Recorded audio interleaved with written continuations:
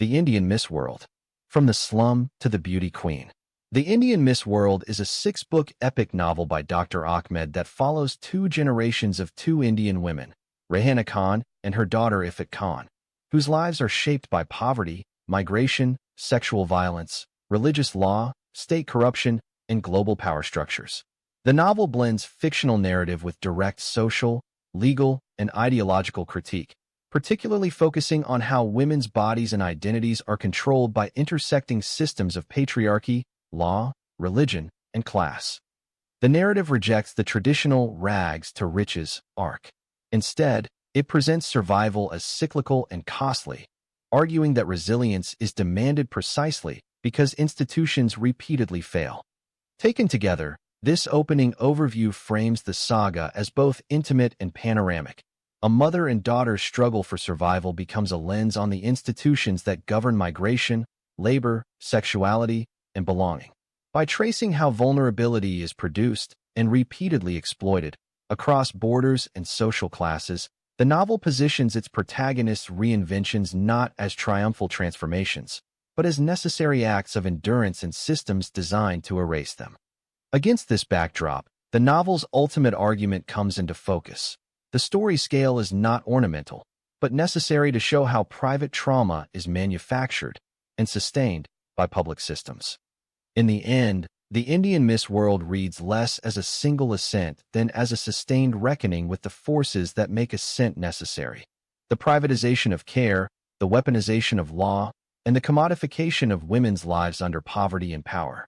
That argument is grounded in repeated, concrete turns of the plot. Migration that becomes captivity under the kafil sponsorship system, protective sham marriages that collapse into criminalization, a Sharia-sanctioned child marriage that functions as custody transfer, and, later, fame that draws fatwas, assassination attempts, and the killing of allies. The section closes by signaling the work's defining proposition. Visibility may expose injustice, but only structural change can end it, leaving the reader with a story that refuses consolation and insists on accountability. The tale is divided into 6 books, each addressing distinct episodes. Book 1, The Arab Sugar Daddy and the Beautiful Indian Girl. Book 2, The Indian Child Bride and the Old Arab Husband. Book 3, The Indian Miss World and the Rage of Muslims of the World. Book 4, Christina and the Complete Jew. Book 5, The Tears of God, Jews, Blacks, and Muslim Women, and Book 6, The Hidden Life of the Prophet Muhammad. The story is a long novel centered on Ifat Khan, later known as Aphrodite Krishna Khan, whose life moves from severe childhood abuse and captivity to public fame and wealth. Major themes include survival, exploitation, religious conflict, vigilantism, corruption, media scandal, terrorism, and the struggle for dignity after trauma. Ifat/Aphrodite is repeatedly victimized by powerful men, but later gains allies, especially Rani Krishna, who helps protect her, restore her identity, and support her rise in Bollywood and beauty pageants. The story traces her transformation from a poor slum girl into a wealthy public figure, Miss Mumbai, Miss India, and eventually Miss World. The later chapters focus heavily on backlash against her public criticism of child marriage and Islamic religious justification for abuse, leading to protests, assassination threats, and Muslim terrorism. Overall, the novel presents an intense, controversial narrative about abuse, resilience, revenge, public scandal, and the search for justice and freedom. Here are the key characters in Book 3 and Book 4, and their roles based on the text. Ifat Khan/Aphrodite Krishna Khan, the central protagonist, a former slum girl and abuse survivor who becomes a Bollywood actress, Miss Mumbai, Miss India, and ultimately Miss World. Her story drives the novel's themes of exploitation, resilience, public scandal, and justice. Rehana Khan, Ifat's mother. She leaves India for Saudi Arabia with Ifat, is falsely accused and imprisoned, and later revealed to have survived. Her presumed death shapes Ifat's trauma and misunderstanding of her past. Sheikh Ahmed, Ifat's elderly Saudi husband and first major captor. He marries her as a child, imprisons and abuses her, and later becomes central to a public legal scandal before being killed in jail. Mahmud Khan, a powerful Bollywood film director and Ifit's second major captor. He kidnaps, controls, exploits, and rebrands Ifit as Aphrodite Khan, launching her into Bollywood while hiding his crimes. Rani Krishna, a former Bollywood actress and film director who becomes Ifit/Aphrodite's protector, adoptive mother, advocate, and moral anchor. She helps restore Aphrodite's identity, supports her legal and public battles, and guides her rise. Samir Krishna Khan, Rani Krishna's son and Aphrodite's first true love, a young Bollywood actor who stars opposite her and is killed during the filming of their movie. Javed Khan, Mahmood Khan's son, obsessively in love with Aphrodite, he murders Samir Krishna Khan out of jealousy and becomes a major source of public scandal. Mrs. Khan, Mahmood Khan's first wife and Javed's mother. She attacks Aphrodite publicly, helps spread damaging accusations against her, and later defends Mahmood. Vijay Singh, an elderly Sikh teacher and supporting actor known as the Gandhi of Bollywood. He helps Ifit by encouraging her to document Mahmood's abuse, becoming a crucial behind-the-scenes ally. Joseph Vargas, a Christian father whose family tragedy fuels a violent revenge arc. He kills Sheikh Ahmed in prison and becomes a controversial vigilante figure in the novel. Susan Vargas, Joseph Vargas's wife.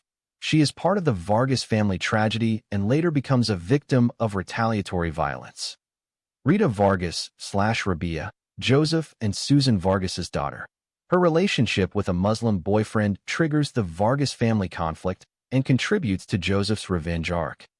Joshua Vargas, Joseph and Susan's son, killed in a terrorist bombing. His death fuels Joseph Vargas's hatred and later actions. Amina Hyder Ali, an underage Hyderabadi girl linked to Sheikh Ahmed's legal case, which becomes a major public scandal and flashpoint between communities. She is the second child bride of Sheikh Ahmed.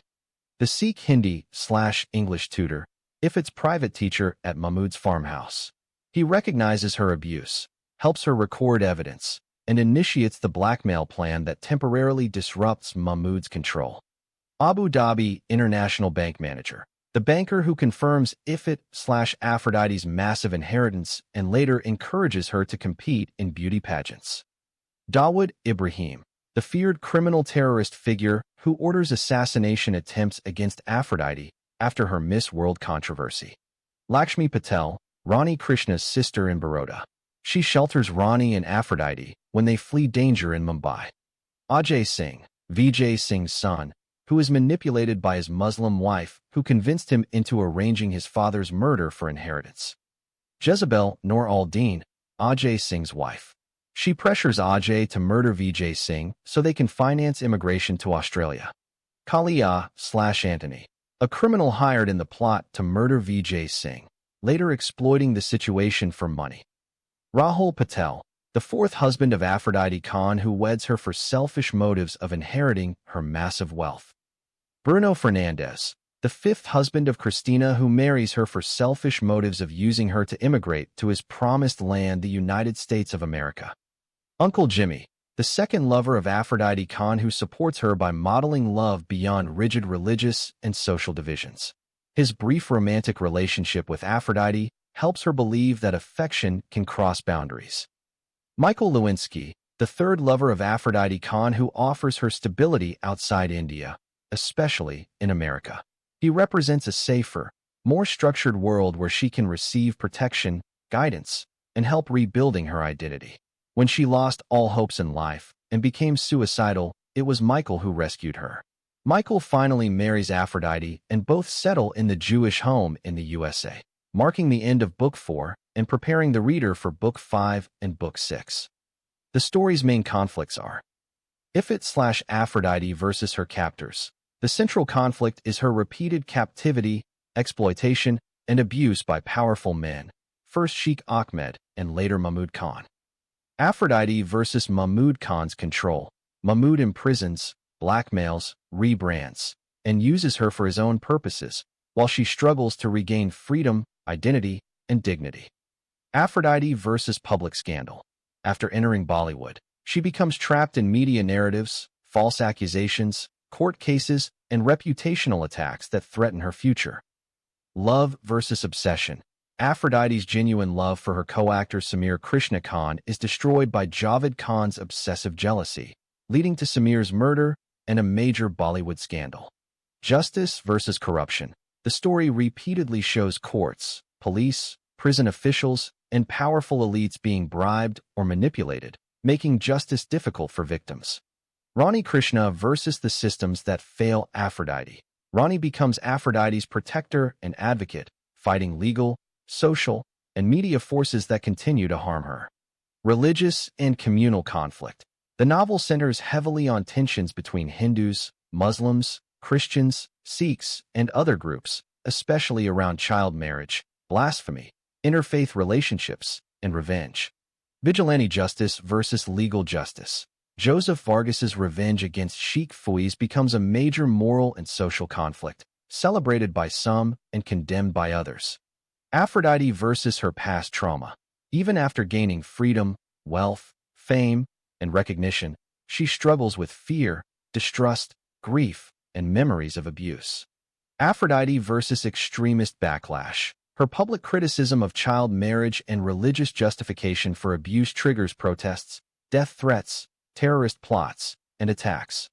Poverty versus privilege. Aphrodite's rise from a slum girl to Miss World highlights sharp contrasts between poverty, elite Bollywood society, wealth, and social exclusion. Survival versus identity.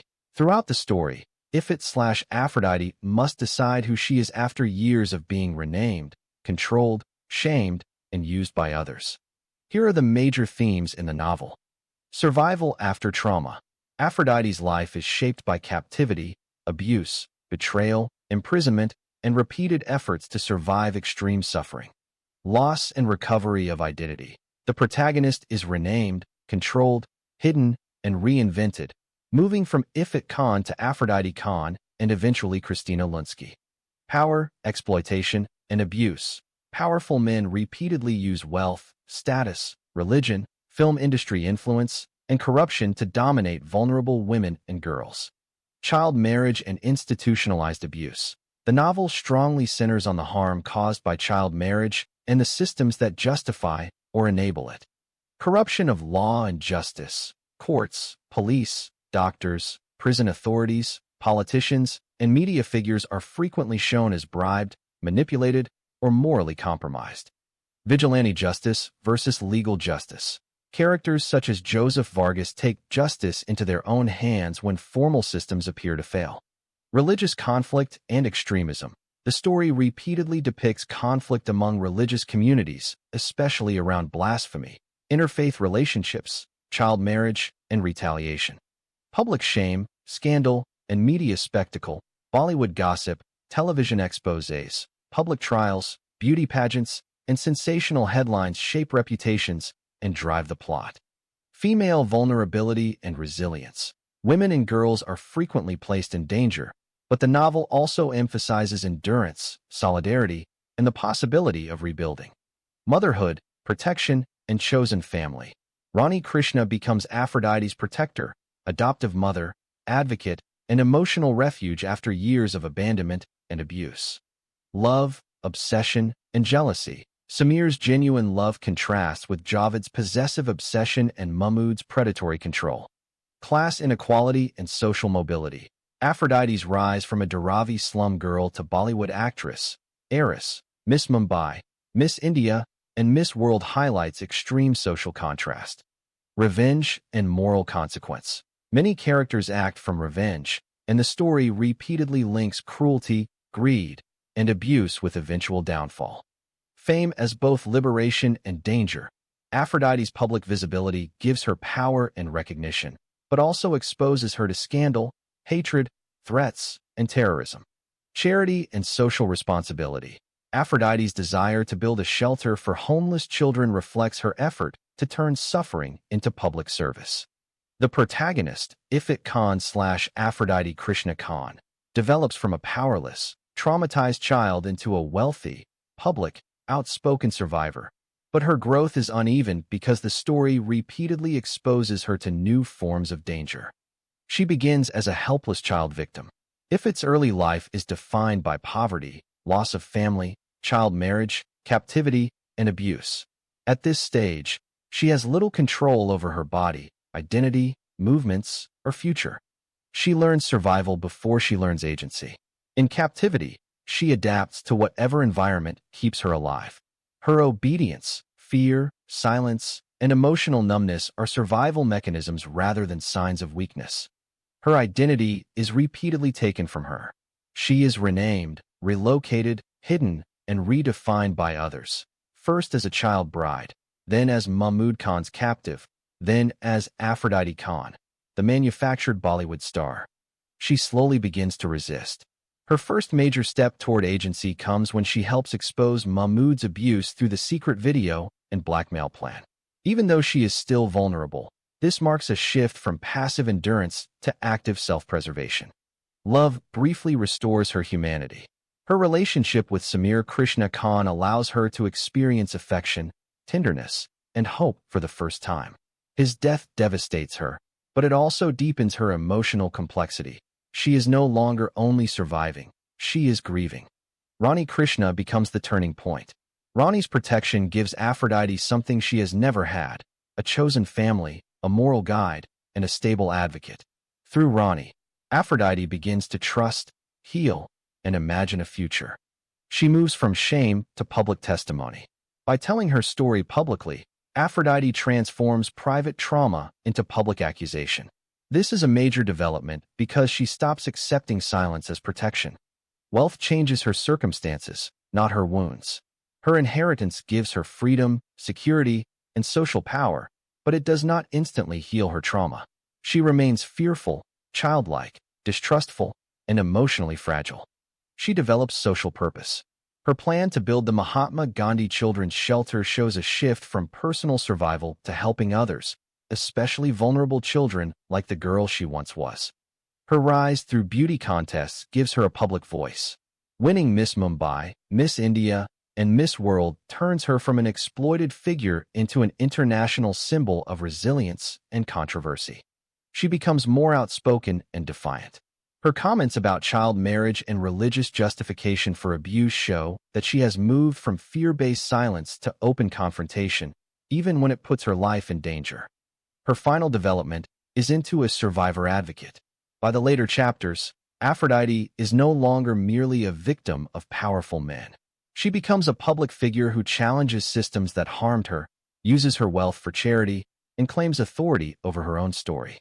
Overall, Aphrodite's character arc is a movement from captivity to visibility, from silence to testimony, and from personal survival to public advocacy. Though the novel emphasizes that trauma continues to shape her even after she gains fame, money, and power. Here's an outline of the protagonist's major relationships. Rehana Khan, biological mother. Ifit/Aphrodite begins life attached to her mother, but is separated from her after they travel to Saudi Arabia. She grows up believing false stories that Rehana was immoral and executed, which causes resentment and confusion. Later, she learns Rehana was falsely accused and survived, reopening the possibility of reconciliation. Rafi Khan, father. Her father dies when she is young, leaving the family in poverty. His absence contributes to the instability that shapes Ifit's early life. Her brothers and grandmother lost family. Ifit remembers her younger brothers and grandmother from the Dharavi slum. After being taken abroad, she loses contact with them and assumes they may have suffered or disappeared. Sheikh Ahmed, first husband and captor. He is the first major abusive male figure in her life. Their relationship is defined by child marriage, imprisonment, fear, and long-term trauma. His death later makes her the legal heir to an immense fortune. Mahmud Khan, second captor and exploiter. He initially appears to be a rescuer, but becomes another abuser. He kidnaps, controls, renames, blackmails, and exploits her as both a captive and a manufactured Bollywood star. Their relationship represents the repetition of captivity under a different form of power. Vijay Singh, teacher, mentor, and hidden ally. As her Hindi and English tutor, he recognizes her suffering and helps her document Mahmud's abuse. He becomes one of the first people to act on her behalf without seeking to exploit her. Samir Krishna Khan, first lover. Samir gives Aphrodite her first experience of tenderness, romantic love, and emotional safety. His murder devastates her and reinforces her fear that love is fragile and easily destroyed by violence. Javed Khan, obsessive pursuer and antagonist. Javed becomes infatuated with Aphrodite and falsely imagines a future with her. His jealousy leads him to murder Samir, making him one of the central destroyers of her happiness. Mrs. Khan, public enemy and source of humiliation. Mahmud's wife sees Aphrodite as a rival and scapegoat. She publicly attacks, shames, and helps spread false narratives about Aphrodite. Rani Krishna, protector, adoptive mother, and moral anchor. Rani rescues Aphrodite from jail, shelters her, believes her story, and defends her publicly. She later adopts Aphrodite legally and gives her the chosen family bond she has lacked since childhood. Their relationship is the protagonist's most stabilizing and redemptive connection. Abu Dhabi International Bank Manager, unexpected supporter. He confirms Aphrodite's inheritance and later encourages her to enter beauty contests. His admiration helps push her toward Miss Mumbai, Miss India, and Miss World. The public/media, unstable relationship. Aphrodite is alternately idolized, pitted, sexualized, condemned, and celebrated. Her relationship with the public shifts from scandal figure to survivor symbol to controversial global icon. Muslim clerics and extremist opponents, ideological enemies. After she speaks against child marriage and religious justification for abuse, she becomes a target of outrage and threats.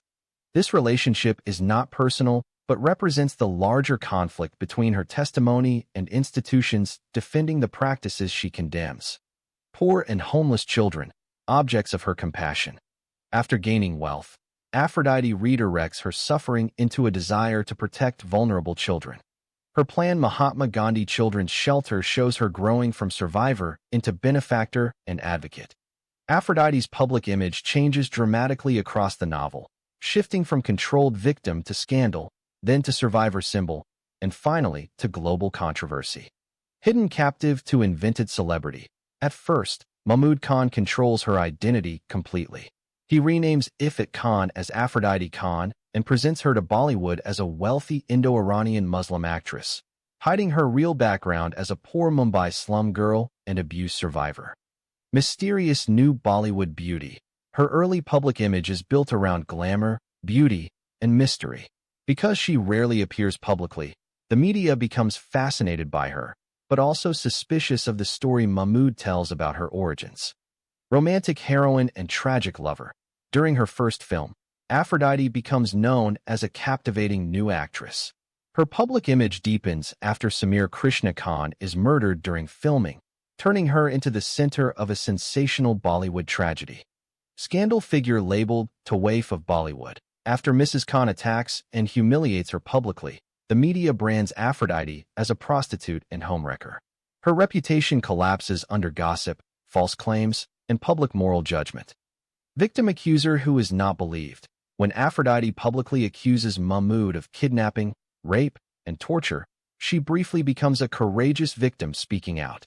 But when the court dismisses her case, the media turns against her again, portraying her as dishonest and opportunistic. Vindicated survivor. The release of the incriminating video against Mahmud transforms public perception.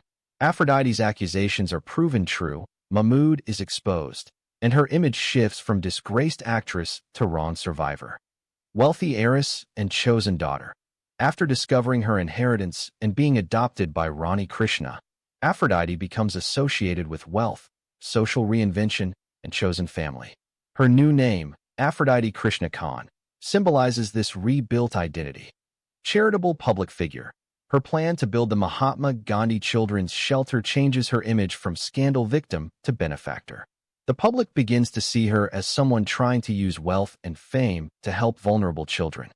Beauty queen and national symbol. By winning Miss Mumbai and Miss India, she becomes a symbol of impossible social mobility, a slum-born, low-caste Muslim girl rising to national beauty pageant fame. Controversial speaker and religious target. Her public remarks condemning child marriage and religious justification for abuse transform her image again. To supporters, she becomes a brave survivor advocate. To opponents, especially religious extremists in the story, she becomes a blasphemer and enemy. Global survivor advocate. At Miss World, she uses her platform to tell her full story and defend her statements. This turns her into an international figure associated with trauma testimony, women's rights, anti-child marriage advocacy, and defiance. Overall, Aphrodite's image evolves from a fabricated Bollywood fantasy into a publicly shamed scandal figure, then into a vindicated survivor, and finally into a world-famous advocate whose truth-telling makes her both admired and targeted. Aphrodite's key public controversies are the Tawaif of Bollywood or prostitute of Bollywood scandal. After Mrs. Khan drags Aphrodite from Mahmood Khan's building, beats and humiliates her publicly, the media brands Aphrodite as a prostitute and mistress. This severely damages her reputation. Samir Krishna Khan's murder. Aphrodite becomes the emotional center of a major Bollywood scandal when Javed Khan murders Samir during filming after seeing Aphrodite and Samir kiss passionately on set. Accusations against Mahmood Khan. Aphrodite publicly accuses Mahmood of kidnapping, forced marriage, rape, torture, and exploitation. The case becomes known as one of Bollywood's biggest sex scandals. Courtroom defeat and imprisonment. Because Mahmood's influence and false testimony undermine her case, Aphrodite is accused of defamation, convicted, and sent to prison, worsening her public image before later evidence vindicates her. The leaked abuse video. A video showing Mahmood abusing Aphrodite is later aired publicly, reversing opinion. Mahmood is exposed, Aphrodite is vindicated, and the scandal leads to his suicide. Citizenship and immigration dispute. Authorities challenge Aphrodite's identity and status, accusing her of entering India illegally until records and documents prove she is actually Ifat Khan, an Indian citizen. Sudden wealth revelation. Her inheritance from Sheikh Fouis and funds linked to Mahmood make her one of India's richest young women, raising public suspicion, gossip, and questions about how she obtained so much money. Miss Mumbai controversy. Her win creates uproar because she is a slum-born, low-caste Muslim girl defeating elite contestants. Her charity project for homeless children also becomes part of her public image. Miss India religious controversy. After being asked about men who marry and sleep with underage girls, Aphrodite condemns such acts and makes inflammatory remarks about religious justification, provoking accusations of blasphemy and apostasy. Protests and death threats. Muslim clerics and protesters demand she be stripped of her Miss India title, prosecuted, or killed, forcing her into hiding and requiring heavy security. Heathrow/London protests. When she arrives in London for Miss World, protesters attack her with rotten eggs and vegetables, accusing her of insulting Islam and the Prophet Muhammad. Miss World speech controversy. During the pageant, she explains her abuse as a child bride and refuses to retract her condemnation of child marriage. The speech wins sympathy from many but intensifies outrage from opponents. Assassination plots and terrorism. After she wins Miss World, Dawood Ibrahim's network targets her, prompting diversions, disguises, bombings, and attacks connected to attempts to kill or punish her. Charity shelter bombing. Her Mahatma Gandhi homeless children's shelter is destroyed by terrorists, turning her humanitarian project into another public tragedy linked to backlash against her. Aphrodite's legal battles center on identity, abuse, false accusation, inheritance, compensation, and public prosecution threats. Sheikh Ahmed's child marriage case. Aphrodite's first Muslim husband faces legal proceedings in Mumbai over his marriage to underage girls, especially Amina Hyder Ali. His case becomes a major communal and judicial scandal before he is murdered in jail, ending the trial.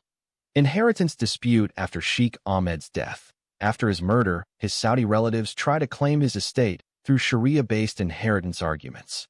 The Abu Dhabi International Bank refuses because the key account is a joint account that legally passes to Aphrodite/Ifat as the surviving account holder. Mahmood Khan kidnapping and rape complaint. With Rani Krishna's help, Aphrodite publicly accuses Mahmood of kidnapping, imprisoning, forcing her into marriage, raping, and torturing her. Police arrest Mahmood, but he denies everything and fabricates a rescue story. Mahmood's acquittal due to lack of evidence. Aphrodite's case against Mahmood collapses when his wife and servants support his version. Evidence is missing, and the court rules there is insufficient proof. Defamation conviction against Aphrodite. Mahmoud retaliates by filing a defamation and false complaint case. Because of bribery and corruption, Aphrodite is convicted and sentenced to 12 months in prison. Citizenship and identity case. Authorities question whether Aphrodite is really Iranian and accuse her of illegal entry into India. Rani helps prove she is actually Ifat Khan, an Indian citizen, by obtaining airport records, passport office records, and matching thumbprints. Passport reissue and restoration of identity. Once her identity as Ifat Khan is verified, the Worli Passport Office reissues her Indian passport, and the illegal entry charge is dropped. Public vindication through the abuse video. A video proving Mahmoud's abuse is later discovered and aired, overturning public opinion. It exposes Mahmoud's crimes, destroys his reputation, and leads to his suicide. Compensation claim against Mahmoud's estate. After Mahmoud's death, Rani files a lawsuit on Aphrodite's behalf. The High Court awards Aphrodite 50 crores of rupees, 40 crores for kidnapping, detention, and rape, and 10 crores for her unpaid acting role. Threats of prosecution for blasphemy/apostasy. After Aphrodite's remarks about child marriage, Muhammad, and the Quran, Muslim clerics and protesters demand that she be stripped of her titles, prosecuted, or killed. The Indian government does not prosecute her, treating her remarks as protected opinion. Security-related legal/public crisis. Her legal troubles expand into state protection issues after assassination attempts, airport restrictions, grenade attacks, and terrorist threats connected to her public statements and Miss World participation. Overall, Aphrodite's legal journey moves from victimhood without proof, to wrongful conviction, to legal restoration of identity, to financial vindication, while her public speech later triggers demands for prosecution and violent retaliation. Aphrodite's key public speeches are mostly moments where she is forced to explain, defend, or redefine herself in front of hostile audiences. Stink News TV confession/expose. Aphrodite publicly reveals that she is not the wealthy Iranian actress Mahmoud Khan invented, but Ifat Khan, a poor Mumbai-born girl from Dharavi. She recounts her child marriage, captivity under Sheikh Fouiz, and later kidnapping and abuse by Mahmoud Khan. Miss Mumbai answer about homeless children. Asked what she would do for poor children if she became Miss World, she announces her plan to build the Mahatma Gandhi charity shelter for orphan and homeless children, using her fortune to provide housing, food, education, clothing, and medical care.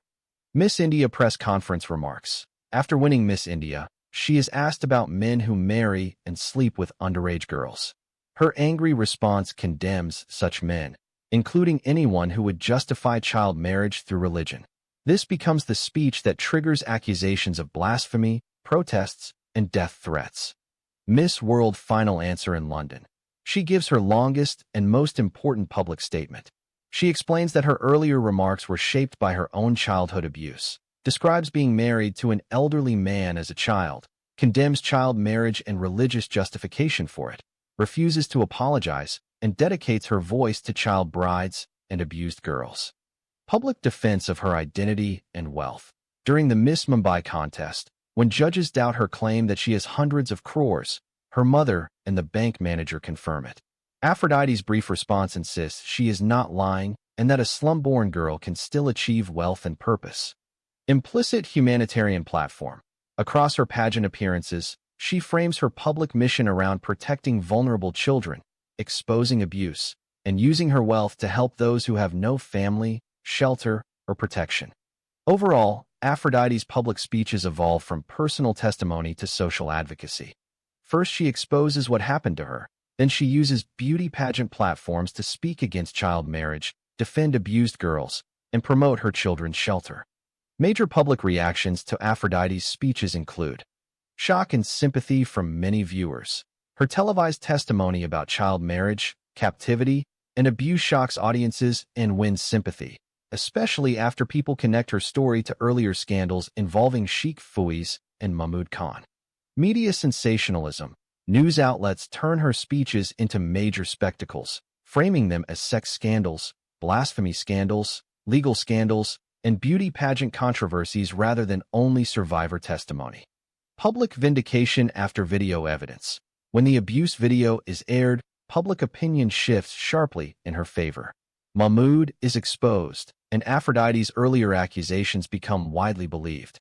Elite skepticism and social prejudice. Some Bollywood elites continue to avoid or look down on her because of her slum background, prison history, and scandal-ridden reputation. Admiration from poor and marginalized communities. Her Miss Mumbai speech about building the Mahatma Gandhi Children's Shelter inspires poor residents and slum communities, who celebrate her as one of their own. Muslim clerical outrage. Her remarks condemning men who marry and sleep with underage girls trigger accusations of blasphemy and apostasy when linked to the Prophet Muhammad and Quranic justification for child marriage. Street protests and death threats. Muslim protesters in India demand that she be stripped of her title, prosecuted, or killed, forcing her into hiding and requiring police protection. Government restraint. Indian authorities do not prosecute her, treating her remarks as personal opinion, and allow her to keep the Miss India crown. Violent attacks in India. Her public statements lead to a grenade attack near her car and later assassination plots connected to extremist backlash. Hostile reception in London. At Heathrow, protesters throw rotten eggs and vegetables at her and hold signs condemning her, turning her arrival for Miss World into an international incident. British media controversy. Some London media initially frame her as an offensive public figure because her remarks are presented without enough context about her abuse history. Miss World audience reversal. During the pageant, her long explanation of her childhood abuse and refusal to retract her condemnation of child marriage moves the audience from silence to applause and a standing ovation. Global recognition. Her Miss World speech transforms her from a national scandal figure into an international survivor advocate and ultimately helps her win the title. Continued extremist rage after Miss World. After her victory, protests intensify, assassination plots are ordered, and her charity project is attacked, showing that her speeches make her both admired and dangerously targeted. Key events in Aphrodite's rise to fame include: Mahmood Khan invents Aphrodite Khan. He hides Iffat's real identity and presents her to Bollywood as a wealthy Indo-Iranian Muslim actress. She is cast as the heroine in Mahmood's film. Her public debut begins under coercive circumstances, but her beauty and screen presence immediately attract attention. Her romance with Samir Krishna Khan becomes visible on set. Their genuine chemistry turns the film into a real-life love story watched by Bollywood insiders. Samir is murdered during filming. Javed Khan kills him in front of the cast and guests, turning Aphrodite into the center of a sensational Bollywood tragedy. Her first movie becomes a blockbuster. Public fascination with the real murder behind the film's love story makes the movie a major success and raises her profile. She is branded the Tawaif of Bollywood. After Mrs. Khan publicly humiliates her, the scandal damages her reputation, but also makes her one of the most talked-about women in Bollywood. Rani Krishna rescues and shelters her. Rani bails her out, believes her story, becomes her protector, and later adopts her as her daughter. Aphrodite publicly tells her story on Stink News TV. Her testimony about child marriage, captivity, and Mahmood's abuse transforms her from gossip figure into a public victim accuser. The abuse video exposes Mahmood. When the video is aired, Aphrodite is vindicated, Mahmood is disgraced, and public opinion shifts sharply in her favor. Her inheritance is revealed. The Abu Dhabi International Bank confirms she is extremely wealthy, changing her image from homeless scandal figure to one of India's richest young women. She is adopted as Aphrodite Krishna Khan. Rani's legal adoption gives her a new family identity and strengthens her public reinvention. She launches a humanitarian platform. Her plan to build the Mahatma Gandhi Children's Shelter gives her fame a charitable purpose and connects her public image to poor children. She wins Miss Mumbai. Her victory is historic because she is portrayed as a slum-born, low-caste Muslim girl defeating elite contestants. She wins Miss India. Her national pageant victory makes her India's representative for Miss World and turns her into a major public figure. Her controversial press remarks intensify her visibility. Her comments about child marriage and religious justification create protests, threats, and national debate. She competes at Miss World in London. Despite protests and hostility, She gives a powerful speech about her childhood abuse and refuses to retract her stance. She wins Miss World. Her victory completes her transformation from slum girl and abuse survivor into an international beauty queen and survivor advocate. Public reactions to Aphrodite's Miss World win are sharply divided and escalate quickly. Standing ovation at the pageant. After Aphrodite explains her abuse history and defends her stance against child marriage, the Miss World audience moves from stunned silence to applause, then a standing ovation. Sympathy from judges and spectators. Her testimony reframes her earlier controversial remarks as the response of a survivor rather than simple religious insult, winning sympathy from many in the hall. International recognition. Her win turns her from a scandal-ridden Indian beauty queen into a global symbol of survival, public testimony, and resistance to child marriage. Fury among Muslim protesters. Many Muslim protesters in London and India react with outrage, accusing her of blasphemy and apostasy because she refuses to retract her statements. Demands for punishment. Protesters call for her arrest, prosecution, disqualification, or death, arguing that she insulted the Prophet Muhammad and the Quran. Clerical rebuttals. Muslim clerics attempt to discredit her claims by defending or reinterpreting traditions around Aisha's age and child marriage. British authorities allow her departure. Despite protests, British authorities do not prosecute her and allow her to leave London as the newly crowned Miss World. Security crisis in Mumbai. News of her return triggers massive protests at Mumbai International Airport, where angry crowds wait for her arrival. Assassination plots. Dawood Ibrahim's network allegedly orders her assassination, with snipers positioned at the airport and later attacks planned against her home. Police diversion and escape.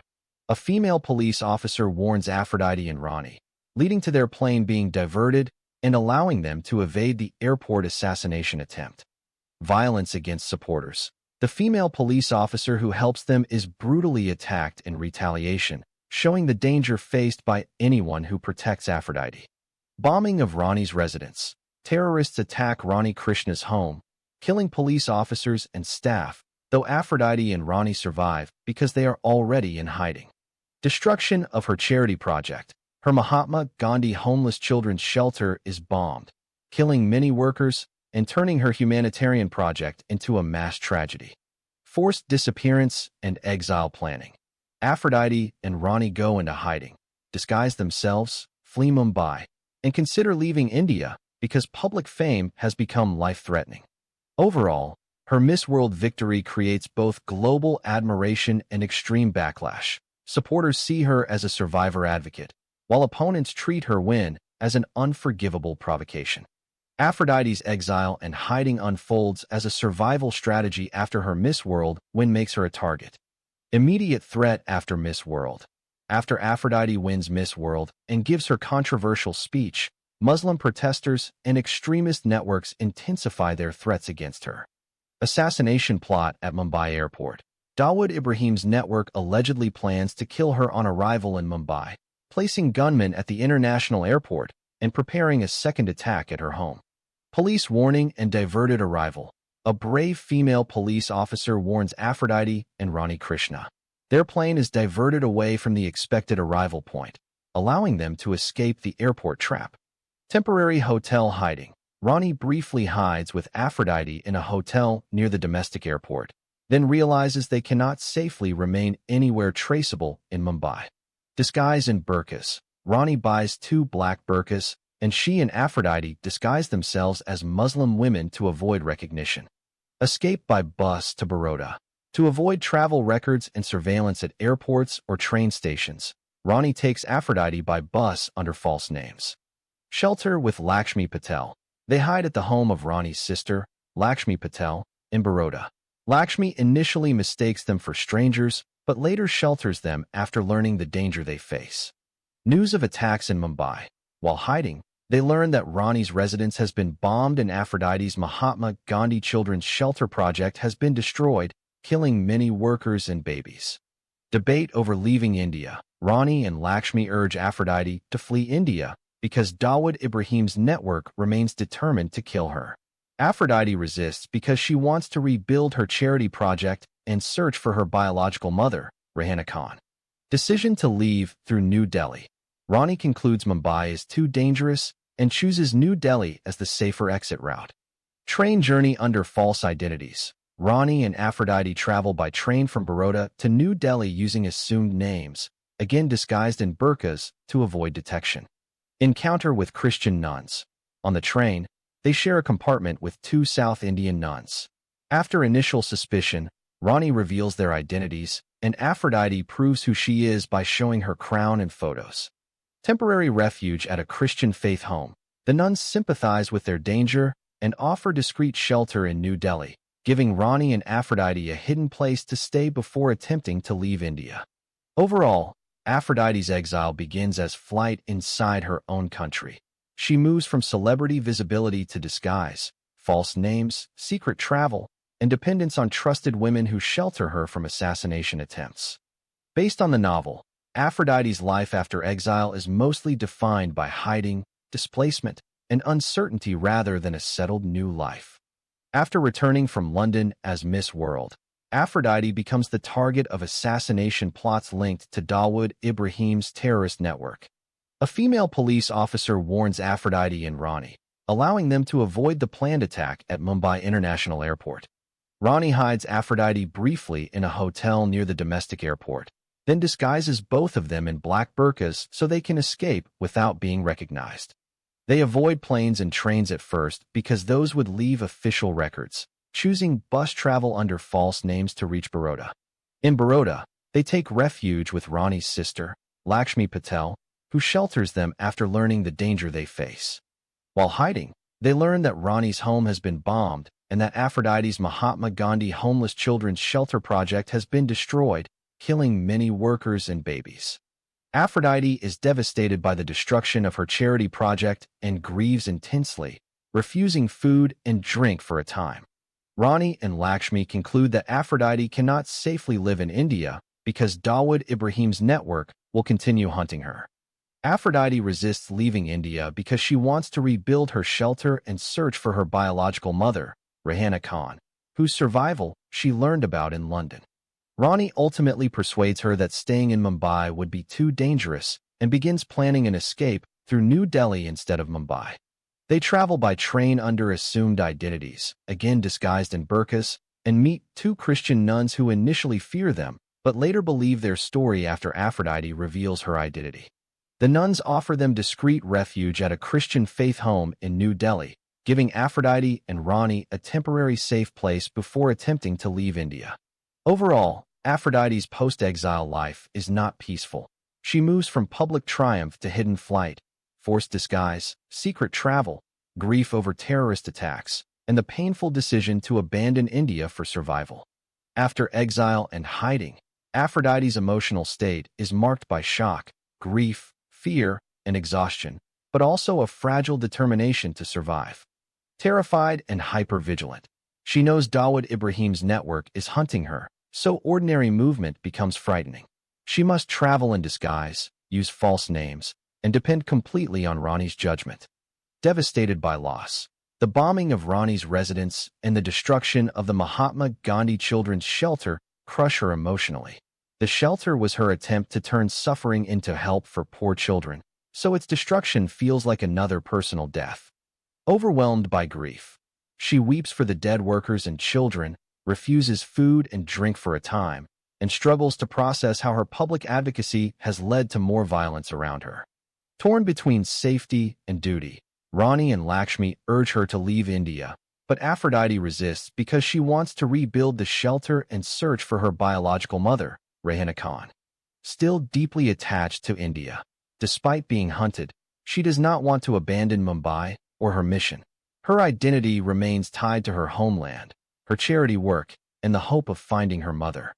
Dependent on protective women, her survival depends on Rani, Lakshmi, and later the Christian nuns. Emotionally, she remains childlike in her fear and need for reassurance, even though she is publicly famous. Haunted by betrayal and violence, her fame has not healed her trauma. Instead, it has brought new threats. She continues to experience the world as unsafe and dominated by powerful people who can hurt her. Conflicted but not defeated, even while frightened and grieving, she does not fully surrender her sense of purpose. Her desire to rebuild the children's shelter and find Rehanna shows that hope still survives. Overall, Aphrodite after exile is traumatized, displaced, and grieving, but not spiritually broken. She is forced into hiding, yet she still clings to love, justice, family, and the possibility of helping others. Compare the Islamic terrorist attacks on the Christian nuns in New Delhi, Annie and Nancy, with the Muslim terrorist attacks on Bruno's two sisters Natlin and Sylvia in Mumbai. Here's a focused comparison based on the novel's pattern and themes. Aspect: attacks on nuns Annie and Nancy in New Delhi. Attacks on Bruno's sisters Natlin and Sylvia in Mumbai. Victims: Annie and Nancy are nuns, so the Islamic terrorist attack targets women marked by religious vocation and Christian identity. Natlin and Sylvia are Bruno's sisters, attacked as young Christian women connected to a family/community conflict. Setting: New Delhi gives the Islamic terrorist attacks a broader national/political atmosphere, suggesting public religious hostility and insecurity. Mumbai places the Islamic terrorist attacks in the novel's recurring world of gangs, street violence, communal tension, and urban lawlessness. Motivation: the Muslim attacks appear driven mainly by anti-Christian/religious hatred and intimidation. The Muslim attacks seem more personal and retaliatory, tied to Bruno and his family, but still shaped by anti-Christian prejudice and misogyny. Symbolic meaning: Annie and Nancy represent innocence, charity, and Christian service.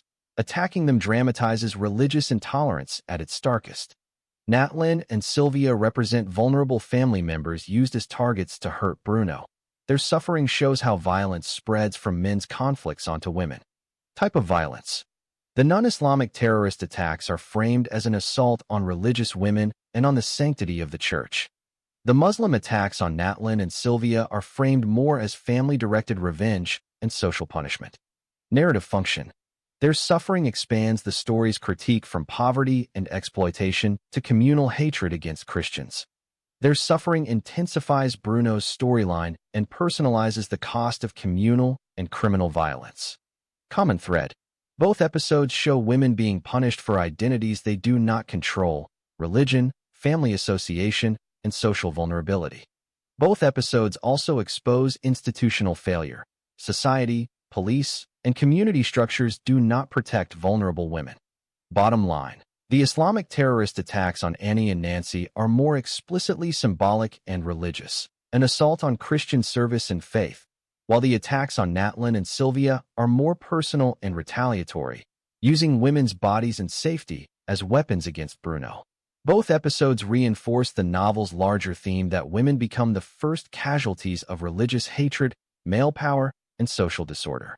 The social impact of these Muslim attacks is that they widen the story's violence from isolated personal suffering into a broader communal crisis. They create fear within minority communities. The Islamic terrorist attacks on the nuns and on Bruno's sisters show Christian women as especially vulnerable, making families and religious communities feel unsafe even in major cities like New Delhi and Mumbai. They expose the collapse of social protection. The story suggests that police, courts, political leaders, and local communities fail to protect women from mob violence, religious hatred, and revenge attacks. They intensify communal mistrust. Violence against Annie, Nancy, Natlin, and Sylvia deepens suspicion between religious groups. Instead of seeing neighbors as fellow citizens, characters begin to see one another through fear, identity, and revenge. They show women as symbolic targets. The women are attacked not only as individuals, but as representatives of religion, family honor, and community identity. Their suffering becomes a way for violent men to send a message to an entire group. They normalize cycles of retaliation. The attacks reinforce a world where one act of violence leads to another, and private grief becomes public anger. They damage family and community stability. Bruno's sister's suffering affects Bruno personally, while the attacks on the nuns affect the Christian religious community more broadly. In both cases, violence spreads trauma beyond the immediate victims. They strengthen the novel's critique of society. These events support the story's larger argument that poverty, religious hatred, misogyny, corruption, and weak institutions combine to make vulnerable women pay the highest price. The Islamic terrorist attacks damage community relations by turning private suffering into collective suspicion and fear. They deepen religious mistrust. The attacks on Annie and Nancy make Christians feel targeted as a group, not just as individuals. Similarly, the violence against Natlin and Sylvia makes Bruno's family and community see the surrounding society as hostile and unsafe. They divide neighborhoods into us and them. After such attacks, people stop seeing one another as neighbors and begin judging one another by religion, family ties, or group identity. The story shows how violence pushes communities into defensive camps. They make women symbols of communal honor. The victims are attacked not only because they are women, but because they represent a religious or family community. This makes the violence socially explosive because an attack on one woman is felt as an attack on an entire group. They increase fear of retaliation. Once one community is harmed, others expect revenge. This creates a cycle in which every rumor, insult, or injury can become a reason for more violence. They weaken trust in institutions. Because police, local leaders, and social authorities fail to protect vulnerable women, communities lose faith in public order and begin relying on fear, silence, or revenge. They isolate minority families. Christian characters become more cautious, less trusting, and more aware that their safety depends on forces beyond their control.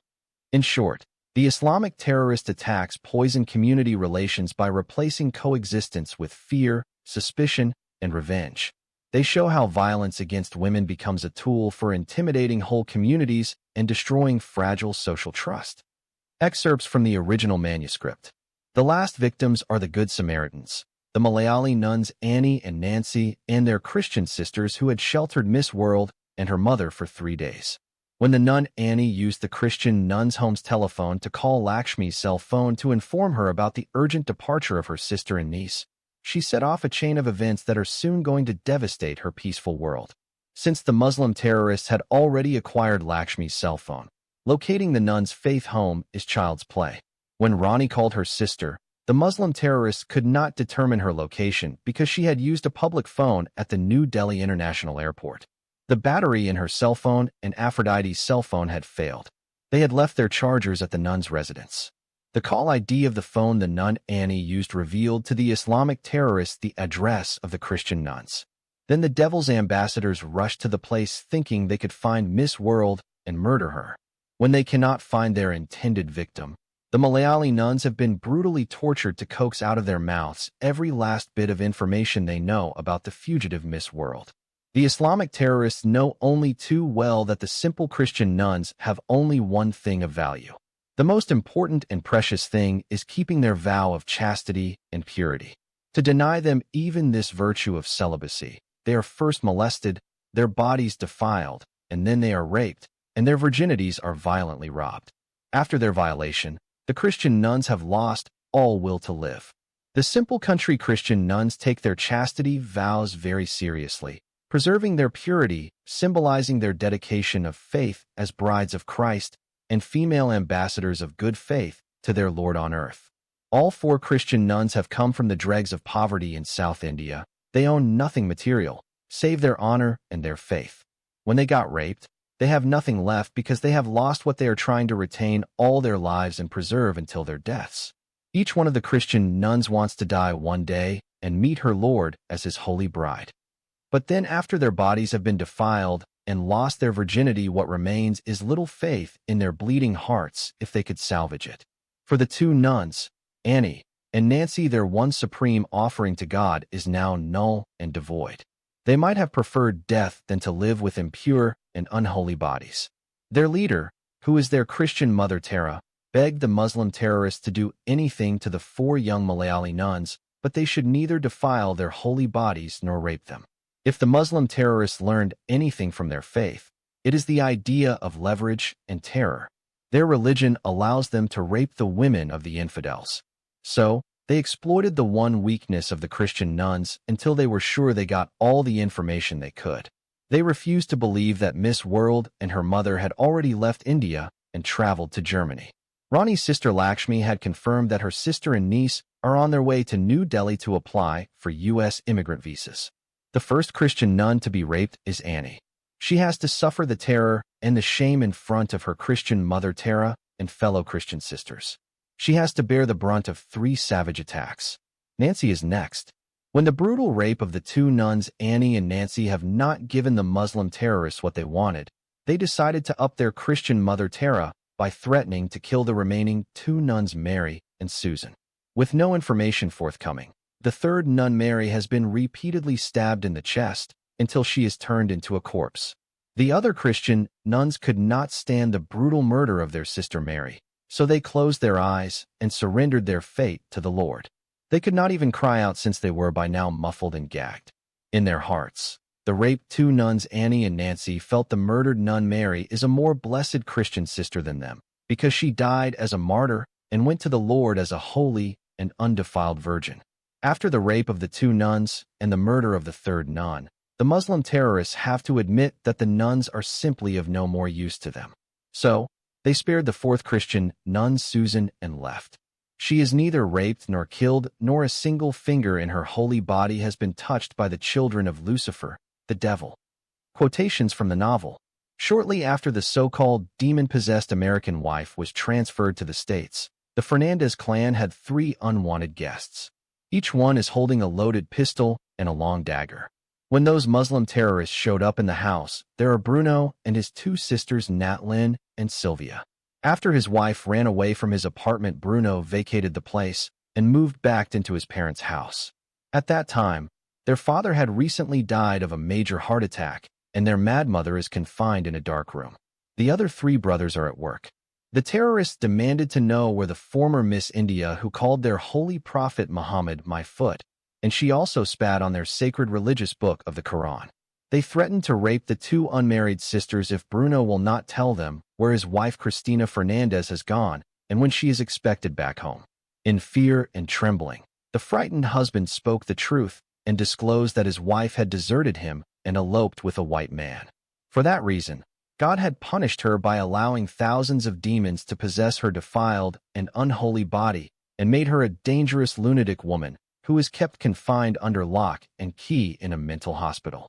Such a story sounded like fiction rather than truth to those Muslim terrorists. They thought that Bruno wants to fool them with such an unbelievable story. They concluded that he loves his wife so much, and for that reason, he wants to save her life. Therefore, they decided to rape one of the 2 virgin sisters so they can force her brother to reveal the hiding place of his blasphemous wife.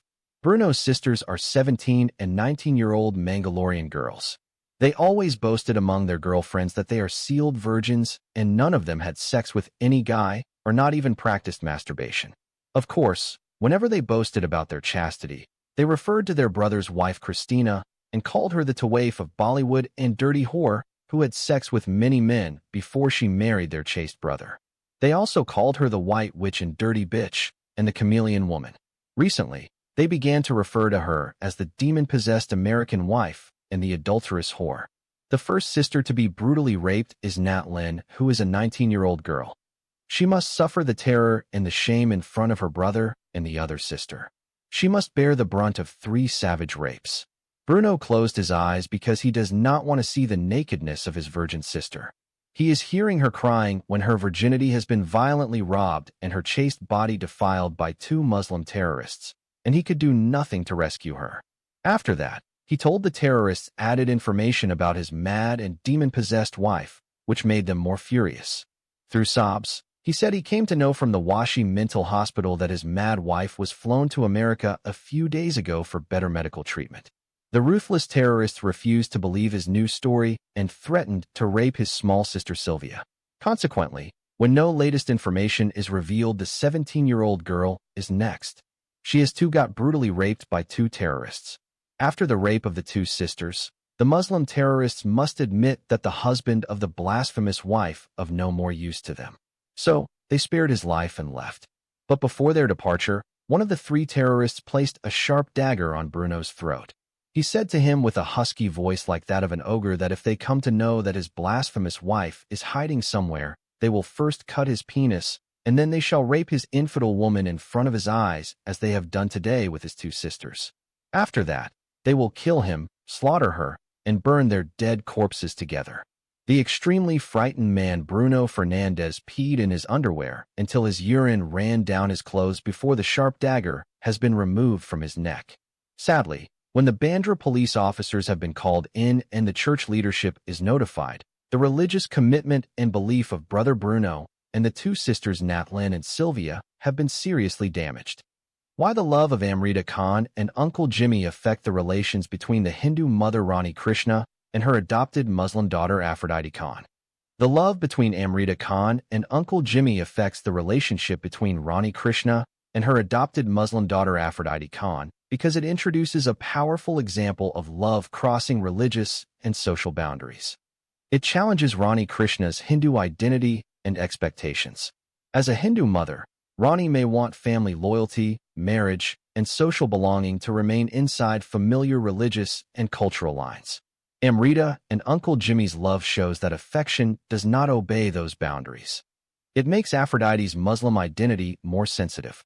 Because Aphrodite is adopted and Muslim, any interreligious romance around the family can make Rani more aware of the difference between biological family, adopted family, religion, and social acceptance. It creates fear of social judgment. Rani may worry that the community will judge her for raising a Muslim daughter or for being connected to relationships that cross Hindu-Muslim lines. This can make her more protective, controlling, or conflicted toward Aphrodite. It exposes the tension between love and tradition. Amrita and Uncle Jimmy's relationship suggests that personal love can be stronger than inherited religious rules. That idea can bring Rani and Aphrodite closer if Rani accepts it, but it can also create distance if Rani feels her authority or culture is being rejected. It mirrors Rani and Aphrodite's own bond. Their mother-daughter relationship is already built across religious difference, a Hindu woman raising a Muslim girl. Amrita and Uncle Jimmy's love forces the story to ask whether love can truly overcome communal boundaries, not only romantically, but also inside a family. It may intensify Aphrodite's search for belonging. Aphrodite may see the love between Amrita and Uncle Jimmy as proof that identity is not fixed by religion alone. This could make her question whether she belongs more to her Muslim birth identity, her Hindu adoptive home, or a mixed emotional world between both. In short, Amrita Khan and Uncle Jimmy's love affects Rani and Aphrodite because it turns their private adoption bond into a larger test of religious tolerance, family loyalty, and social courage. It either pressures Rani to accept Aphrodite more fully beyond religion, or it exposes the limits of that acceptance. Quotations from the novel about the love of Aphrodite and Uncle Jimmy. Most people believe that love has to be between people of comparable age or from the same generation. Despite such belief, the Muslim girl Amrita Khan has fallen in love with a man who is double her age. Her lover is 40 years old, and she is a mere 19-year-old teenage girl who had just turned 20 years of age on the day she met him. It is her 20th birthday anniversary. He is already a married man with children, and she has met him by chance in front of the women's jail main gate. In India, it is customary for young people to call older kin or fellow countrymen by an honorific title. Amrita, whatever her drawbacks and deficiencies, is a polite girl and respectfully addresses the cabbie that met her up with as uncle. This is especially true if the older person is of the same nationality. For an older female, the honorific is naturally auntie. Amrita Khan has just been released from detention. She has been detained for more than a month for no particular crime except for not revealing her true identity to her hosts and the discrepancy between her middle name, Krishna, and her last name, Khan, and that she has $65,000 in her handbag. Now released on her recognizance and her immigrant visa still intact, she has no place to go. The only relatives she has in America had accused her of being a Muslim terrorist and sent her behind bars and never visited her. It is her good fortune that the evening of her release coincided with a plot by a dangerous inmate who vowed to God to kill her that very night. If she had not been released in the evening, she would have been strangled to death at night. The hand that spared her life came from two unlikely sources. Two classified emails from the London Police and the Mumbai Criminal Investigation Department of the Anti-Terrorist Police. While from different places and authors, essentially, They both contained the same information and verified each other. The emails have cleared the suspected Indian girl Aphrodite Krishna Khan alias Amrita Khan from the serious charge of being a Muslim terrorist and revealed that she is the current reigning Miss World. The two emails effectively cleared her, and she was released immediately with all her personal effects returned to her accordingly. It is 8:30 p.m. when Amrita Khan walks out of prison a free woman. She left not knowing what her next plan of action was. She is sure she has no intention at all of going back to her male cousin's apartment because his white wife had made her stand clear that in no uncertain terms, she could not stay a single day in her apartment. While she is standing in front of the jail, the homeless Amrita is trying to figure out how to return to India and live with her mother, Rani Krishna. She does not want to live any longer on American soil. However, her train of thought is interrupted when she hears the voice of a man speaking to her in Urdu. When she looked in the direction from where the voice was coming, she saw a handsome man sitting in a taxi. He appeared to her in his 40s and most probably an Indian NRI or a Pakistani immigrant. He asked her where she wanted to go. "Uncle, I have no place to go to. Are you an Indian or Pakistani girl?" "I am a Muslim girl from India." "Where do you live?" "I just got released from jail. Before I was arrested, I used to live with my Indian cousin and his white wife. His American wife accused me of being a Muslim terrorist and sent me to jail. I don't want to go back to them." "Why don't you go back to your cousin and tell him that you have been set free from prison because the police found out that you are not a Muslim terrorist?" "Still, my cousin's American wife will try to find another way to get rid of me. I just want to go back to India. Can you help me to return to India? I have enough money to buy an air ticket." "If you want to go back to India, then why did you come all the way here?" "I have never heard of an Indian who came to America and returned to India again. People sell their houses and properties and spend millions of rupees on coming here. It is the land of great opportunity. You are a young woman. Why don't you rent an apartment and find work to do?" "I don't know anything in this city. I don't know how to find a place to rent." "I can help you to find a place to rent and work to do. But I don't know you. How can I trust you? You may cheat me or do something bad to me. I don't trust men. All men want is to use the young, pretty women for their pleasure. God forbid it. I am a married man and have children. You are like my daughter. Besides, I love my wife." "What is your name?" "I am known as Jimmy." "Your wife may not like it if you take a young girl like me to your house." "I have never said that I am going to take you to my house. I agree with you that my wife won't like it if I bring a young girl like you inside the house. She may accuse me of having an affair with you. But I know a building where most of the tenants are Muslims from India. You can rent an apartment in that building and live by yourself and try to find work to do. Most of the young Indian girls like you love to work as cleaners or for domestic help. I know a woman who runs a home care business. I can take you to her and ask her to help you out. What do you think, young girl? Why do you want to do all this for a girl that you have never known before and who just came out of jail?" "I just love to help people, especially my fellow Indians." "Thank you so much, Uncle Jimmy. I believe that Allah has sent you to help me. Get in then, and let us go see the building."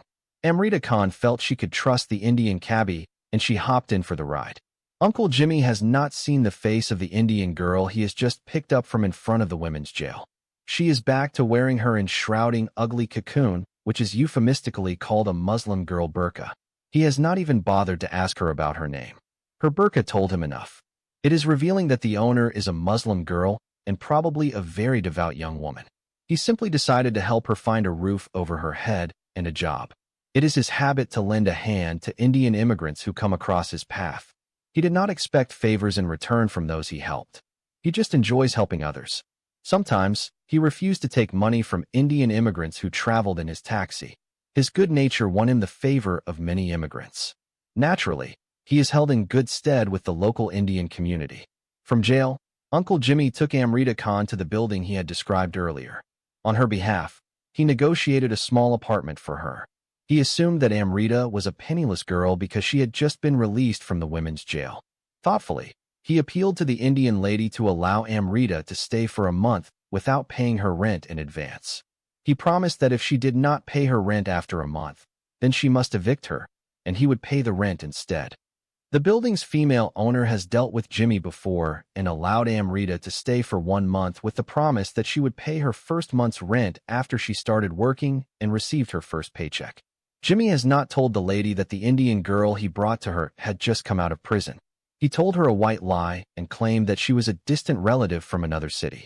Jimmy first came to know the name of his new female acquaintance when she asked him to fill in the necessary forms. She confessed that she can neither read nor write in English. She lied by claiming she had gone to school and studied until grade 12 in the Urdu language. As usual, her odd multilingual and multicultural name does not fail to raise eyebrows. Christian, Hindu, and Muslim names are simply never combined to form the name of an Indian person, and this strange concept is incomprehensible to Jimmy. Compare the love of Amrita Khan and Uncle Jimmy with the love of Rahul Patel and Emily. The two love stories are similar because both involve couples trying to love across pressure from family, religion, poverty, and social expectations, but they differ in emotional tone and social meaning. Aspect: Amrita Khan and Uncle Jimmy. Rahul Patel and Emily. Type of love.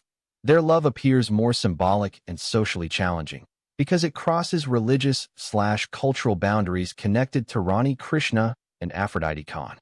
Rahul and Emily's love is more directly romantic and personal, centered on two individuals choosing each other despite social barriers. Main conflict. Their relationship affects the family structure around Rani and Aphrodite, raising questions about Hindu-Muslim acceptance, adoption, and belonging. Their relationship likely challenges community expectations around caste, religion, nationality, or family approval, but it is less tied to the mother-daughter bond. Social meaning.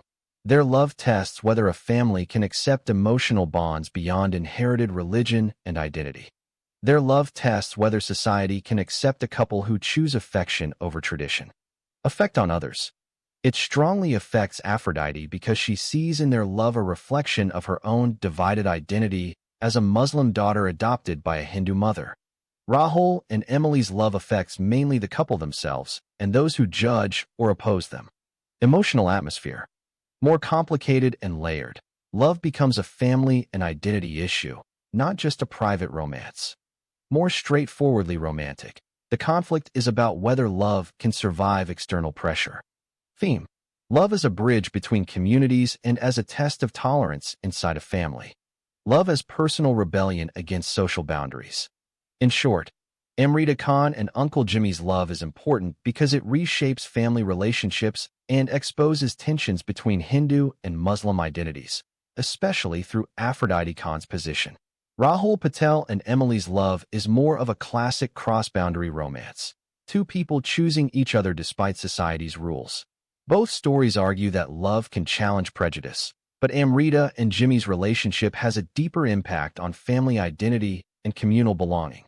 Rani Krishna's reaction to both love stories can be understood as protective, conflicted, and socially anxious, but she likely reacts differently to each one.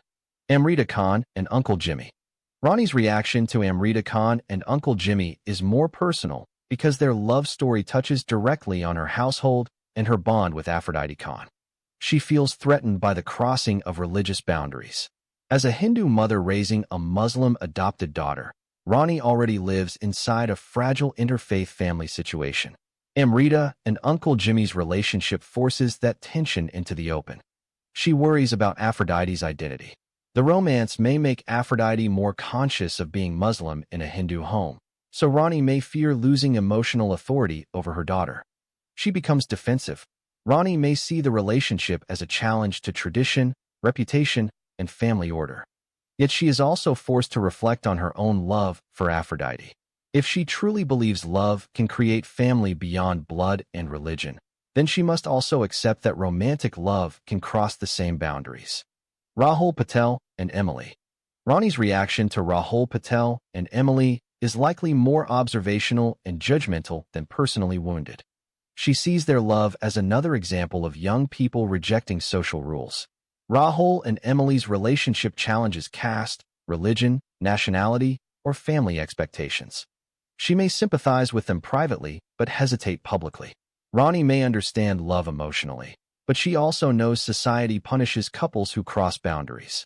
She worries about scandal and instability. Their relationship confirms her fear that love can disrupt families and expose people to gossip, shame, or violence. Compared with Amrita and Uncle Jimmy, this romance affects her less directly. It reinforces her anxieties, but it does not challenge her motherhood as sharply as Aphrodite's situation does. Overall, Ronnie reacts to both love stories as a woman caught between human affection and social pressure. She may admire love's courage, but she fears its consequences. In short, Amrita and Uncle Jimmy's love unsettles Ronnie because it mirrors her own Hindu-Muslim family bond with Aphrodite, while Rahul and Emily's love confirms her broader fear that society is hostile to relationships that cross traditional boundaries. Quotations from the novel about the development of the love of Amrita Khan and Uncle Jimmy. On the fourth day, Uncle Jimmy steeled his heart and sneaked alone and approached a Romanian woman who also operates a home care business. This woman is known to him, and he has her respect. In the past, he had helped her in finding hardworking, dependable immigrant girls for her business. This is the last woman he intended to introduce to Amrita Khan as a prospective female employer. He confessed that she was new to America and that she had been jailed for a little over a month on charges of terrorism.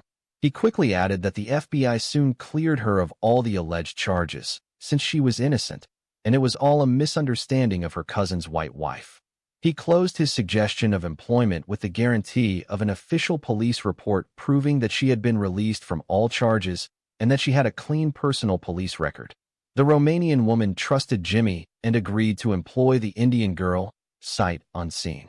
Nevertheless, Jimmy told her that the only condition that the Muslim girl has is that she cannot under any circumstances remove her Islamic niqab and show her face and body in public because her religion requires her to do that. The Romanian woman immediately changed her mind, explaining that it simply would not be possible to employ a girl who insisted on keeping her face veiled. After much discussion, they came to the agreement that she could hire her, and the Muslim girl must remove her burqa once she arrived at her work. She will be required to change into her home care uniform in the washroom and only wear her burqa after completing her duties and leaving the residence. Jimmy has already decided that if Amrita refuses to compromise in her religious requirement, he should simply wash his hands of the whole matter and say his final goodbyes. With that determination, Uncle Jimmy approached the burqa girl and told her about the golden opportunity and the high-paying job. Then firmly, and with a stern look, he explained the stipulation of the home care female owner. After that, Jimmy made it clear to his female friend who he had known for a few days that if she refused this job offer, he was going to wash his hands and walk out of her life forever. Instead of saying yes or no, the burqa girl began to cry.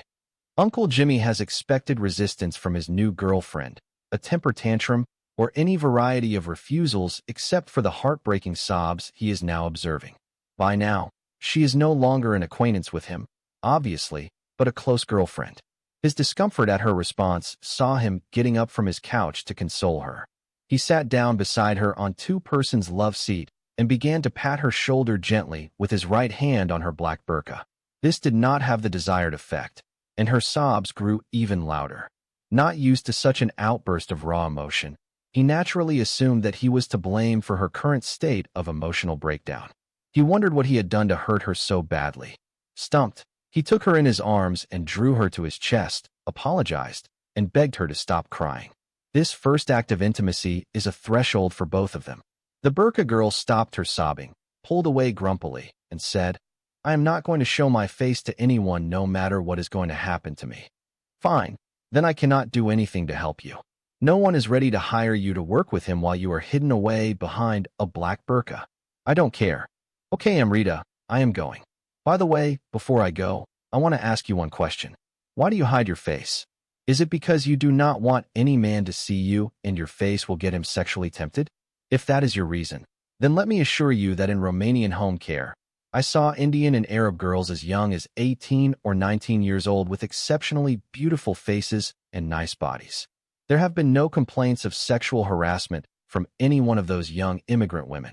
All the male residents in the home care agency are at least 80 years old and above. I don't wear the burqa because I need to hide my face from those kinds of men. Then what is your problem? Is it because someone threw acid in your face and you have scars? I know in India, some bad boys threw burning sulfuric acid in the faces of girls who refused to fall in love with them or did not agree to marry them. No one has thrown acid in my face. If you are worried that people may not like you because you have an ugly face, then let me assure you that in America, People value you not by the way you look, but based on your character and if you are a good worker. The few days I spent with you proved to me that you have an exceptionally good, charming personality. Anyone who spends time with you will like you for sure. I don't have an ugly face. If I had an ugly face, I wouldn't have become this year's Miss India. The last time Amrita pulled a fast one on him claiming to be a Bollywood heroine, Jimmy had to suppress his laughter. This time, claiming to be the current Miss India is not funny. He does not like being made fun of and being lied to. He felt like raising his hand and slapping her in her concealed face and warning her to stop lying. Before he can react, she resumes her explanation. I wear a burqa because I don't want anyone to see my face and recognize me. My mother and I ran away from India to Germany because my life was in truly imminent danger. Some dangerous Muslim terrorists in India wanted to kill me. Why should anyone want to kill you? What crime did you commit in India that you had to run away and come over here? I committed no crime. When I had been crowned Miss World in London a few months ago, I said something about Islam which upset the Muslims, and Dawood Ibrahim's terrorists tried to kill me. Enough is enough, shouted Uncle Jimmy impatiently. What makes you think I am stupid enough to believe everything you say? You lie to me every day without hesitation. Yesterday, you were a Bollywood actress. Today, you are not only Miss India, but also Miss World. What do you think about me? Do I look stupid to you so you can tell him any nonsense and expect him to believe it? Are you going to tell me next that your Hindu mother is also a Bollywood director? Yes, my mother is a film director in Bollywood, and she is going to make my movie, and she promised to make me the main heroine in it. Okay, dear Amrita Khan, I have done my duty. Since you do not want to grow up and you do not want to take life seriously, you must part ways right away. From today onwards, you are not going to see me again. You just want to live in a dream world and keep telling lie after lie without feeling a pang of guilt. His speech over, the angry Uncle Jimmy stood up to leave and headed for the door. The burqa girl cut him off and grabbed him by the collar, spun him around, and angrily shouted, Did you just call me a liar, girl? Do you think I would lie to you? Give me a minute. I will show you everything I said is true. You just sit down right now on this couch and give me a chance to prove you wrong before you storm off and walk away from my life for good. Jimmy does not feel like taking orders from the angry girl, but Amrita Khan seems delusional, and he is afraid she may become violent if he leaves, and she will wreck the apartment. The building owner's lady will hold him responsible for the damage and force him to pay to cover the price of her destroyed furniture. This is also the first time the burqa girl has challenged him while in anger and while he doubted there is any truth to her claims. He also does not want their brief friendship to end on a bitter note. He opted to hear her out. As he sat down, the burqa girl swept into her bedroom and slammed the door shut behind her. The sound of bags being opened and thrown about followed. He began to worry that the burqa girl may hurt herself. He decided to swallow his pride, knock on the door, and apologize for doubting her. Before he could make himself stand on his feet and go from the couch, the door swung open and a girl in a two-piece swimsuit with a white sash emblazoned with the title, Miss World, came strutting out with much pride. With her face aglow shining like the sun and decorated with a golden crown on her head, her body defied description, and he stared at her stupidly with his mouth wide open. She walked towards him like those girls who paraded themselves half-naked on stage in a beauty contest. At first, he thought that the burqa girl had gone into her bedroom and sent someone else out to trick him, or somehow, she had mysteriously transformed from a girl in a black burqa into the beauty queen of the whole universe. Even a caterpillar emerging out of her ugly cocoon could not possibly become such a lovely, colorful butterfly that fast. Just like the wonderful ending of the fairy tale of the Disney movie Beauty and the Beast.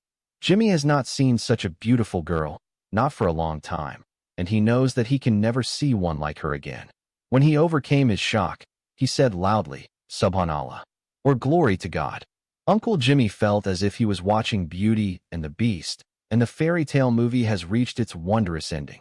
But in this case, the ugly and scary beast is the heroine who has miraculously turned into the goddess of beauty Aphrodite. He could not believe that the girl who was standing in front of his eyes and challenging him was the same Muslim girl he had just seen entering the bedroom with an ugly black burqa on. His eyes were in awe and his mouth was wide open. He kept staring at the beauty in front of him in a dream he wanted to dream forever.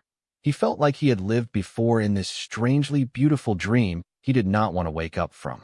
The first thing that hit his heart and caused it to melt within his chest was her eyes. Her eyes are large and narrowed at their corners, graced with twin crescent eyebrows. Her beautiful eyes appeared emerald, green in a pool of porcelain white.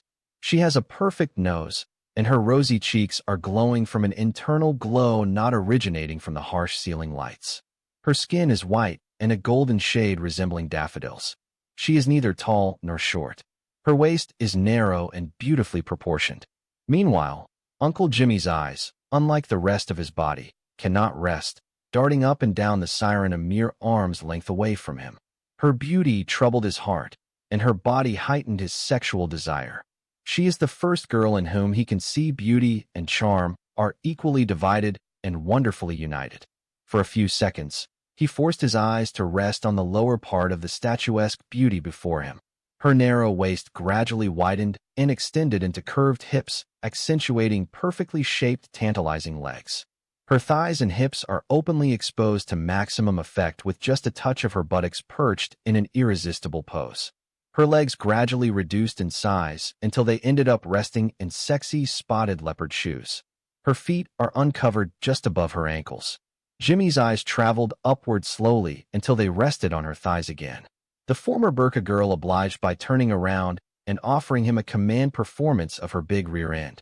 Trouble stirred within his soul as he could not find his better judgment. He averted his gaze to force his eyes upward to keep his sanity in check. Scanning her eyes, eyebrows, mouth, lips, nose, chin, and rosy cheeks.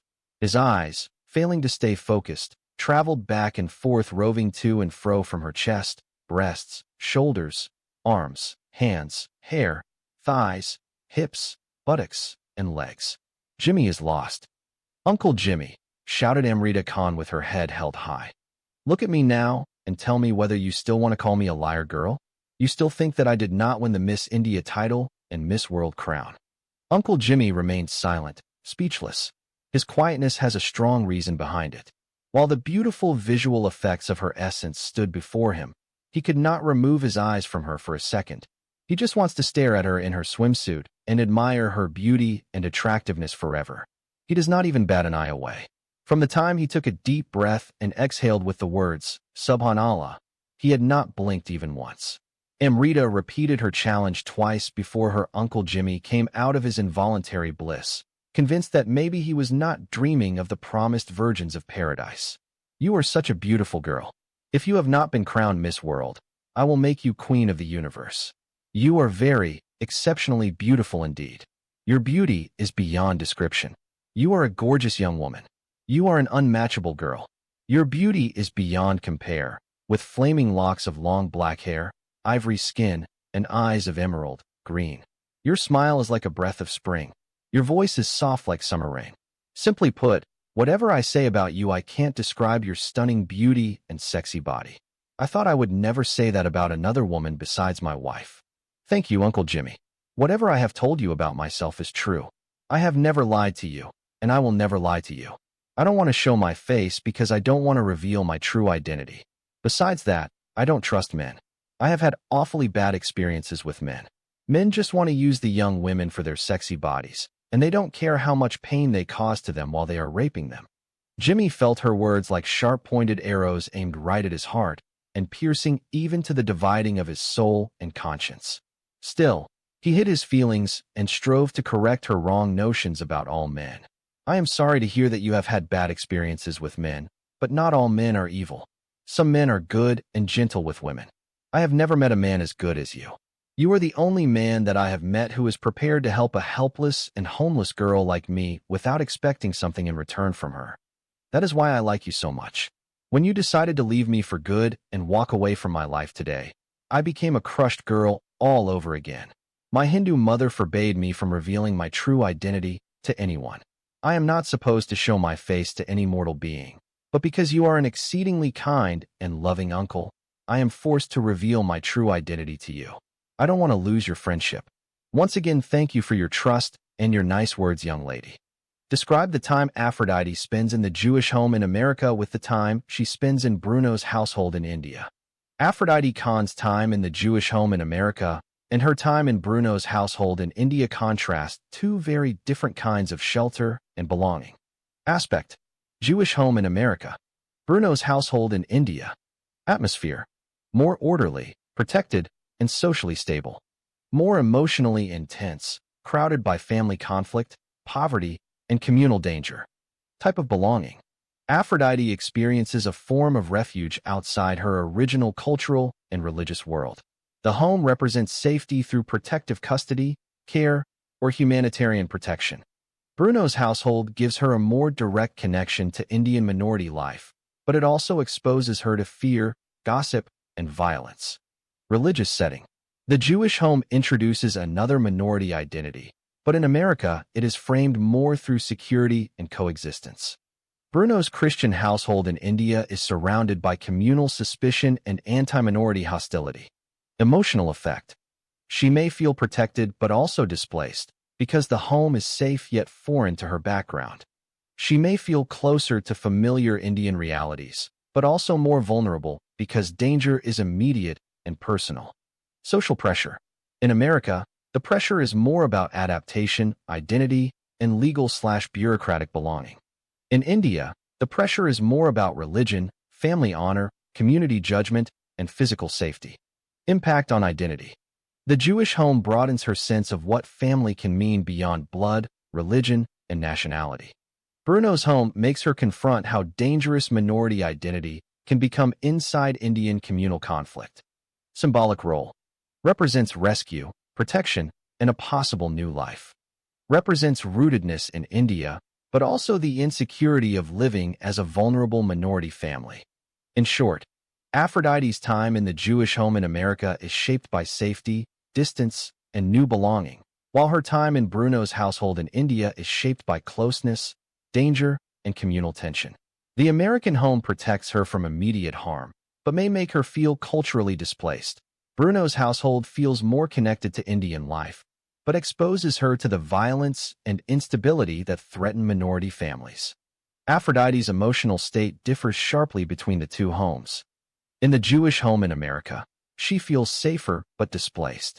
The home gives her protection, order, and distance from the dangers surrounding her in India, but she may also feel culturally and emotionally uprooted.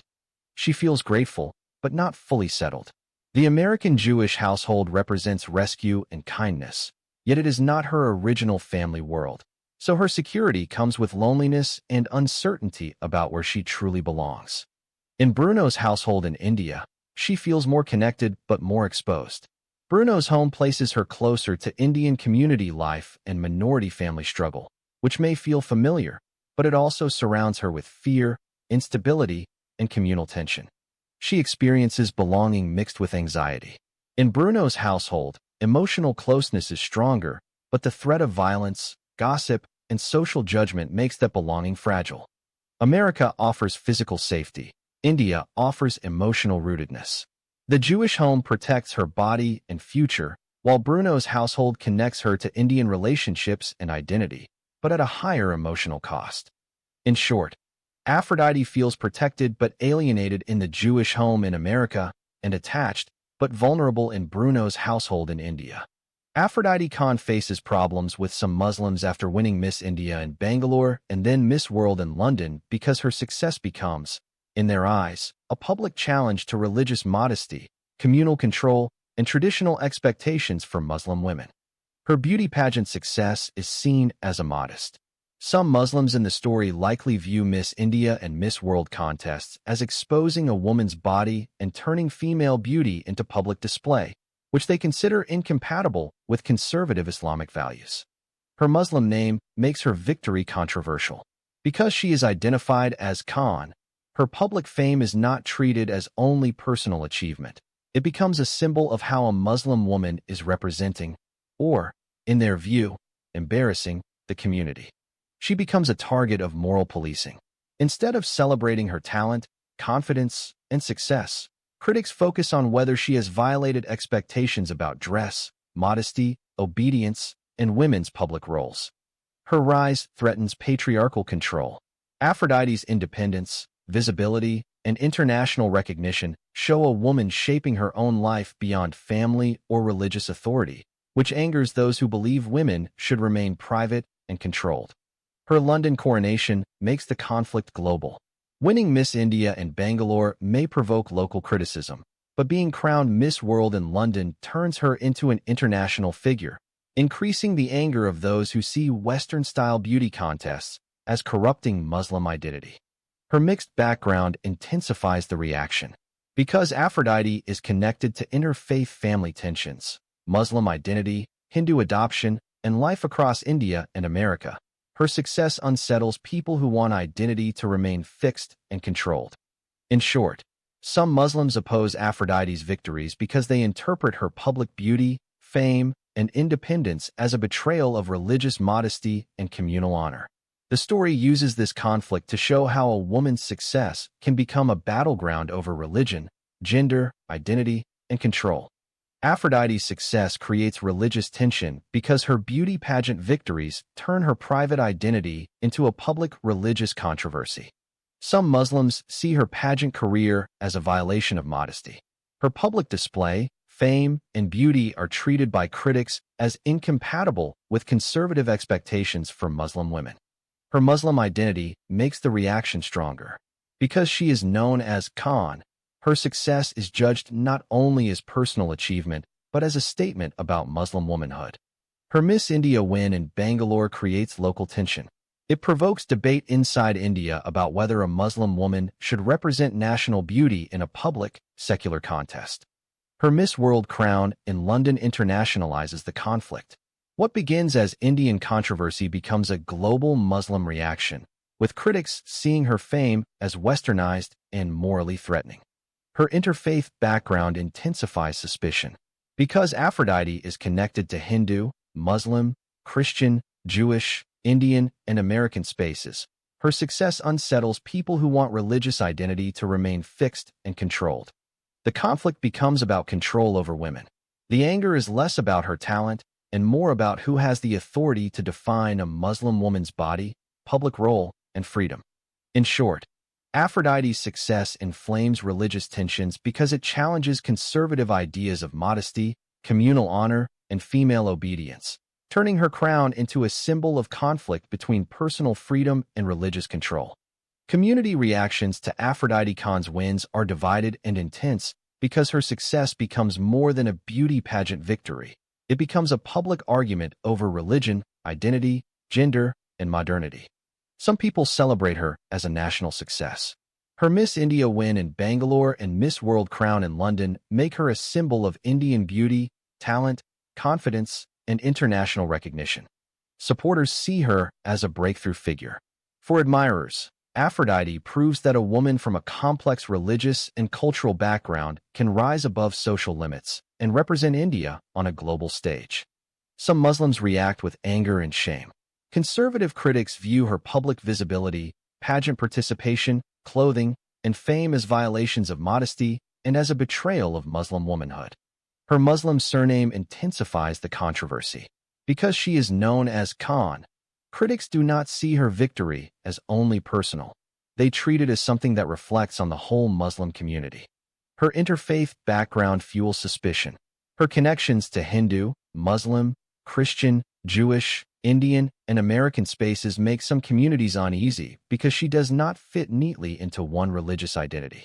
Women and younger people may admire her independence. Her wins offer a model of female ambition and public success, especially for those who want freedom from strict family or religious control. Traditionalists see her as a threat. They fear that her success encourages women to reject modesty rules, family obedience, and community expectations. The broader society becomes polarized. Aphrodite's crown creates pride among some and resentment among others, turning her into a symbol of both progress and moral controversy. In short, Aphrodite's wins trigger celebration, jealousy, religious anger, and social debate. The story uses her success to show how a woman's public achievement can become a battleground over community honor, female freedom, and religious identity. Aphrodite responds to the backlash with a mixture of defiance, pain, and self-definition. She refuses to let critics define her faith or identity. Even when some Muslims condemn her Miss India and Miss World victories, She does not accept that they alone have the right to decide what a Muslim woman can be. She treats her success as personal achievement, not communal betrayal. Aphrodite sees the crowns as the result of her beauty, confidence, discipline, and ambition, not as an insult to religion. She becomes more aware of the cost of visibility. The backlash teaches her that public success brings admiration but also hatred, especially for a woman whose identity crosses religious and cultural boundaries. She resists being reduced to her body. Critics focus on modesty, display, and shame, but Aphrodite's response is to claim that her public image belongs to her, not to family, religious leaders, or angry communities. She draws strength from her mixed background. Because she has lived across Muslim, Hindu, Christian, Jewish, Indian, American, and British spaces, she understands that identity can be broader than one community's rules. She feels wounded but not defeated. The attacks and criticism hurt her, especially when they come from people who should celebrate her, but they also strengthen her resolve to live on her own terms. She becomes a symbol for other Muslim women. By continuing to stand publicly after the backlash, she shows that women can face moral policing and still pursue ambition, independence, and dignity. In short, Aphrodite responds by refusing shame. She turns the backlash into a test of her independence, insisting that her crown represents her own freedom and not the property of any religious or social authority. Quotations from the novel about the intimate romance of Uncle Jimmy and Aphrodite Khan. Jimmy says to his new girlfriend, "But I don't think by showing your face at the home care facility people are going to recognize you and inform Dawood Ibrahim's terrorists about you. I assure you that nothing can happen to you in this country. This is America, and there are no terrorists here. There are laws to protect citizens, and the police force is great in this country. Okay, Uncle Jimmy, I am going to trust you, and I am going to reveal my face at the home care place. However, I'm not going to show my face in another public place because I am not going to go against the words of my Hindu mother. Whatever my mother told me to do in the past was turned out for my good. I do not doubt that your mother has given you wonderful advice. But let us get back to the fact that you have to work and support yourself in this country. I am ready to work at the home care business because I would love to help others, especially those handicapped and aged seniors who can't help themselves. To help poor and homeless children, I started building a 25-story building to provide shelter for the thousands of street children in Mumbai. But sadly, Dawood Ibrahim's terrorists placed 5 bombs in the construction site, destroyed my building before it was finished, and turned my charity project into a mass grave. Around 150 men and women working there and their children were brutally killed by Muslim terrorists. They exploded in smithereens those innocent laborers and female workers and turned their 40 suckling babies in bits and pieces. Jimmy decided to believe anything the burqa girl may say about herself in the future. At this point, if she had said she was the daughter of the late Prime Minister of India, Indira Gandhi, he would have believed her. However, he has his doubts about a 25-story building in a cosmopolitan Indian city that has the highest real estate prices in the world. He knows that even the daughter of the richest man in India might not have that much money to build such a huge project in a city like Mumbai. And what made it more incredible information is her claim that she was building it for the poor children of Mumbai. Jimmy was born and brought up in a slum area in Mumbai near Andheri's local train station before God had mercy on his misery and granted him the lifetime opportunity of emigrating to the promised land of the USA, the land that flows with honey and money. While he was struggling to make little money to feed his big family, he had never heard of any of the rich and famous Indians caring enough to build a homeless shelter for the street children of Mumbai. Except for Mother Teresa in Calcutta, it seemed even more implausible for someone at such a young age to attempt such a feat this time.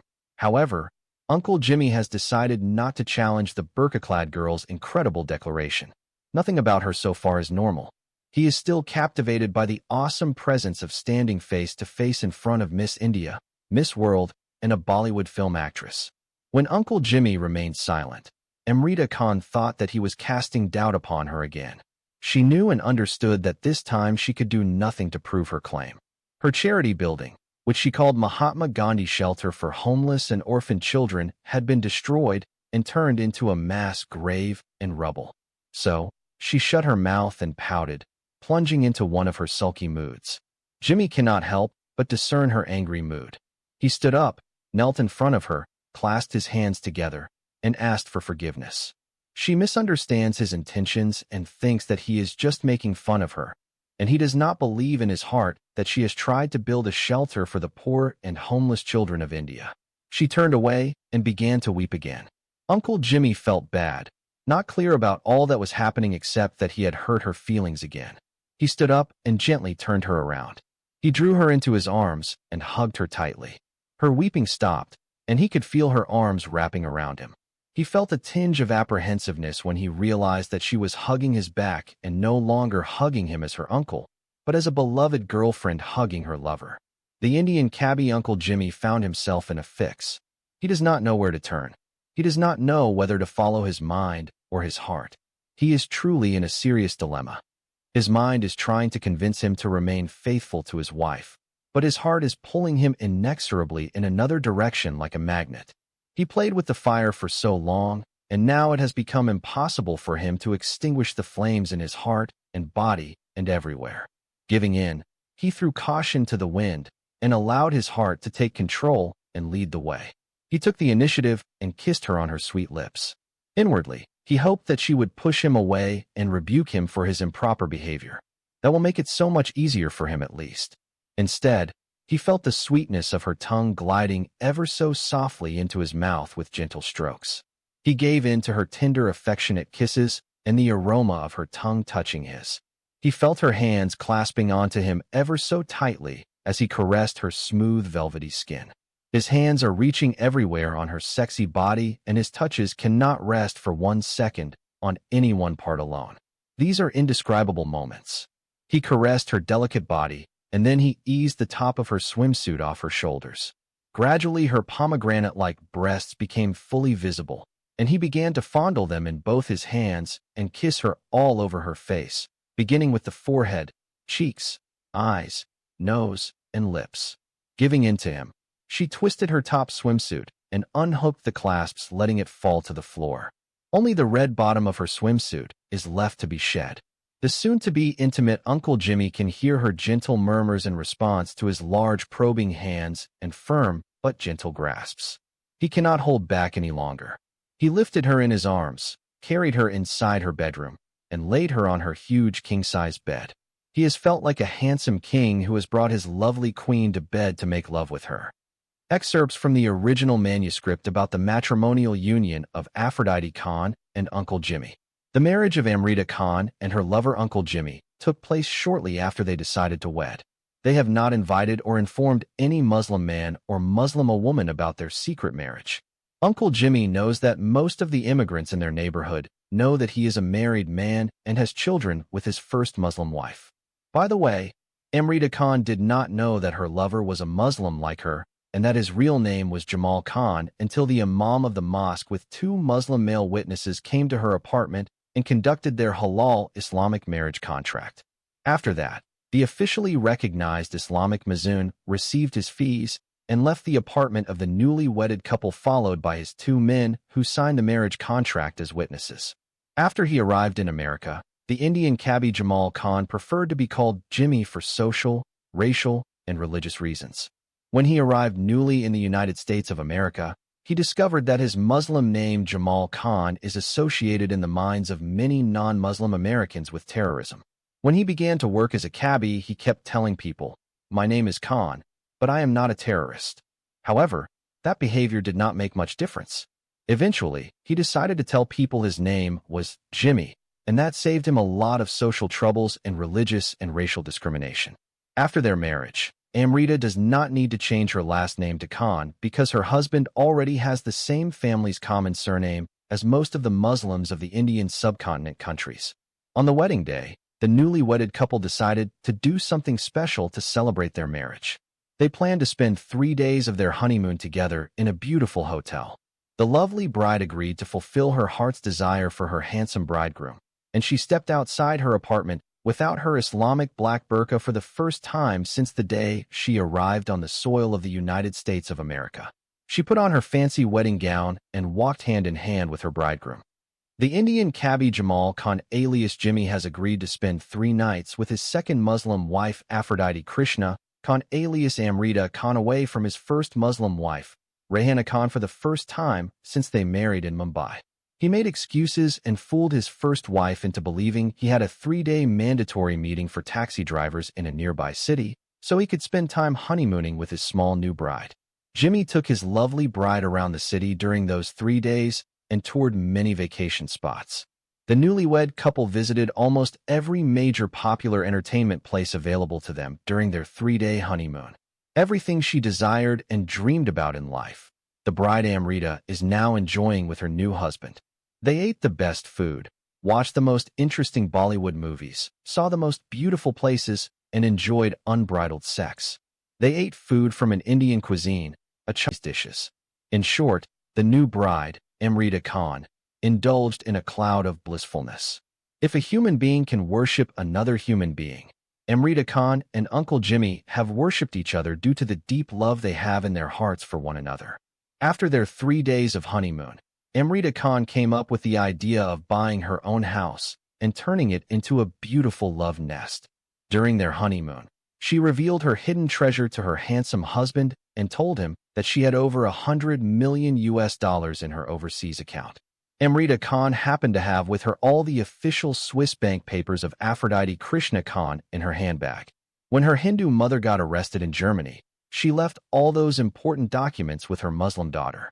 After her release from the women's jail, the American police returned to her all her belongings, Indian passport, and bank papers along with the $65,000 in cash. At first, her new Muslim husband hesitated to accept her proposal. Her Uncle Jimmy advised her to wait until her Hindu mother arrived from India, and then she should seek her advice before she took such a big step. Nevertheless, Amrita Khan insisted that she wanted to live with her beloved husband in their residence and wait for their baby to be born so they could live happily ever after. Somehow, her former married life in the 2 mansions of terror with her 2 evil kidnappers made her believe every married Muslima must live in a castle of gold with her Muslim husband. The lovely bride Amrita Khan told her handsome groom Uncle Jimmy that her Hindu mother loves her so much and will never stop her from doing something that is good for her and makes her happy. Therefore, Jimmy is worried that his wife's mother may accuse him of using her young daughter and manipulating her into marriage to get access to her money and property and to purchase a mansion for him. He is painfully aware of the huge age difference between him and his second wife and of her seemingly childish nature. Thus, Jimmy realized that he may also be taken to court for influencing a young girl who is as old as his daughter, taking advantage of her youth and immaturity, and beguiling her in the name of love. Nonetheless, Amrita refuses to accept all the objections and worries of her new husband and is determined she should indeed buy a house for them to live in. The house that Amrita finally decided on has been chosen from a selection of homes on the market listed by a real estate agency. It has a market value of $5 million, which made Jimmy balk. He suggested a more moderate home of lesser value, but she refused to listen to him. To make her come to her senses, Jimmy threatens to leave her and divorce her if she does not listen to him. When he said he would divorce her, his words troubled her so much that he cut a deep wound down into her heart and made her drop to her knees and cry like a baby girl. Jimmy, as usual, backed down and begged her to forgive him because he could not bear to see her unhappy and in tears. Naturally, in this way, Amrita Khan got her way and bought her own house in the United States of America. She spent another $500,000 furnishing and decorating her new nest of love. After a couple of months, from the day she got married to her lover, Amrita moved from her apartment to her new palace. Her mansion also has a swimming pool, and as soon as she moved to her new castle, Amrita bought a brand new Mercedes-Benz car. She has neither a learner's driver's license nor knows how to drive a car, so she made her husband drive her around. She also bought online a beautifully made handcrafted golden swing in India. They also purchased a couple of love hammocks made in the USA. Then Amrita and Jimmy began to experiment with their new pieces of enjoyment. They exhausted more than 101 sexual styles of the Kama Sutra. They started collecting books and videos on the same subject so that they could imitate the most favored of the ancient sex positions. The Kama in Sanskrit means pleasure. Like his new wife, the Indian cabbie Jamal Khan, who is also known as Jimmy, is just a Muslim in name, but not a religious man at all. He neither prays 5 times in the day nor fasts during the month of Ramadan. Meanwhile, Miss World Aphrodite Krishna Khan discovered the beauty of love after she had lost all hope in life and spent 7 years of her childhood in abject poverty and 11 years of her life in kidnap, captivity, and brutal rapes. By accident, she stumbled upon the tree of life and the forbidden fruit of pleasure and desire. Her life turned into an earthly paradise after having suffered for so long the abuse of selfish men for many years. She found someone to love her not because of her unmatched beauty or her millions of dollars, but because of her childish and innocent nature. After she fell in love and married her Uncle Jimmy, Amrita Khan concluded that she needed nothing more in life except him. She just wants to be with him and enjoy her life with him forever. Everything a young girl of her age may want from life, Amrita has obtained and surpassed, and continues to enjoy every day. In her new castle of love, Amrita Khan is living her new life as queen of her universe with her king Uncle Jimmy, and waiting for her little princess to be born. Aphrodite receives 3 different kinds of support from Rani Krishna, Uncle Jimmy, and Michael Lewinsky, and each one helps her in a different part of her struggle. Supporter. Type of support. How it helps Aphrodite. Limits or tensions. Rani Krishna. Maternal and emotional support. Rani gives Aphrodite a home, identity, and motherly protection despite religious difference.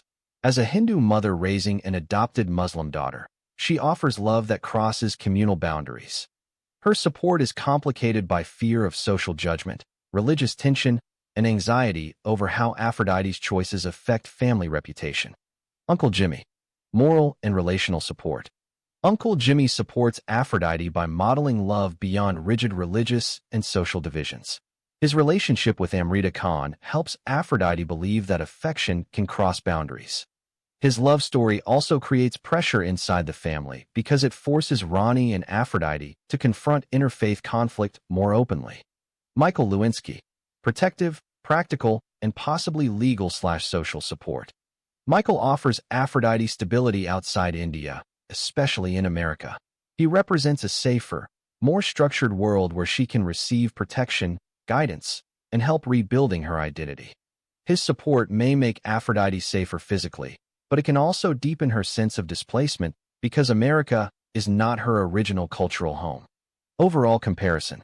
Rani Krishna supports Aphrodite as a mother. Her role is intimate, emotional, and identity-forming. Uncle Jimmy supports her as a bridge figure. He shows that love can resist religious and social barriers. Michael Lewinsky supports her as a protector and stabilizer. He helps her survive outside the dangers of India and gives her access to safety, order, and possibly legal recognition. In short, Rani gives Aphrodite belonging. Uncle Jimmy gives her hope and cross-boundary love, and Michael Lewinsky gives her protection and a path toward a safer future. Michael Lewinsky's support for Aphrodite can be understood as protective, stabilizing, and identity-building, especially when she is displaced from India and placed in a Jewish home in America. He gives her physical safety. Michael represents a safe environment away from the communal violence, religious suspicion, and social instability Aphrodite faces in India. He offers structured protection. Unlike the chaotic systems around her in India, his support seems connected to a more orderly household and social/legal environment, where Aphrodite can be sheltered rather than exposed. He helps her rebuild belonging. Living in or near a Jewish household broadens Aphrodite's idea of family beyond blood, religion, and nationality. Michael's role helps her see that care can come from outside her original community. He supports her through displacement. Although America gives her safety, it also makes her feel uprooted. Michael's presence helps reduce that loneliness by giving her a stable adult figure and a protected space. He contrasts with hostile authority figures. In India, many powerful men and institutions are portrayed as controlling, corrupt, or predatory. Michael's support is different because it is protective rather than exploitative. He helps her survive identity pressure. Aphrodite struggles with being Muslim, adopted by a Hindu mother, connected to Christian and Jewish spaces, and later judged for public success. Michael's support helps her live with a broader, mixed identity. His love becomes a bridge to a safer future. His role is not only emotional.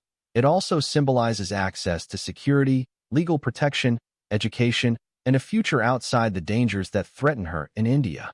In short, Michael Lewinsky supports Aphrodite by giving her unconditional love, safety, stability, and a new model of belonging. Rani Krishna gives her motherly love. Uncle Jimmy gives her hope and cross-boundary affection. But Michael gives her the practical refuge and protection she needs to survive beyond India. The American feminists see Aphrodite as both a symbol of female liberation and a case they do not fully understand. They view her as an international feminist figure. Because she wins Miss India and Miss World despite backlash, they see her as a woman who defies conservative religious control and claims public space for herself. They interpret her story through women's rights. To them, Aphrodite represents resistance to modesty policing, patriarchal authority, and the attempt to control women's bodies and ambitions. They want to claim her as an example. Her fame makes her useful as a public symbol of courage, beauty, independence, and global womanhood. They may misunderstand her complexity. Their perspective risks simplifying her into a rescued or liberated woman, while her real identity is shaped by Muslim origins, Hindu adoption, Christian and Jewish households, India, America, beauty pageant fame, and family trauma. They focus on her public success more than her private wounds. They admire the crown and the rebellion, but may not fully grasp her loneliness, displacement, legal problems, and emotional uncertainty. They see her absence from their meeting as disappointing or puzzling. If she fails to attend, they may interpret it as fear, pressure, or lack of feminist confidence, rather than recognizing that she is still navigating trauma and survival. In short, the American feminists admire Aphrodite as a powerful symbol of women's freedom, but their view is somewhat limited because they read her mainly through Western feminist expectations rather than through the full complexity of her cross-cultural, religious, and personal struggles. Family is central to Aphrodite's struggles because it gives her both protection and pressure. Family gives her belonging across religious lines. Rani Krishna's adoption of Aphrodite creates a mother-daughter bond that challenges Hindu-Muslim boundaries. This gives Aphrodite emotional shelter, but also makes her identity socially controversial. Family turns identity into a public issue. Because Aphrodite is a Muslim daughter raised by a Hindu mother, her family situation is not treated as private love. Others judge it through religion, community honor, and social suspicion. Rani's love is protective but anxious. Rani supports Aphrodite, yet her fear of gossip, reputation, and communal backlash can make Aphrodite wonder whether her acceptance has limits. Uncle Jimmy's family role expands her sense of love. His relationship with Amrita Khan shows Aphrodite that family and love can cross religious boundaries, but it also increases tension with Rani and forces Aphrodite to confront her own mixed identity. Bruno's household shows family under threat. In India, Bruno's family offers Aphrodite connection and shelter, but the Islamic terrorist attacks on his sisters reveal how family members, especially women, can become targets in communal conflict. The Jewish home in America offers refuge but displacement. Michael Lewinsky's household gives Aphrodite safety and stability, yet it also separates her from her Indian roots and makes her question where home truly is. Family responsibilities limit freedom. Like many women in the story, Aphrodite's choices are shaped by the expectations, fears, and needs of the people who protect her. In short, family is both Aphrodite's refuge and her burden. It gives her love, shelter, and survival, but it also exposes her to religious judgment, identity conflict, and pressure to define where, and with whom, she truly belongs. Quotations from the original manuscript about the problems the two lovers Rahul and Emily face with each other and the legal issues they experience with the Indian police. Rahul's deceptive and discreet inquiries into the true identity of the so-called smelly burqa girl have not gone unnoticed by his jealous white girlfriend. Emily had already begun to suspect her boyfriend's resolve from the day she went with him to the jail to visit his detained auntie. She suspected that Rahul may cover all bases and investigate all of Rani's claims about her adopted Muslim daughter. His American girlfriend has every motivation to prevent his interest in that direction. She has no illusions about her status if the burqa girl turns out to be Miss World and has $100 million as her net wealth. If all of these realities are to materialize, she will be dropped like a hot potato, and her beloved Indian fiancé may not even remember her name in the future. Sadly, Emily has already noticed Rahul's increasing disinterest in her. He no longer bothered to go out with her and show her the beautiful places around the city of Baroda and its suburbs. He also no longer takes her to expensive restaurants and has refused to go out clubbing on the weekends. When she insisted, they went out clubbing the following weekend. He told her to go alone if she wanted. When she decides to go to the dance bar club all alone, she is shocked by her boyfriend's indifference. What troubled her, even more, is that he is perfectly aware that an unescorted young, foreign girl like herself may be continually harassed by drunken Indian sexually frustrated males. Emily came to the reality that for a fact, Rahul's priorities have changed. He is no longer interested in making love with her, and she has to beg and manipulate him to show any interest in sex at all. On a particular Saturday night, Emily went to the nightclub all alone and did not return until late afternoon the following Sunday. The nightclub was crowded by drunken young women and young men drugged as stones. While she was in the disco club, she drank so much alcohol it was as if she was drinking water. When she became like a dead drunk foreign female, she was lured by an African student who came from Nigeria to study at the University of Baroda, but in fact, he is a drug dealer. The Nigerian boy took advantage of her heavy intoxication by the strong Indian Daro liquor she consumed, took her to a cheap motel, and fucked her up all night long. If she was not a blind drunk female, the proud American white girl wouldn't have shaken hands with such a black African boy. On the following day, Emily was shocked and extremely terrified when she surfaced from her alcoholic comatose state and found herself bare naked on the bed with that African boy. The Nigerian boy was too buck naked and snoring so loud as if he was crying through his big nose. A foul odor of liquor and sweat permeated the windowless small room of the cheap motel, which made Emily think that she spent her night sleeping bare naked like a dog, and its female dog in the sewer or cesspool. She ran to the toilet and vomited a large quantity of the cheap liquor she drank last night. She came out and quickly collected her scattered clothes, swiftly put them on, and fled, leaving her nameless sex partner to hibernate in his drunkenness and hideousness throughout the day and the following night. When she got back home, she expected a big fight with her jealous Indian boyfriend. She is surprised and saddened by his reaction or lack thereof. He just looked at her blankly as though she was a female alien who came from another planet. He has not said a word of reproach or showed a fit of anger towards her. He did not even ask her where she had spent the night with whom she slept. Likewise, Emily said nothing to him either and went directly to the bedroom and fell asleep. When she woke up, it was evening time, and it had already become dark outside. She came out of the bedroom into the living room barefooted. She entered the living room without a sound while tiptoed. Emily is shocked to see her Indian boyfriend's phallus standing like a stick while he is masturbating in front of his mother's computer. She saw that he was watching a video of a girl who was half naked in a swimsuit. She looked like a girl in a beauty contest. She immediately connected the dots and realized that they were both watching the same so-called dirty and smelly burqa girl who came to their apartment in America and made everything filthy. With her Indian boyfriend, not caring whether she is alive or dead, or she had sex with another man, and also, she could not succeed last time in actively stimulating Rahul to have sex with her. This final humiliation and deception drove her to hysterics. Her anger blinded her, and reason left her. She picked up a chair made out of plastic, ran toward her boyfriend, and brought it down across the back of his head. Rahul, being struck, fell off his chair bleeding profusely. Emily jumped on top of his body, straddled him, and began to beat him left and right. Somehow, Rahul managed to push his crazy white girlfriend off of him and stood up. Emily followed suit and started attacking and punching him again. Her boyfriend did not want to hit her body and tried avoiding her blows by restraining her. When Emily picked up another plastic chair and she also smashed it on his shoulder, he decided to fight back. It is now becoming a matter of life or death for him.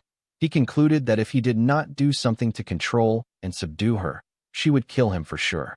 He learned through a long experience when his American girlfriend becomes angry, she turns into a demon of uncontrollable rage. At first, Rahul did not hit his white girlfriend back because he thought that he was still in America. He knew that in Western countries hitting a woman is a crime and a huge social faux pas. Everyone will side with the female victim, and the male aggressor will usually end up in jail.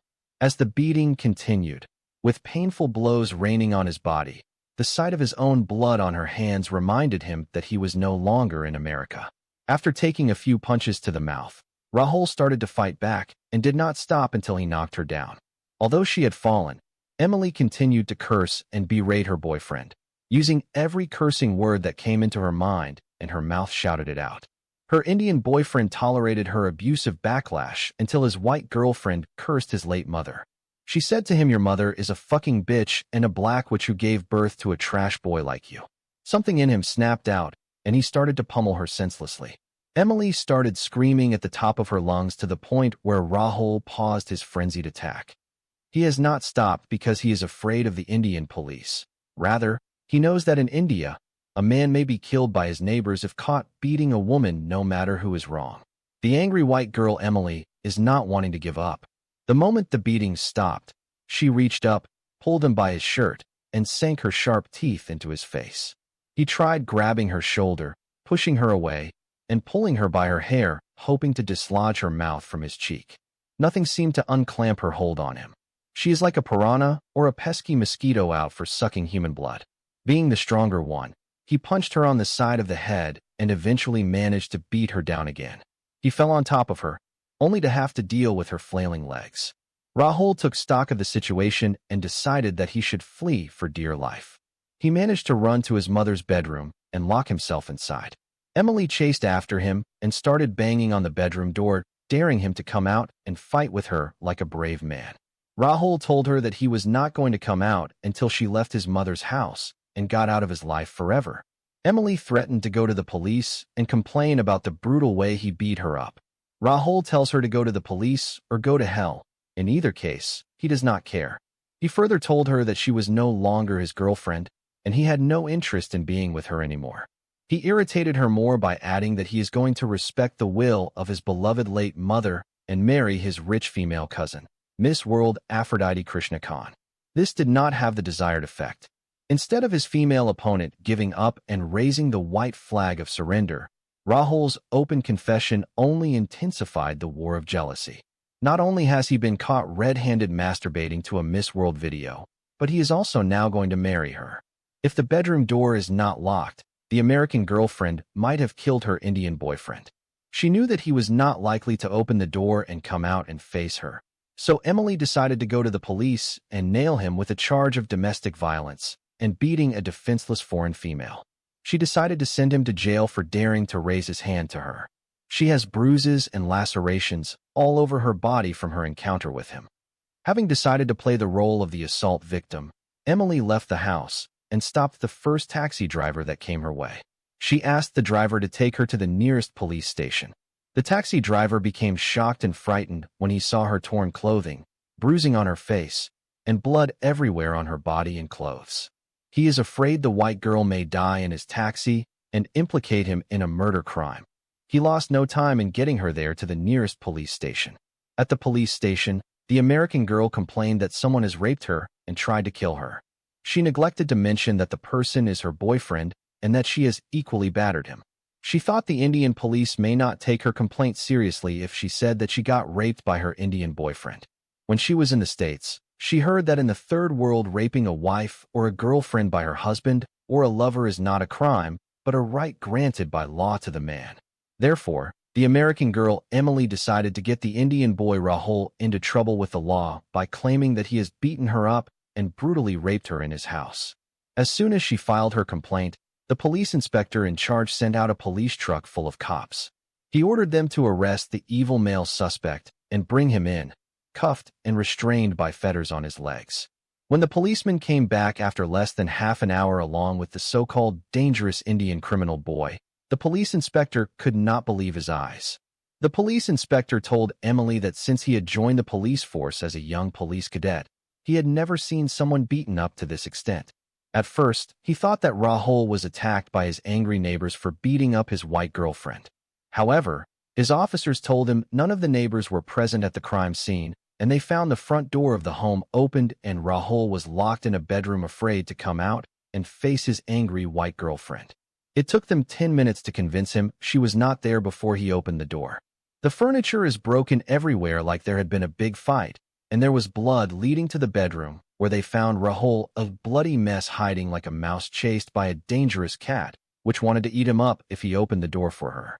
He told them his white girlfriend attacked him for no reason at all. He guessed maybe she was mad because he did not want to go out drinking with her on a weekend. When the police inspector questioned Emily about what had happened, she tried to wriggle her way out of it by saying she was driven to violence because she caught him having computer sex with a smelly burqa girl on the internet. The police inspector confronted Emily with the first statement she filed. He said to her, "In your first statement, you claim that you have been beaten up and raped by someone, and now in your second statement, you say that you started beating on your Indian boyfriend because you caught him having cyber sex with a Muslim girl in a black burqa in front of his computer while masturbating to her sexy image." When she could not justify her two contradictory statements, the police inspector refused to arrest her badly battered Indian boyfriend. He decided to send both of them to the hospital for treatment and considered the matter a domestic dispute between lovers. He told them that they could solve their dispute in a small claims court. But Emily insisted that her boyfriend should be arrested for beating her. Nonetheless, the inspector said it is a case of mutual combat, and there is insufficient evidence either way. He refused to arrest Rahul because he had far more serious matters to deal with.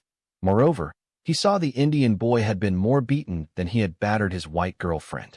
Rahul accepted the fair decision of the police inspector and was taken in a police car to the hospital.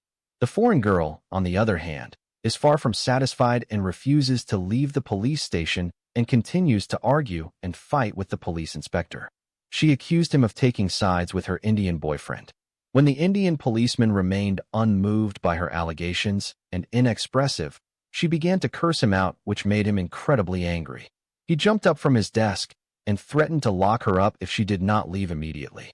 Emily hit the table with her fist and yelled a phrase in Hindi and called him Mother Chut. This phrase can be translated as your mother is a fucking whore or I will fuck your mother's pussy.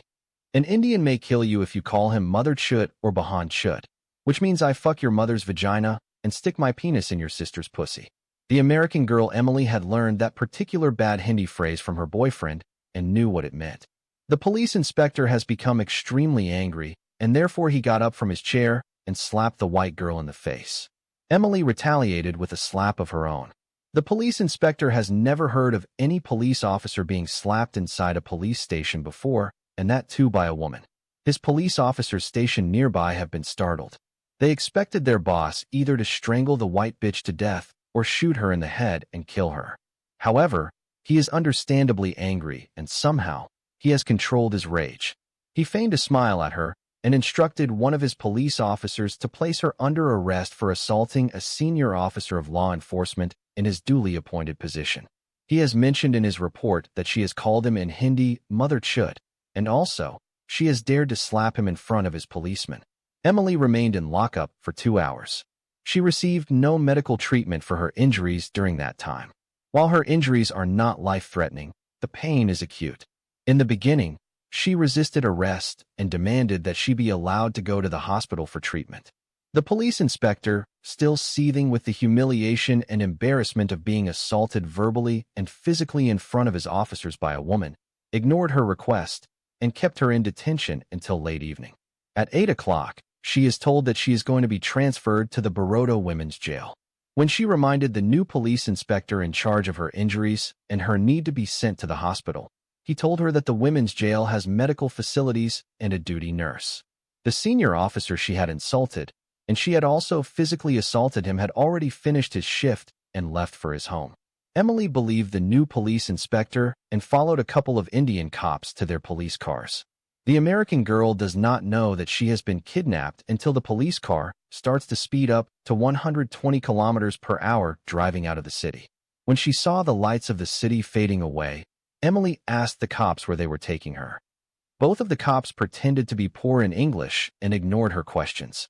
Nevertheless, Emily continued to talk to them in English and demanded to know where they were taking her. When neither of them answered her questions, she began to scream at them. The cops made fun of her in Hindi because they knew that she was restrained and unable to do anything but rant and scream. When her shouting does not get the desired response, Emily begins to jerk her body violently. Her antics made them poke fun at her even more, and they began to laugh hysterically. By now, the American girl Emily has to come to the unavoidable result that her two abductors will take her to a secluded place and rape her or kill her, or do to her both. She tried everything she could to change the course of events, but to no avail. The foreign girl Emily regretted ever going to the police station. The events she is about to face will be 1,000,000 times more fatal and bitter to her life than her Indian boyfriend using her as a punching bag. She realized that she could do absolutely nothing to prevent what was going to happen to her. There is nothing she can do now to stop these evil Indian scums from climbing atop her body, emptying their semen in her private parts, then brutally murdering her.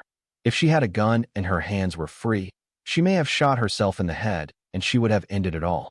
Emily is an atheist, and for her, God has never been real. Yet, that day, she found herself praying earnestly for the first time, asking God for deliverance and help. She even invoked the name of Jesus Christ. After an hour's drive, the police car launched off the highway into a roughly hewn country lane. Emily began to bounce around in the rear of the car, which is devoid of seats, hitting and sliding into practically every hard projection in the passenger compartment. She began to scream when her body started hitting the roof of the small vehicle, and when it rolled to a stop, she found herself having fallen head over heels and somewhat sluggish by the repeated hits. She has turned her body upside down. Her abductors flipped her around before they came out. The cops emerged from the car and forcibly dragged her with her feet out like an animal. Emily thought her time had come. She continued to scream and beg them to save her life. She decided to choose the lesser of the two evils confronting her and hence began to bargain with her kidnappers. On her knees, she began to plead with them. Please, please, I'll give you whatever you want. Just please do not hurt me. Okay, if you want to rape me, I will not say anything, but please do not kill me. I promise I won't tell anyone or press any charges against you. Shut up, dirty chudia. Oh, filthy pussy. Why did you say to our police inspector mother chut? Shouted one of the two cops. Emily saw that the Indian cops did indeed speak good English. I am sorry, sir. It was a mistake, and I was angry they did not punish my boyfriend for hitting me. I promise I will never do that again. Please do not kill me. I told you I would give you whatever you want if you want to have sex with me. Just please don't hurt me. Have sex with you, chudia? Shouted the same cop while laughing at the top of his voice. Your pussy is as big as a well. Who wants to have sex with your big dirty pussy? You started opening your vagina to every man from the age of 12. How many penises have you opened your legs wide open for and allowed them to fuck you? Your cunt is so big, you can fuck a leg. Who wants to fuck a big pussy like that? Emily has never been insulted by those filthy words in all her life. She feigned ignorance and continued to barter for a compromise. Whatever you want, I will do it. Please, even if you want to insert it in my mouth or do it in the back of my ass. I will not say anything, just please do not kill me. I don't want to die. We can get a 16-year-old virgin girl tonight if we want to have sex, said the other cop. Why should we go for a white woman whose pussy and anus are as big as the mouth of a whale when we have all the young, beautiful Indian girls we can choose from them? We have not brought you here because we want to fuck you or kill you. We want to teach you a lesson that you will remember all your life. We want to show you what we do to a woman who calls our boss mother chud, and a dirty hooker like you that dare to slap a senior officer of the law and defy the authority and laws of our nation. Emily has been surprised when she heard that the cops do not want to rape or kill her. Now she can only wonder what kind of punishment they have in store for her. What can be crueler than rape and murder? She stopped her protest and squirmed around, thinking that passive compliance put her in a better position to escape being harmed by her kidnappers. The two cops continued their snickering and gave nothing away. She just has to wait and see what her punishment will be. At first, the two Indian cops tried to undress the white girl, but the ropes around her legs and hands made that exceedingly difficult. So, they made her lie on her stomach and then sat on her. One sat on her back and the other one on her legs. The policeman who was sitting on her back untied her hands. Then he pulled off her t-shirt. The other one removed the ropes from her legs and eased off her jeans. Emily now wondered whether the assurance they had given her earlier was just to trick her into being docile. Why do they want to undress her unless they are going to rape her? She remains quiet because she knows that she is entirely at their mercy. After removing her shirt and jeans, one of them ripped off her bra, and the other removed her black underwear. She is now naked in the humid, fetid night air, lying naked on the ground, as if she has been shot and seriously wounded. After that, the cops stood up and ordered her to follow suit. One of them collected all her clothes and looked at her for some time, evaluating his canvas. After that, he brought her clothes to his face and smelled them. He removed them quickly from his face. He covered his nose and remarked to his partner, "She smells like a dead rat. I wonder how that stupid Indian boy fucks her and sleeps with her at night on the same bed. I can't sleep at night if such a funky girl is lying beside me in bed. I rather prefer to sleep with a corpse of an Indian girl than with this stinky white bitch. She smells like the decomposed body of a zombie girl who has been dug out of her grave."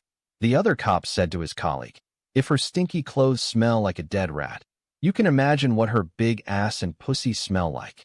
They must stink and smell like a sewer plant. She is like a public washroom that allows every man's dick to urinate inside her cunt." Emily had never felt so much insulted and humiliated before as this one. If she has a gun, she may not hesitate to shoot both of them, having neither a gun nor an advantage over them. She just remained silent and hoped for the best. Then the one who collected her clothes started to climb a tall tree. When he reached the uppermost branches, he hung her black underwear on the branches of the tree and came down. After that, he climbed up another tall tree and did the same with her white bra. Oddly, he retained her shirt and jeans. Then he said seriously, "Listen, stinky girl. We call this the lion jungle. It has lions and tigers and many other wild animals. If you want to survive until morning, then you must climb up a tree and hide from those wild beasts. There are many poisonous snakes and scorpions too." The other cop said cynically, "There is a kind of poisonous snake in this place called Indian cobra, and if it bites you, it will turn you from a white girl into a black girl. When your family claims your corpse, they will probably think that you are a negress." His colleague gave Emily another piece of advice: "Don't waste your time. Start climbing right away. The moment we leave, you are fresh meat for the lions and tigers. You are going to regret not taking our advice. By then it will be too late. Do not try to run after our car or venture out alone in this dangerous place. Just stay in your tree and sit there until morning. It should be safe to come down then." Emily still does not believe that the cops are not interested in harming her. They probably are not going to rape her, but they are planning something horrid. She cannot believe that human beings can be so cruel to the extent of thinking up such an extreme punishment for what a minor hysterical episode is simply. She knows that she cannot spend a minute alone in the jungle with the danger of wild beasts looming all around her.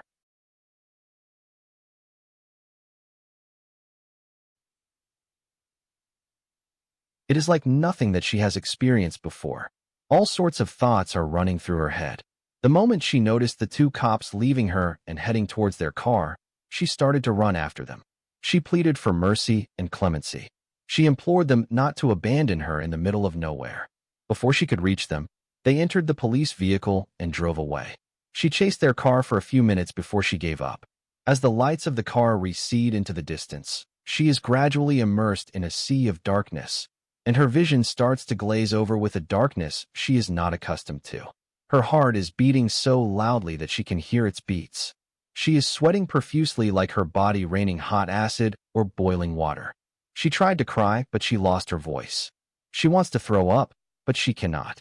Her stomach is empty since she has not eaten anything since last night in the dancing club. She is feeling nauseous. She does not want to faint and allow her body to be bitten by poisonous snakes, and her blood to be sucked by millions of mosquitoes and other billions of bloodsuckers. She decided to do everything to keep herself awake until morning. The abandoned American girl began to panic and tremble. She has never been so frightened before as today. She had developed a strong phobic fear of darkness from early childhood. She cannot spend a single hour alone in a place at night. Sometimes, she could not go to the toilet to pee alone in Rahul's late mother's house until she woke up her Indian boyfriend and asked him to take her there and wait by the door until she came out. So, such a scary cat girl. How can she spend a night all alone in a dark jungle full of dangerous creatures? From the increasingly hungry mosquitoes to the rivulets of sweat trickling off her naked body, she is acutely aware of all her discomfort in what is open season. Only she is the game being hunted by wild beasts. With her eyes darting around, Emily remembered the warnings she had been given by her abductors. The two Indian policemen had specifically told her about poisonous snakes and dangerous wild beasts.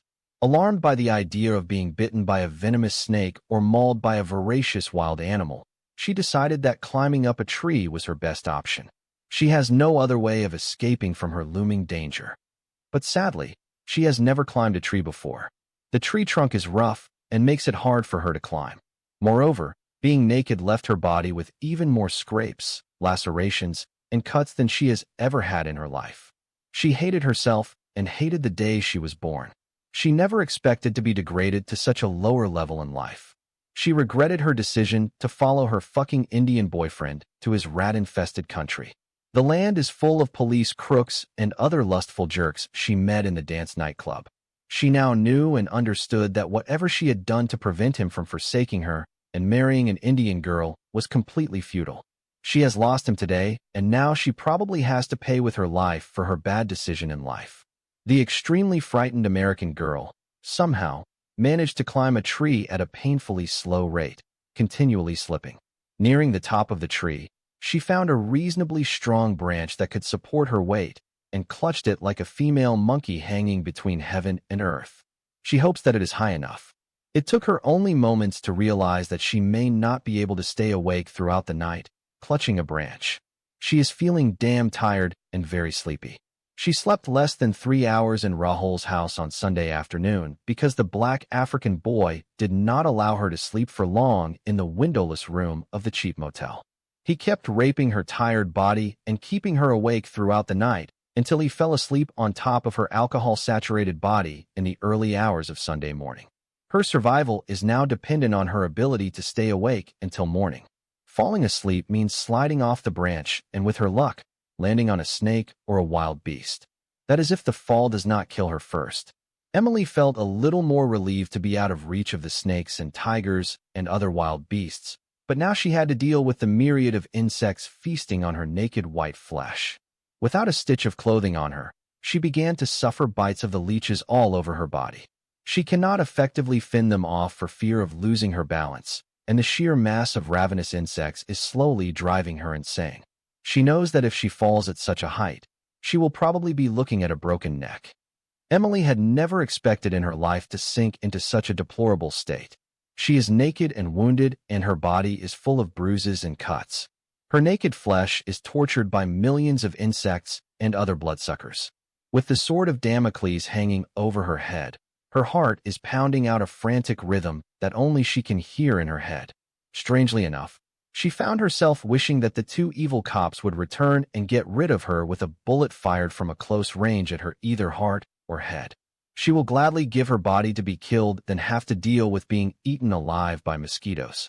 Once again, the former atheist girl Emily remembered God and prayed from her heart for a merciful death or a miracle rescue. If she knew how to break her neck and make sure she was dead, she may have given it a try. For all her medical training, she now asked the Almighty for euthanasia rather than attempting suicide. She is afraid of dying a painful death. She just wishes to die peacefully and quickly. In such a desperate situation and scary jungle, the white girl Emily remembered the evils she had done against that innocent Muslim burqa girl who came to seek shelter and protection in their apartment in the States. She made her sleep one night in a garage and another night in the kitchen. She did not give her food for more than 24 hours. If it was not for Rahul, who begged her to give the unwanted burqa girl some bread and eggs to eat, Emily might have made the Muslim girl starve to death. She refused to allow her to sleep in the living room or her dog's bedroom. She said to her Indian boyfriend that her dumb little brute doggy is better than the smelly burqa girl. Instead of helping her, she accused her falsely of being a dangerous female terrorist and sent her behind bars forever. After remembering the evils she had done to the Muslim girl Amrita Khan, the ex-atheist American girl Emily has repented of her sins and wept and asked God to forgive her. She asked her Lord not to punish her for her many sins and rescue her life. She felt a heavy weight had been lifted from her chest, and her conscience was not troubling her any longer. Shortly after her second earnest prayer and sincere repentance, and opening her eyes, the American girl Emily saw a dim light in the distance. It appears to her like a light from a hut in the jungle. The fear of wandering around in the presence of wild beasts and poisonous snakes kept her firmly rooted in her roost and high branch. Wherever that light, the white frightened girl knows she can't take the risk and go to that hut and seek help. When the lights appeared to grow bigger and draw closer, she realized that they were car lights coming her way. She waited until she was positive about what she was seeing before shimmying down her tree of life, losing even more skin in the process than climbing up, gritting her teeth and hiding her tongue bearing the pain.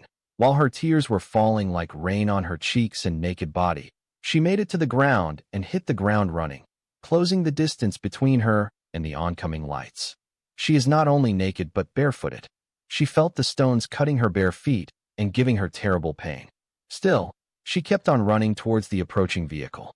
She has forgotten the warning of the two Indian policemen because self-preservation is driving her. Poisonous snakes and wild beasts are damned. Emily came out of the wilderness at exactly the right time.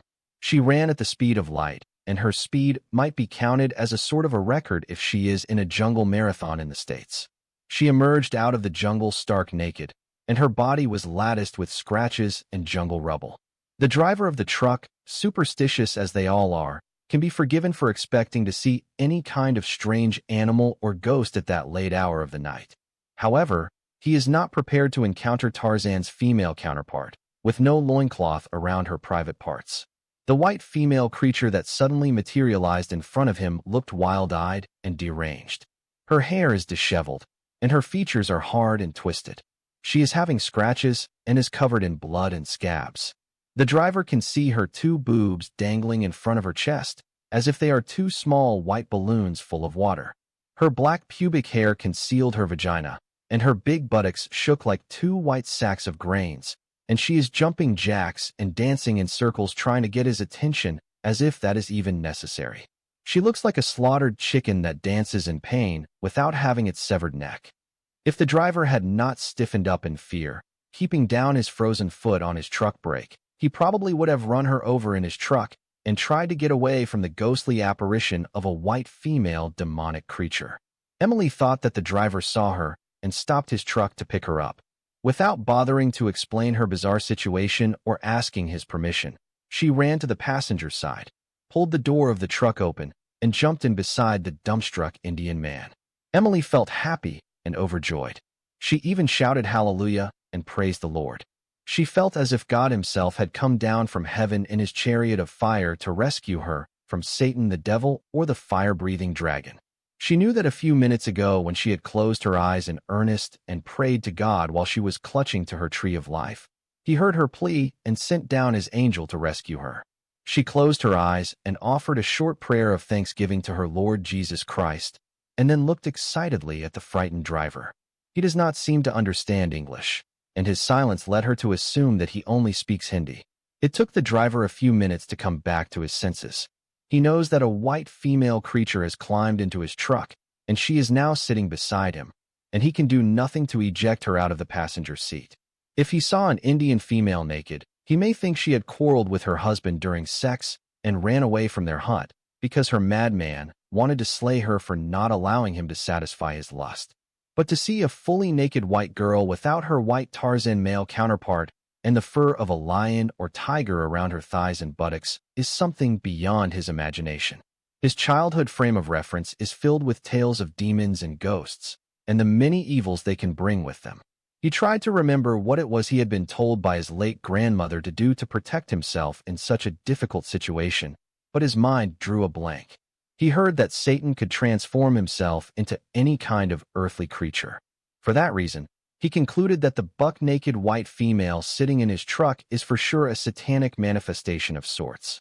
He is afraid that, if he attempted to kick her out of his truck or fight her off, she may slap him with her left hand and turn him into a white monkey or an ugly red pig or worse, transformed into a ghost like her.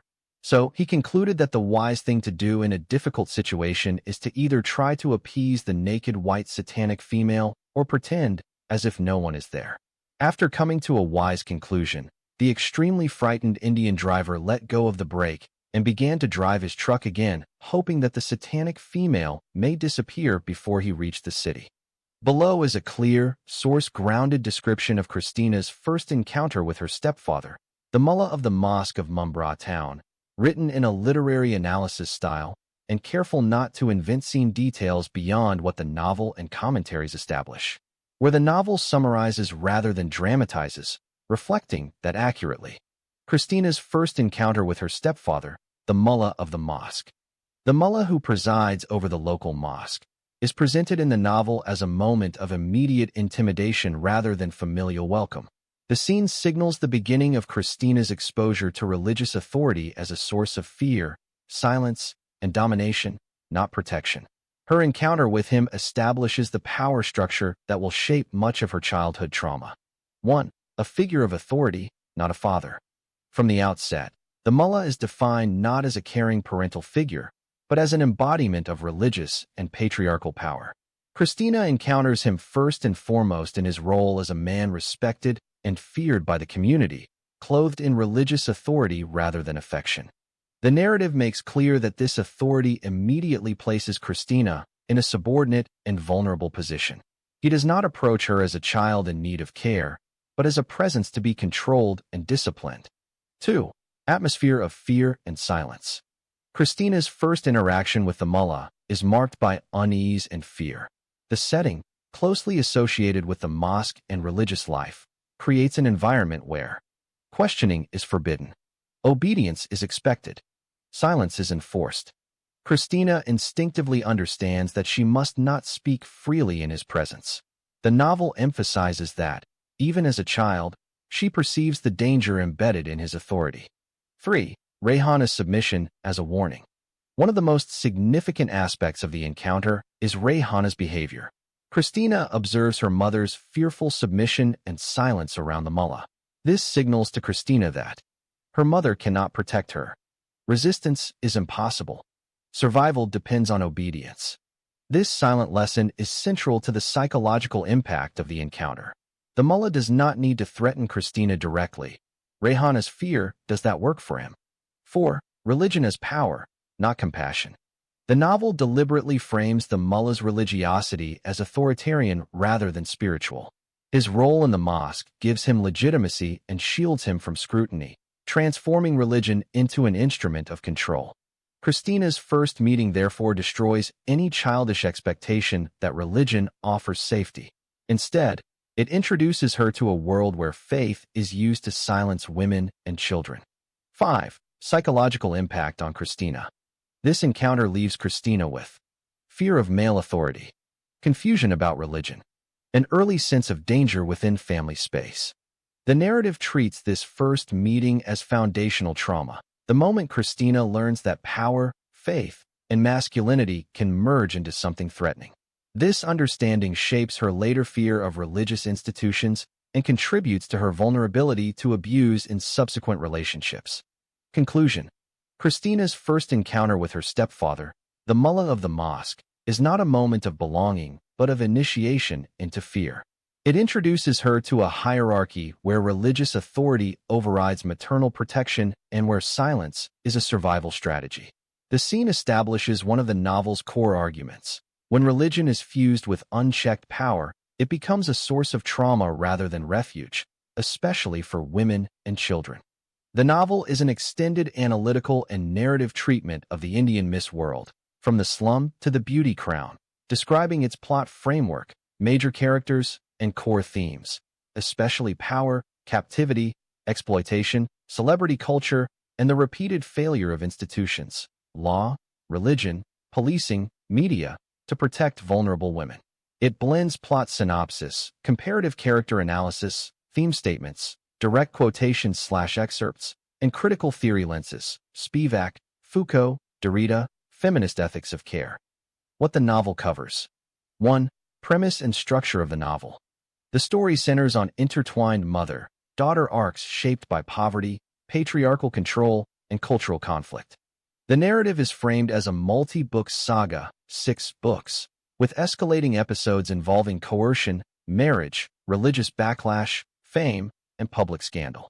A recurring idea is that glamour and respectability often disguise captivity rather than end it. 2. Aphrodite Khan's arc. Miss World backlash containment. Aphrodite's beauty title victory triggers intense backlash, especially from conservative religious communities. Her fame becomes a trap. Threats, moral scrutiny, isolation, and identity crisis replace freedom. The text repeatedly emphasizes that her public visibility does not translate into safety or autonomy. 3. Ifrit Khan's captivity under two men, comparative analysis. A major portion compares two controlling figures. Sheikh Ahmed, power rooted in religious/legal legitimacy, institutionalized domination through marriage and law. Mahmud Khan, power rooted in secrecy, coercion, and bureaucratic disguise, manufacturing legitimacy later via secret marriage, surveillance, dependency. The move from a farmhouse to a Bandra apartment is analyzed as tighter isolation and surveillance, concealment in plain sight, preparation for coercive marriage, administrative control over novelation and mobility, a shift from overt force to psychological imprisonment. 4. Bollywood and celebrity culture as modern captivity. The novel argues that Mahmud introduces Ifrit into Bollywood not as liberation, but as strategy, to launder abuse into plausibility, to bind her through professional dependency, to weaken her credibility as a victim, to commodify her publicly rather than privately, to disguise domination as mentorship/opportunity. Key thematic claim: celebrity becomes a sophisticated form of confinement. 5. Rani Krishna as a protector figure and limits of protection. Rani Krishna is presented as a powerful but limited rescuer. She repeatedly posts bail to keep Aphrodite out of jail. She encourages police reporting, uses lawyers, influence, and advocacy. However, the broader system still defeats justice. Cases collapse, evidence fails, powerful men evade accountability. The novel includes comparisons. Rani versus Indian police, private financial rescue versus procedural public order protection. Rani versus CIA, individual intervention versus cross-border institutional reach. 6. Long excerpts/explicit scenes. Later sections include extensive excerpts describing blackmail involving videotaped abuse, Mahmud's fear of exposure, media broadcasting the abuse footage leading to his suicide, a long bank scene involving inheritance and contested accounts, Abu Dhabi International Bank. 7. Critical theory framework. The text explicitly links failed evidentiary justice in the novel to Spivak, subaltern speech not recognized by institutions. Foucault, evidence and truth shaped/contained by power regimes. Derrida, law functioning while justice is endlessly deferred. It also frames Rani's sheltering/adoption of Aphrodite through feminist ethics of care as a non-carceral alternative to institutional failure. 8. Later narrative drafting. Toward the end, the novel shifts into newly written narrative scenes, e.g., a staged media panel confrontation with highlighted key lines, suggesting material for a manuscript chapter. One-sentence essence. The novel portrays the Indian Miss World as a critique of how institutions and celebrity culture repeatedly convert rescue, fame, and law into new forms of captivity, while genuine survival emerges mainly through imperfect, relational care rather than justice. Here are bullet key takeaways from the novel The Indian Miss World. Core premise: a sweeping mother-daughter saga where poverty, gendered power, and cultural conflict drive the plot more than romance or success. Fame as a trap. The Miss World functions less as liberation and more as a catalyst for backlash, isolation, and intensified control. Captivity as the central conflict. The narrative repeatedly frames women's lives through coercion, abduction, forced/secret marriage, surveillance, and dependency. Two models of domination. Sheikh Ahmed, overt, institution-backed control, religion plus law legitimize abuse. Mahmud Khan, covert, modern control, secrecy plus bureaucracy plus psychological manipulation. Respectability disguises imprisonment. Moves like farmhouse city apartment are portrayed as upgrades that actually tighten control and reduce escape. Marriage as a mechanism of power. Sheikh Ahmed uses marriage to capture, legalizes ownership. Mahmud Khan uses marriage to cover, retroactively manufactures legitimacy. Celebrity culture as modern confinement. Bollywood/visibility is depicted as camouflage that launders coercion into plausibility and makes the victim harder to believe. Dependency replaces chains. Mahmood shifts control from physical imprisonment to economic/professional dependency and reputational threat. Institutions fail the vulnerable. Law, police, courts, religion, and media repeatedly do not deliver justice. They often reinforce domination or punish survivors. Protection is fragmented and imperfect. Survival comes through protector figures, Rani Krishna, police protective custody, CIA interventions, but each has hard limits. Rani Krishna's role: a private rescuer who can buy time and safety, bail, lawyers, shelter, but cannot force structural justice to hold. Evidence is not equal to justice. Even when proof exists, it circulates as leverage/blackmail rather than becoming legal accountability. Theory lens: the document connects this failed evidentiary justice to Spivak, subaltern recognition; Foucault, power/knowledge; Derrida, justice deferred. Key thematic thesis: rescue without autonomy simply reinvents captivity. Systems often save women while keeping control intact. Plot: multi-book saga/episodic structure. The story unfolds across 6 books, tracking intertwined mother-daughter lives shaped by poverty, cultural conflict, and escalating crises. Inciting shift: a beauty title victory, Miss World, triggers backlash and danger rather than freedom, turning public success into private turmoil. Key arcs: Aphrodite Khan, triumph, social/religious backlash, isolation, surveillance, and crisis of identity. Ifat Khan, captivity, relocation, and coercion, forced/secret marriage dynamics, public career, used as cover. Major plot engines: captivity, coercive marriage, threats, blackmail, public scandal, and repeated rescues that only partially protect. Protector thread: Rani Krishna repeatedly intervenes, bail, legal pressure, shelter, enabling survival even as institutional outcomes collapse. Power dynamics: 2 models of domination. Sheikh Ahmed, overt, institution-backed power, religion plus law legitimize control. Mahmood Khan, covert, modern power, secrecy plus bureaucracy plus psychological manipulation. Space as control: farmhouse Bandra apartment is framed as a shift from obvious isolation to respectable concealment with tighter surveillance. Marriage as mechanism: Ahmed uses marriage to capture, legalized custody/ownership. Mahmood uses marriage to cover retroactive legitimacy, silencing, and liability management. Celebrity as confinement: Bollywood/public visibility is portrayed as camouflage, laundering coercion into plausibility and weakening the victim's credibility. Dependency replaces chains. Control is sustained via career access, reputation management, and economic reliance rather than constant overt force. Evidence as leverage, not justice.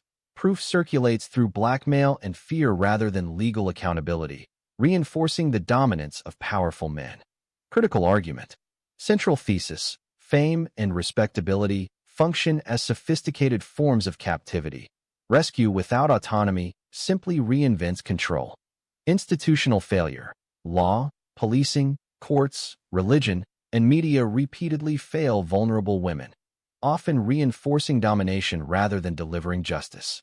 Private care versus public systems. Rani Krishna's interventions show that individual protection can buy time and safety, but cannot reliably produce institutional justice. Theory lens: evidentiary justice. Spivak, subaltern testimony/evidence exists but is not recognized as actionable within power-aligned institutions. Foucault, truth is produced/managed by power. Evidence is redirected into controllable channels, scandal/blackmail, instead of court. Derrida, law proceeds while justice is deferred. Closure arrives via breakdowns, e.g., disgrace/suicide, rather than adjudication. Ethics of care as alternative. The narrative positions relational care, shelter/adoption/guardianship, as a non-carceral countermodel where institutions abandon survivors. Below is a focused comparison drawn only from what is explicitly discussed in the novel. concentrating on the nature, source, and consequences of the conflicts each woman faces with her husband's family in India, rather than inventing scenes or motives. Christina in Bombay, conflict driven by religious condemnation and marital abandonment. Christina's difficulties with her husband Bruno and his family in Bombay are rooted primarily in religious interpretation and moral judgment rather than everyday domestic conflict. Source of conflict. Christina's mental and emotional collapse is interpreted by Bruno, church leaders, and family members as spiritual failure or even demonic possession, rather than illness or trauma. This places her under religious condemnation instead of care. Role of the husband. Bruno's defining trait is absence. He does not actively defend Christina, challenge his family, or intervene when she is stigmatized. His alignment with religious authorities effectively isolates her. Family dynamic. Bruno's family reinforces institutional judgment, religious and social, rather than offering emotional or marital solidarity. Christina is treated as a spiritual liability. Impact on Christina. The consequences are severe and internalized. Isolation, despair, suicidality, and near total emotional abandonment. Her suffering is intensified by the combination of marital silence and religious blame. In short, Christina's problem is not negotiation within a household, but erasure within a moral system that defines her as defective and unworthy of support. Fiona and Natasha in India, conflict rooted in domestic control and cultural expectations. By contrast, Fiona and Natasha face problems with their in-laws that are social and domestic, not theological. Source of conflict. Their difficulties arise from patriarchal expectations, intrusive in-laws, and rigid cultural norms about obedience, gender roles, and family hierarchy. Role of husbands. Unlike Bruno, their husbands are present, but ineffective or compromised. The tension lies in divided loyalties between wife and parents rather than outright abandonment. Family dynamic. The in-laws exert daily control, criticism, surveillance, and pressure to conform. The conflict is lived out in domestic space rather than courts, churches, or institutions. Impact on Fiona and Natasha. Their suffering is real but bounded. They experience frustration, emotional strain, and loss of autonomy, but not existential condemnation or total isolation. Their predicament reflects the struggles of negotiating identity, respect, and autonomy within extended family structures common in traditional households. Key contrast. Aspect. Christina, Fiona, and Natasha. Nature of conflict. Religious and moral condemnation. Domestic and cultural control. Husband's role. Silent, aligned with condemners. Present but weak or conflicted. In-laws' power. Institutional, moral, absolute. Social, practical, negotiable. Consequences. Psychological collapse, suicidality. Emotional strain, constrained agency. Overall comparison. Christina's suffering in Bombay is existential and institutional. She is judged, abandoned, and defined as morally tainted. Fiona and Natasha's struggles are relational and domestic, painful but negotiated within family life. The tale makes clear that Christina's tragedy stems from systems, religion, marriage, authority, while Fiona and Natasha are trapped in structures, family, culture, hierarchy, that still leave some room for resistance or endurance. Here is a concise summary of the key differences in husband roles, grounded in the novel and related commentary material. Key differences in husband roles. Bruno, Christina's husband in Bombay. Absent and passive. Bruno does not intervene or advocate for Christina during her mental and emotional crisis. His defining trait is silence.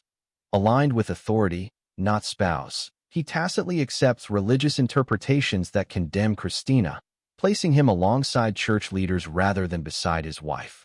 Failure of protection. When Christina reaches suicidality, it is someone else, not Bruno, who rescues her, underscoring his abdication of marital responsibility. Husbands of Fiona and Natasha. Present but conflicted, their husbands remain involved in daily life and marriage but are weakened by loyalty to parents and tradition. Caught between roles, they struggle to balance spousal duty with obedience to family, rather than rejecting their wives outright. Limited authority, not total abandonment. While they fail to fully protect Fiona and Natasha from in-law pressure, they do not erase or morally condemn them. In one sentence, Bruno represents marital abandonment through moral and religious alignment against his wife, whereas Fiona's and Natasha's husbands represent weakness and hesitation within patriarchal family systems, not total withdrawal. Below is a theme-based comparison of husband roles through the lens of loyalty, strictly grounded in the novel and related authorized commentary. Husband roles and the theme of loyalty. Bruno, Christina's husband loyalty to institutions over spouse. Bruno's role embodies misdirected loyalty. His allegiance lies with religious authority and moral systems, not with Christina as his wife. When Christina experiences emotional and psychological collapse, Bruno does not defend her or question the interpretations imposed on her. Instead, his silence and passivity align him with church leaders who frame her suffering as spiritual failure. This represents a betrayal of marital loyalty. Loyalty is redirected upward, to doctrine, community judgment, and institutional order, rather than inward toward care and protection of one's spouse. Key point: Bruno is loyal to belief systems, not to his wife. Husbands of Fiona and Natasha, divided loyalty. In contrast, the husbands of Fiona and Natasha demonstrate conflicted loyalty, not abandonment. They remain emotionally and physically present in their marriages, but are torn between commitment to their wives and obligation to their families. Their failure is not moral condemnation, but indecision. They cannot fully oppose parental authority or cultural expectations. Loyalty here is split rather than withdrawn. These husbands still acknowledge their wives as legitimate partners, but their loyalty is diluted by social conditioning and fear of family rupture. The tension of the marriages arises not from rejection, but from unresolved hierarchy within the family structure. Key point: Fiona's and Natasha's husbands are loyal to both sides, and therefore fully loyal to neither. Core contrast in terms of loyalty. Aspect: Bruno, Fiona, and Natasha's husbands. Direction of loyalty: toward religion and authority. Split between wife and family. Loyalty to wife. Effectively withdrawn. Partial but compromised. Moral stance: accepts condemnation of wife. Avoids taking a firm stand.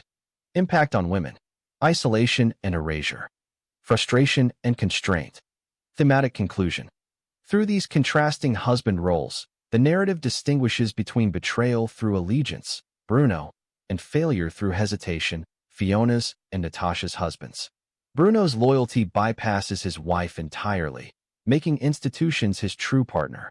The other husbands remain emotionally tethered but structurally weak, illustrating how divided loyalty can still harm, though not annihilate, marital bonds. Based on a careful review of, here is what can and cannot be stated with certainty about Natasha, her marital resolution, and her church's response, deliberately limiting this to what is explicitly supported by the text. How Natasha solves her marital problems. The novel does state that Natasha resolves her marital crisis through a civil, legal, divorce. This is presented as a practical and secular solution to an otherwise unresolved and oppressive marital situation. Natasha uses civil law, not religious mediation, to end the marriage. Her choice reflects personal agency and a modern legal route rather than submission to family or ecclesiastical pressure. Beyond the fact of the civil divorce itself, the story does not provide procedural details, timelines, or negotiations surrounding how the divorce was obtained. Any such specifics would be speculative and are therefore avoided. How her church treats her civil divorce. On this point, the source material is limited and cautious. The novel does not provide a detailed description of how Natasha's church formally processes or adjudicates her civil divorce. It does not specify church discipline, excommunication, formal condemnation, or reinstatement. There is no quoted doctrine, judgment, or church ruling cited in the text regarding Natasha's status after divorce. What is thematically clear, without procedural detail, is that the narrative contrasts civil resolution with religious rigidity elsewhere in the book, suggesting tension between secular law and church authority. However, the novel does not explicitly document the church's actions or verdict in Natasha's specific case. What can be safely concluded? Aspect: what the text explicitly supports. Resolution of marriage. Natasha obtains a civil divorce. Method: legal/secular, not religious. Church's formal response: not explicitly described. Doctrinal position: not quoted or summarized. Below is a clear, comparative literary analysis of the mullah, Christina's stepfather, and later male authority figures in Book 3 and Book 4, namely, The Indian Miss World and Christina and the Complete Jew. The comparison shows how the two books deliberately present these men as variations of the same authoritarian pattern, escalating in power but consistent in method, staying within what is supported by the novel and avoid inventing scene-specific details. The mullah compared with later male authority figures. Christina's stepfather, the mullah of the Mosque of Mumbra town, is not the first male authority figure she encounters. His role establishes a template that the novel repeats and enlarges through other men, religious leaders, powerful husbands, cultural elites, and legal institutions. Each figure differs in scale, but not in essence. 1. The mullah, stepfather authority through religion and fear. The mullah represents local religious power. His authority is personal, immediate, and unquestionable within the household and community. He is encountered not as a caregiver, but as a feared religious figure. He rules through silence, intimidation, and Rehana's submission, teaching Christina that obedience is survival. Religion is presented as command and control, not compassion. Function in the narrative. The mullah introduces Christina to the idea that male authority sanctified by religion is dangerous. 2. Sheikh Ahmed/old Arab husband, authority through law and ownership. Christina encounters male authority on an international and legal scale in the figure of her Saudi husband. Whereas the mullah commands a home and mosque, the sheikh commands wealth, borders, and religious law. Control moves from intimidation to total legal ownership of a woman's body and movement. Religion now operates not just socially, but institutionally, backed by law and state power. Comparison with the mullah. Mullah rules through fear and community pressure. Sheikh rules through law, money, and international immunity. Escalation, the same logic, magnified. 3. Mahmood Khan, film director authority through culture and celebrity. Mahmood Khan represents another evolution, cultural power. He does not rely openly on religion. Instead, he uses celebrity, influence, and secrecy to dominate. Christina learns that even outside religious spaces, male authority still exploits vulnerability. Comparison with the mullah. Mullah overt religious authority. Mahmood secular authority with the same exploitative outcome. Lesson for Christina. Escape from religion does not equal safety. 4. Bruno, Christian husband authority through moral judgment. Bruno is critical because he appears, at first, different. He belongs to Christianity, not Islam. He claims moral and religious righteousness. Yet his response to Christina's breakdown reveals continuity, not change. He accepts interpretations that frame Christina's suffering as moral or spiritual failure.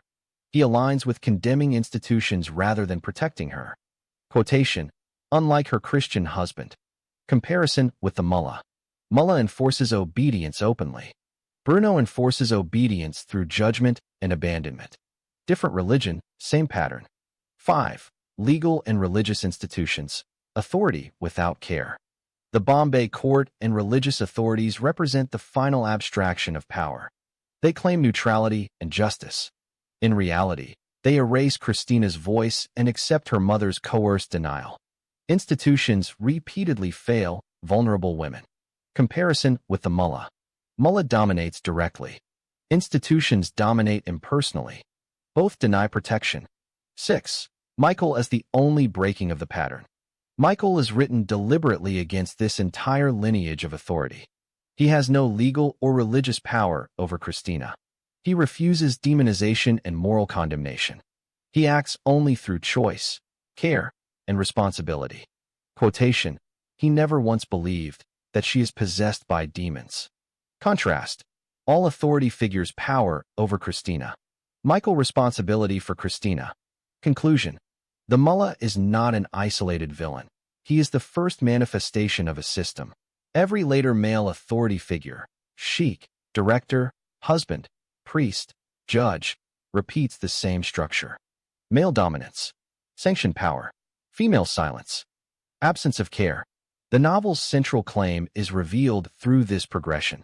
Changing the face of authority does not change its cruelty, unless authority itself is replaced by conscience. Only Michael escapes the inherited pattern that begins with the mullah. Below is a side-by-side comparison table that adds short, text-grounded quotations for each major male authority figure, showing how the novel deliberately repeats the same pattern of power introduced by the mullah, stepfather, and expanded through other men. All quotations are drawn from the novel or its authorized commentaries and are kept short and exam-appropriate. Male authority figures compared with short quotations. Authority figure. Nature of authority. Short quotation. What the quotation reveals. The mullah, stepfather. Local religious authority, mosque, household. Life is a harsh reality for the majority of people in India. The mullah is situated in a world of fear and deprivation where religion operates as control, not protection. Christina's first lesson is silence and obedience. Sheikh Fouiz/old Arab husband. Religious law backed by wealth and state power. The Indian child bride and the old Arab husband. Title framing. Authority escalates from fear to ownership. Religion becomes legal domination over a woman's body and movement. Mahmood Khan, film director. Cultural power, celebrity, secrecy. The abducted girl in another castle of terror. Even outside religion, male authority reproduces captivity and exploitation through cultural influence. Bruno, Christian husband. Moral and religious judgment. Unlike her Christian husband, the Indian Miss World, Bruno is grouped with condemning believers. Different faith, same logic. Judgment replaces care. Religious leaders, church. Doctrinal authority. He never once believed that she is possessed by demons. By contrast, church authorities accept demonization. Religion again explains trauma as moral failure. The Bombay Court. Legal/institutional authority. Institutions repeatedly fail vulnerable women. Law demands testimony but offers no safety. Christina's identity is erased rather than protected. Michael, contrast figure. Moral authority through care. When she lost all hopes in life and became suicidal, it was Michael who rescued her. Michael alone breaks the pattern. No dominance, no judgment. Only responsibility and protection. Key comparative insight for exams. From the mullah to the court, authority in the novel consistently controls, judges, or abandons Christina. Only Michael rejects this model, responding with understanding, rescue, and sustained care. Below is a final, synthesis paragraph that explicitly links the recurring pattern of male authority to Christina's psychological breakdown, drawing directly on the novel's framing and the authorized commentaries. It is written to function as a concluding paragraph for an exam answer or essay section and is grounded in the cited sources. Final link. Authority pattern Christina's breakdown. Across the novel, Christina's psychological breakdown is shown to be the cumulative consequence of repeated encounters with male authority that dominates, judges, or abandons her rather than protects her. Beginning with the mullah, religion is introduced as fear and silence, with later figures, powerful husbands, cultural elites, church leaders, and courts. This authority expands in scale, but remains constant in effect. Each system claims legitimacy while repeatedly failing vulnerable women, leaving Christina unheard and unsafe. By the time she stands in the Bombay court, the pattern reaches its cruelest form. Authority compels her mother's denial, erases Christina's identity, and offers procedure instead of care. Stripped of familial, religious, and legal protection, Christina lost all hopes in life and became suicidal. Her breakdown is therefore not sudden or inexplicable. It is the predictable result of a lifetime spent under institutions that exercise power without responsibility. The novel makes its moral position clear by contrast. Only when Michael rejects authority itself, refusing demonization, judgment, and abandonment, does recovery become possible. Christina breaks not because she is weak, but because authority, in every form she encounters it, repeatedly fails to see her as fully human. Christina's bitter experiences in her visit to her Muslim mother in Mumbai town. Christina's heart began to beat fast and loud as she neared the house of her mother. She can tell she is closer as the footsteps of her guides quickened in unison. She did not see her Muslim mother since she got separated from her as a female child of 7. She is not expecting her mother to recognize her after so many years. All she is longing for is to hug and kiss her mother. She has very few memories of her mother that are still stored in her subconscious mind. It was she who took her to that hellish country of the Arabs, which is called the Kingdom of Saudi Arabia. It was she who had abandoned her to the whims and evil sexual fancies of the pervert Saudi old man Sheikh Faiz bin Ahmed. It was only when she found out through the American female judge during the beauty pageant in London that her mother had been falsely accused of all her crimes of polyandry and theft, and then did her mindset change to allow her to see the truth. Her mother was just as much a victim as she was. When she finally came to learn of her mother's sacrifice of her lover and husband Jamal Khan for her only daughter Ifat Khan, she, at last, understood the kind of noble heart beating in her mother's chest. Christina was surprised when she saw the house the boy pointed out. He announced the place where Begum Rehanaji lives with her husband, the mullah, and the imam of the mosque Sheikh Uldin Khan. It is not like the other small huts. It is a big house built out of concrete, cement, and bricks. It is a 3-story building, but looks like a skyscraper among those small thousands of huts. It is a combination of 3 houses joined together to house the 3 rival wives of the great imam. It has beautiful outside stairs that lead to each house. The 3rd wife is on the lower floor, the 2nd wife is on the middle floor, and the 1st wife is on the top floor. It has 3 outside doors, and the boy helpfully pointed out the door to the home of Begum Rehanaji, which opens directly on the street. When Christina asked him about the other 2 doors, he said to her they are the doors of the other 2 wives of the Mullah Sheikh Uldin Khan. She wondered as to why her mother would agree to marry a man who is already having other 2 wives. She thought that she might have agreed to marry him because of his religious status or because she was a divorcee with 3 children. Christina has become worried about the reaction of her stepfather when he sees her in her Western dress. Because he is a religious leader, she expected that he may not approve of her tight jeans and sleeveless blouse. He may ask her to put on an Islamic niqab, as all the women have on. She thought that her mother may not like her dress too.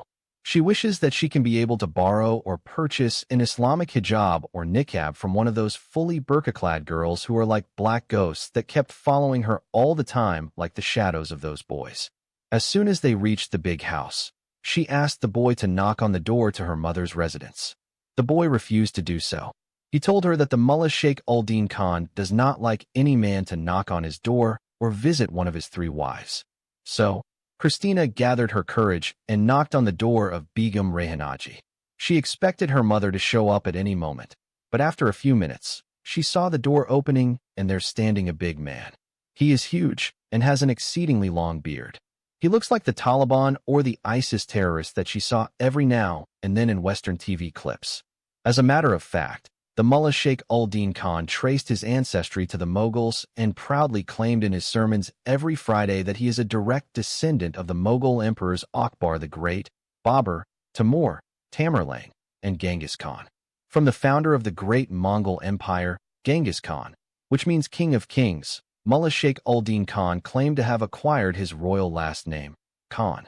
If it weren't for the accursed British colonists who abolished the Mughal Empire in India, repeatedly claimed the Mullah Sheikh Uldin Khan, I would have been a Mughal emperor today, and I would have ruled India from Kanyakumari in the south to Kashmir in the north, and from Calcutta in the east to Mumbai in the west. The mullah's face is devoid of any friendly look. He looks rather serious and angry. He is carrying his prayer rosary in his left hand and a big stick in his right hand. He screened Christina from head to toe before he asked her in Urdu in a harsh voice, "What do you want?" His harsh voice and the fierce in his eyes tempted Christina to run for her life. But somehow, she stood her ground and answered his question. "I have come to meet Begum Rehanaji Sheikh Uldin Khan. Who are you and what is your name?" "My name is Christina Fernandez." "Are you a social worker?" Religious leaders, politicians, and police officers in India scare of social workers more than they scare of Satan and all his demons. "I am not." "What do you want from my woman, Rehana?" "I am her daughter, and I have come to see my mother." "What did you say?" shouted the imam in astonishment. "I am Rehana's daughter. My wife never had a daughter in all her life. Maybe she did not tell you about me, but I am the daughter of her first husband. That couldn't possibly happen. Your name is Christina Fernandez, and you look like a Christian woman, and my wife is a Muslim. I was a Muslim too, but a little over a year ago, I converted to Christianity. The Mullah Sheikh Al-Din Khan felt as if the wife of the devil or his demonic daughter has appeared to him in the form of a female creature and is about to tempt him to eat from the forbidden tree. Therefore, he decided first to ask Allah's protection from Satan before he must carry on a stand-up fight with him. Auzubil Allah mina al-shaitan al-rajim. I seek refuge in Allah from the accursed devil. May the curses of Allah and his angels and all people be upon you. Go away from in front of my house, you dirty Nazrania, unclean Christian woman. Go from here, Najisa and Kafra, a defiled infidel woman. I don't want to see your accursed face again. Then the Mullah Khan slammed the door of his house in his stepdaughter's face. Christina did not like his words, nor his reaction too. She decided to challenge him and force him to call her mother to meet her. So, she has knocked on the door even harder than before, agitating the man, her stepfather. The Mullah Sheikh Al-Din Khan reopened his door, and when he found Christina still standing there, he yelled at her face. I have told you to go away. I don't want to see you again standing in front of my house. I haven't come to see you. I have come to meet my mother. I have the right to see my mother, and my mother has the right to meet me. You have lost the right to meet any Muslim person. You have left Islam and become an apostate girl. I am telling you for the last time, go away from here. I don't want to see you in this Muslim town again. I am going from here directly to the police. I am going to complain that you have locked my mother inside your house, and you haven't allowed her to meet her own daughter. The Mullah Sheikh Al-Din Khan ignored the threats of his unwanted female visitor. He looked at the Muslim boys who were standing and forming a half-circle around Christina and said to them angrily, Is this the way you would like your imam to be insulted and challenged by the dirty woman who is a filthy murtada girl, kafira, and street randy, a female apostate, infidel, and street hooker, and all of you are standing and listening without doing anything? Shame on you coward boys. I will ask the exalted Allah and his holy prophet Muhammad to curse and punish you all if you don't beat and kick away this filthy infidel woman who dared to insult your blessed imam. The words of the angry mullah became like a fatwa, a religious divinely inspired decree usually issued to instigate violence against an enemy, which suddenly changed the attitudes of the young boys towards Christina. Before that fatwa, they are lusting after her semi-nude body and beauty, but after they heard the words of their religious leader, they felt they have been given a divine license to carry out their heart's contents on the so-called street hooker. They understood from her conversation with their mullah that she was a Muslim before, and she had forsaken Islam and became a Christian girl. They also understood that she fooled them and made them believe that she does not know their Urdu language. But her conversation with their religious leader revealed that she is speaking perfect Urdu, and that proved she was born and brought up as a Muslim girl, but forsook Islam and became an infidel dog and street slut. Consequently, their lusts are mingled with religious frenzy. They became so enraged as if they had been suddenly possessed by demons of lust which blinded them and turned them into ferocious animals. All of a sudden, the furious Muslim boys attacked the defenseless girl, like a pack of male dogs that have a female dog being cornered with no means of escape. Their unexpected action made the American girl Christina believe as if those boys are suddenly got possessed by demons of rage and lust. One of them jumped over her, grabbed her sleeveless shirt, and tore it into two halves. Another boy joined him and began to pull down her jeans. They are like two hungry wolves tearing the flesh of helpless prey. Yet, another boy caught hold of her bra and snatched it from her. Her big breasts popped out immediately. When her shoulders, chest, breasts, stomach, and belly button have become fully exposed, the boys became like hungry wild beasts that saw fresh meat uncovered before them. When Christina overcame the shock, she discovered the upper part of her body was fully exposed.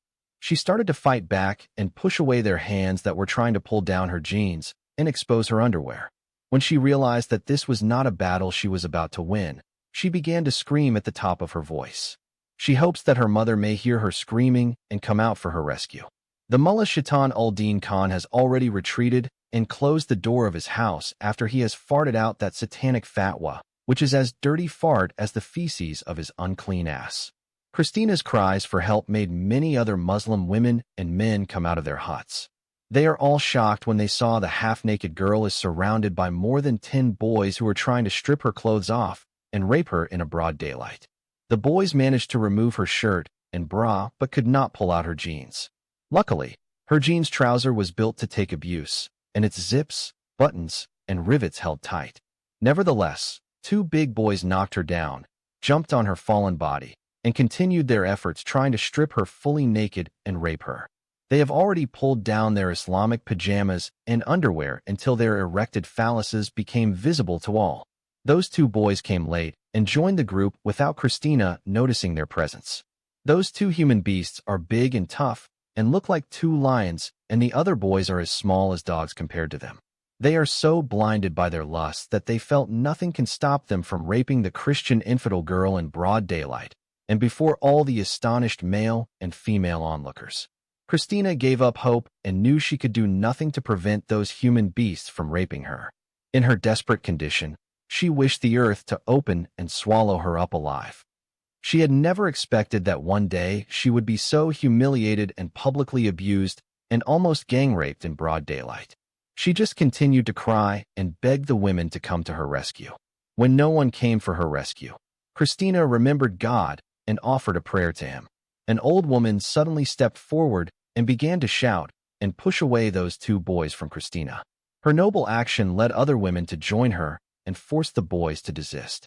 However, some wicked young Muslim women requested the 2 boys to carry the apostate whore somewhere else and rape her to death in the jungle. In the meantime, the same old woman removed her black burqa, handed it over to Christina, and told her to stand up and wrap it around her exposed chest and breasts. Christina forced her dormant body and stood on her feet. Then she donned the burqa and covered her entire body. She is shaking like a reed, and her entire body is aching, bleeding, and sweating. She is still crying so loudly that her screams drew many stray dogs and made them bark and howl. The kind old woman held her body until she felt she can stand by herself. Then she told her to leave the Muslim town and go from where she came and requested her never to come back again. After her rescue, Christina decided to go to the police station and lodged a complaint against her evil stepfather who instigated the boys into a mob of frenzy and has them abuse her to that extent. She determined to make her stepfather pay to the full extent of the law and spend his time behind bars.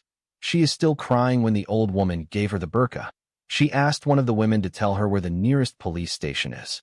None of the women is willing to take a risk and come in between their religious leader and the Nazrania prostitute. They know that their husbands for sure will hammer them to death if they learn that their wives went against the Imam Sheikh Uldin Khan and took the side of an infidel bitch. Additionally, many of the attacking boys are their own sons and brothers. Besides, the women do not want to bring scandal to their town by causing the imam of their mosque to be arrested under the charge of instigating their sons to rape an infidel intruder girl. The old woman once again advised the Nazrani girl to leave their Muslim town as soon as possible, particularly before dusk, in case the boys decided to take advantage of the darkness and try to rape her again. Christina accepted her wise advice and began to walk away. This time, no one is willing to be her guide. She turned into an alley and began to walk aimlessly without knowing where her alley was going to take her. The boys kept following the infidel Christian girl as if she is a prostitute who dared to enter their holy no-go zone, town, which is for Muslims only. Thankfully, the multitude of women and children who accompanied her prevented the boys from attacking her again until she emerged from the huts of her abusers and rapists. Christina determined to make her stepfather pay for his high-handedness in her public assault and evil crime. She knew he had no right to prevent her from seeing her mother, and certainly no right to incite the boys into a frenzy and abuse, and almost they had gang-raped her in front of his residence. She stopped the first rickshaw taxi she saw and made the driver take her to the nearest police station with all the haste possible. It took the rickshaw over an hour to go through tapered alleys and crooked lanes until it reached a police station. All the way along, Christina's badly battered body kept on moving backward and forwards, swinging sideways, jumping up and down, and her head hitting the roof of the small rickshaw. After a long, rough drive, the rickshaw stopped in front of an old place. The driver pointed her to that place which he claimed to be a police station. The place looks like a hiding place for thieves and terrorists rather than a house of the law. The rickshaw driver took his money and vanished in a minute. Christina found herself standing in a dark alley. In front of her, there is a small, decrepit building, which appeared to her like haunted by scary demons and ghosts. She hesitated before she pushed the door open and walked in. When she entered the so-called police station, she has found two policemen. One of them is already intoxicated. While talking to him, she could smell the foul odor of the local liquor of the Indian Daro permeating off his mouth. The other policeman is chewing red Indian pawn, which made him look as if he is a cannibal beast man eating raw human flesh. His mouth is so stuffed with the red leaves that it are causing him to turn his face every couple of minutes to his side and vomit the red liquid out, which looked like human blood. He looks so disgusting and repulsive to Christina. If it is not for their khaki uniforms, Christina may not believe those two repulsive humans are policemen even if they swear by placing their hands on their Quran. The intoxicated policeman introduced himself as Sergeant Mebob and said his companion is called Constable Tyre. In the third world, every man goes by his first name, and only when he prints his name, he must include his middle name and last name. The female is addressed by her male close relatives such as the wife or woman of Ahmed, or the daughter of Musa, or the sister of Hassan. Both policemen are Muslims.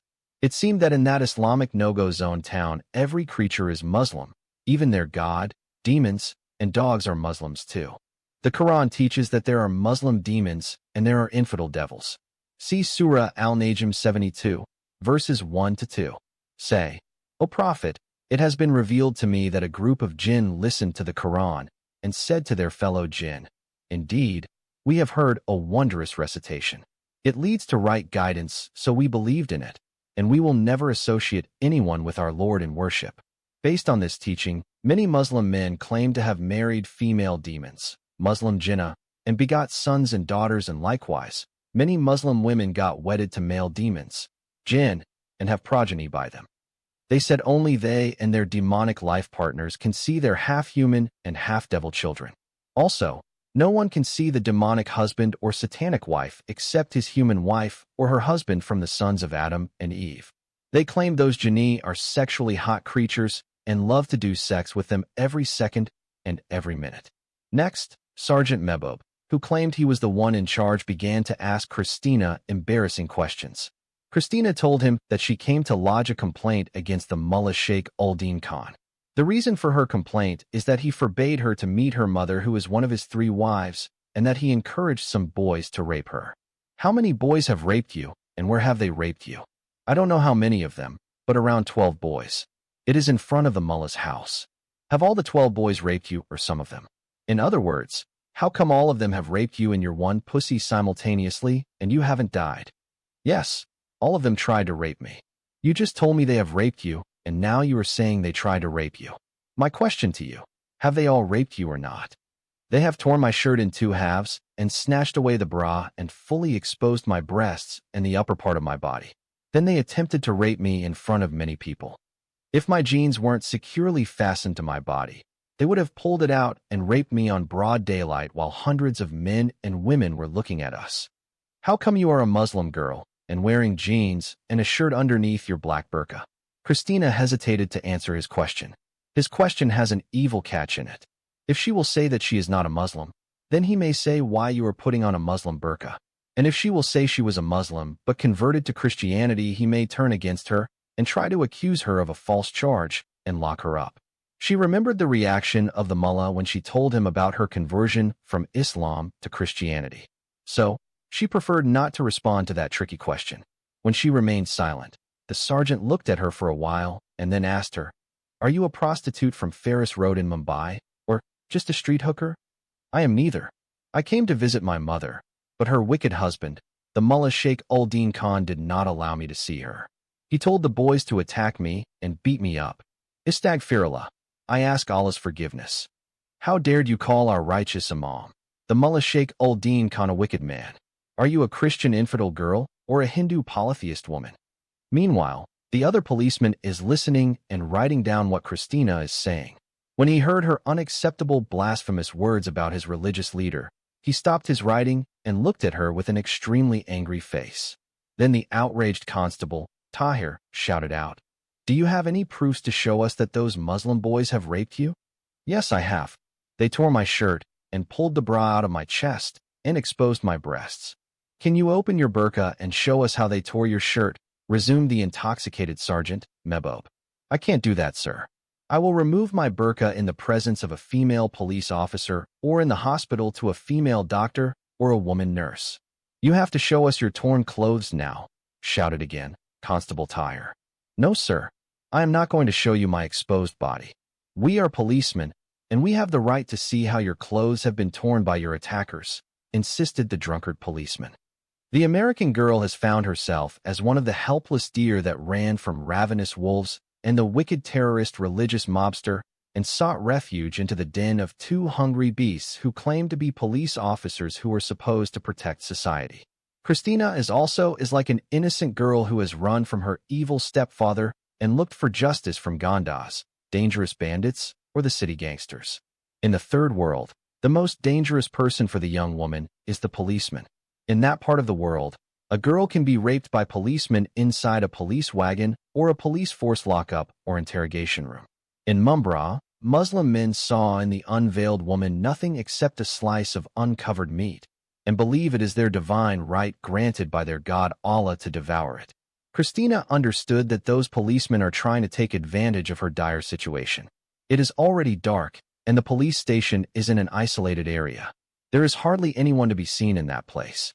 Christina stood up and tried to walk out of their small office. At that moment, the intoxicated Sergeant Mebob held her from behind and closed her mouth. The Constable Tahir pulled out her burqa and left her with her torn sleeveless shirt and jeans only. She has no bra on her breasts.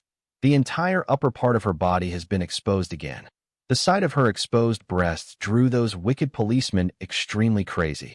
They became like ferocious animals that saw fresh meat uncovered before their red eyes. They violently twisted her hands and forced her to kneel on the floor and pulled out her jeans and her red underwear. Like wild beasts that caught hold of a defenseless stray deer, the two vile policemen began to devour Christina's body as if they have never touched a woman before. She thought that she would not survive the brutal way those two human beasts had begun brutally raping her inside their police station. In her desperate struggle to stop them from raping her, Christina remembered how her mother was raped many years before in the Sahara Desert of Saudi Arabia by two wicked Arab police officers. She felt as if it was a curse that had passed from mother to daughter. It is all because of her visit to her Muslim mother unaccompanied by a male chaperone to protect her from those human beasts. Christina could not stand the impact of that vicious assault for even a few minutes.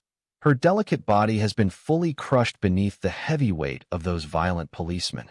She lost consciousness before they raped her. Nonetheless, her lifeless body has not hindered them from carrying out their evil act. After violently and repeatedly raping her body, the two policemen took her in their wagon, drove many miles away from Mumbra town, and threw her unconscious body in the jungle. They concluded that she is already dead and gone forever, and hence they have not seen there is a need to murder her. In that lonely jungle, they knew that no one would come there to find her body, and she was going to be consumed by wild beasts. Therefore, the two evil Muslim policemen just dumped her remains in the open without bothering themselves to bury her dead body. Then they drove back to their den of murderers and rapists, which they called the police station, chatting and cracking jokes with each other as if nothing had happened.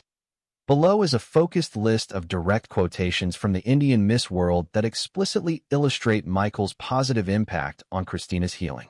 Each quote shows a different dimension of recovery, emotional, psychological, and moral, brought about by his presence and restraint. Quotes illustrating Michael's impact on Christina's healing. Emotional rescue and restoration of hope. When she lost all hopes in life and became suicidal, it was Michael who rescued her. This directly links Michael's intervention to Christina's survival and emotional stabilization, relief from despair and inner pain.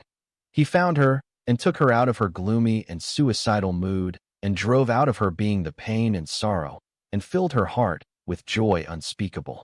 Healing is portrayed not as abstract support, but as a tangible lifting of pain. Unconditional love as therapeutic force. He also planted in her heart his unconditional and everlasting love and the divine love of the Christian God. Love is framed as restorative rather than possessive or demanding. Psychological healing through understanding trauma. He actively participated in her therapy and played an active role in investigating how her past trauma had contributed to her mental condition.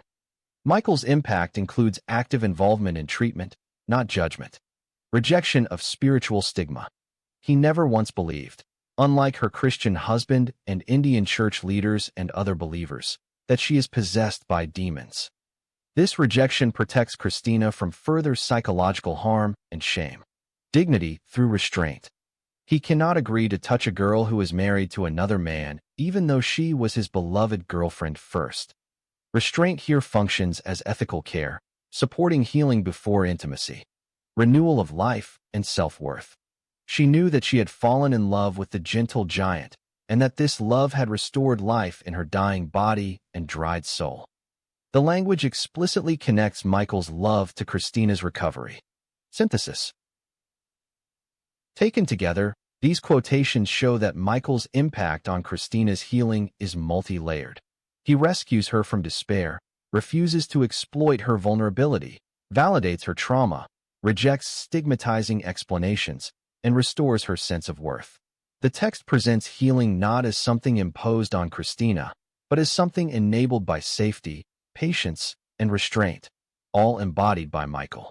Based strictly on the text across the Indian Miss World narrative, including Christina and the Complete Jew, Bruno's two sisters and parents treat Christina with hostility, suspicion, and collective harassment rather than care.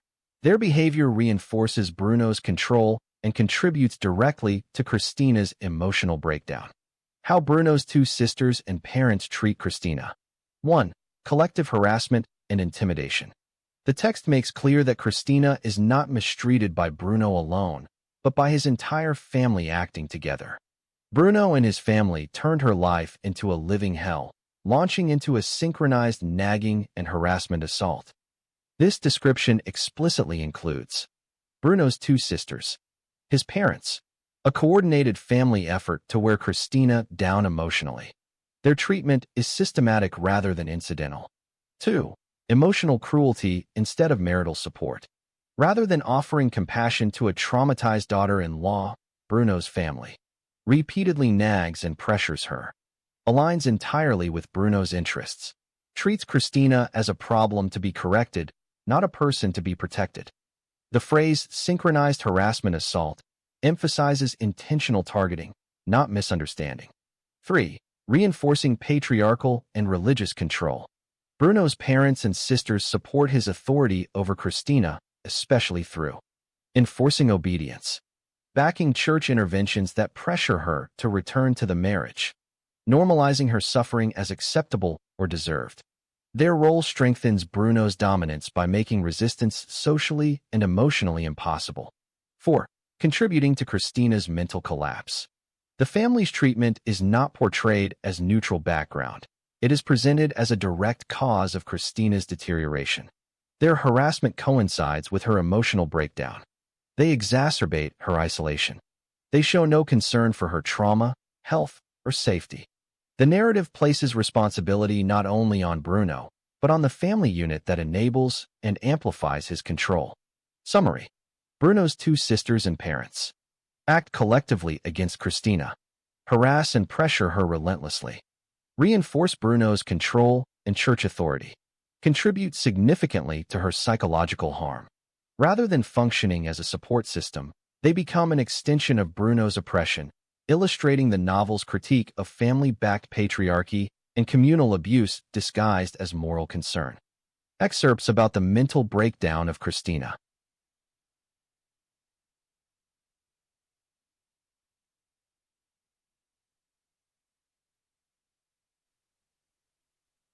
Excerpts about the mental breakdown of Christina. While Christina is struggling with her indisputable and insoluble divorce issue, she received a letter from the Mumbai Small Cases Court informing her about the scheduled date of her hearing concerning her dispute with her stepfather.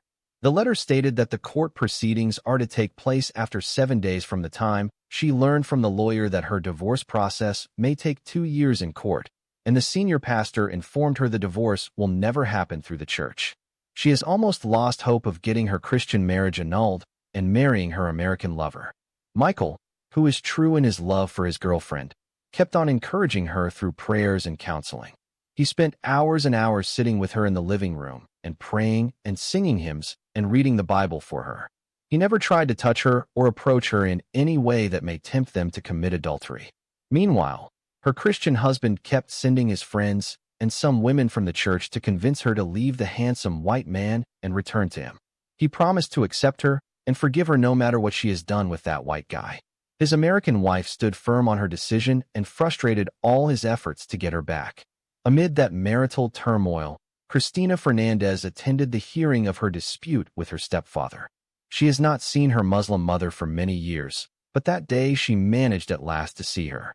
Her mother is dressed up in a black burqa and covered her entire body except for her face. In fact, when her mother walked inside the courtroom, her face was fully covered, but the judge ordered her to unveil her face before she can take the oath. Christina's tears began to fall down her cheeks when she saw her biological Muslim mother after so long. She can see dark clouds of sadness filling her mother's face. She is not anymore the young woman she saw many years ago in Saudi Arabia when she was a child of 7. Behind her gloomy face and black clothes, one can read millions of sad stories. Despite the age, she still retained her beauty and graceful look. She looks like a woman who was forced by a selfish and wicked husband to bend to his whims against her wish. Meanwhile, her mother avoided looking at her. Her daughter has become astonished and disappointed when her mother avoided eye contact with her. Christina also saw the devil incarnate. Her evil stepfather is sitting beside her mother. His face is somber and extremely angry. He looks like a ferocious beast sitting near his killed prey after he devoured half of her flesh. Besides him are seated 2 of his bodyguards who are also his devotees. Those 2 Muslim terrorists are armed, but their weapons are carefully concealed inside their Islamic pajamas. Through bribery and intimidation, they managed to smuggle their guns inside the small courtroom. Shortly after, the 3rd wife of the Mullah Sheikh ul-Din Khan placed her right hand on the Quran and took an oath in Urdu. She promised the court that she will speak the truth, the whole truth, and nothing but the truth. Today, Christina is having a great hope of being reunited with her biological mother after destiny had separated them for so long. She can still remember how much she cried when her mother was taken away by the Jeddah police officers from the house of her Saudi sponsor and what had happened to her after that. She was ill-treated by the Cobra woman, the 3rd wife of the old Arab man who brought her with her mother from India to his country. She was by then just a female child of 7-year-old. She has never seen her mother again except today. Many sad things happened to the daughter after she lost the protection of her mother. She got kidnapped, raped, and imprisoned for 10 years by the evil old Saudi man, Sheikh Faiz Satan Ahmed. She also got abducted, abused, and tortured for over a year by the despicable sadist man, the late film director, the devil incarnate Mahmood Khan. She got jailed in the Mumbai and Pune women's prisons and raped by many evil top police officers and government senior officials. She was converted against her will to Hinduism by her dominating Hindu mother Rani Krishna and forcefully got married to the selfish Hindu boy Rahul Patel. While she was in America, some Somali Muslim terrorists had brutally blown in smithereens her loving husband and in bits and pieces her beloved daughter Rehanna. Recently, she got brainwashed through false prophecies and deceived into marrying her current selfish Christian husband Bruno Fernandez, who, and his parents and his 2 bad sisters, turned her life into a living hell.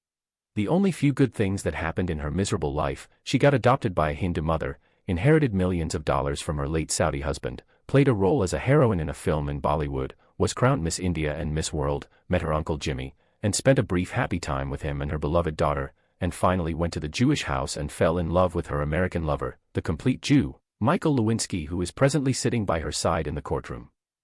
Despite her dark and sad past life, the American wife has tried hard to block those numerous and uncountable number of the ugly and a few good memories from erupting inside her troubled mind.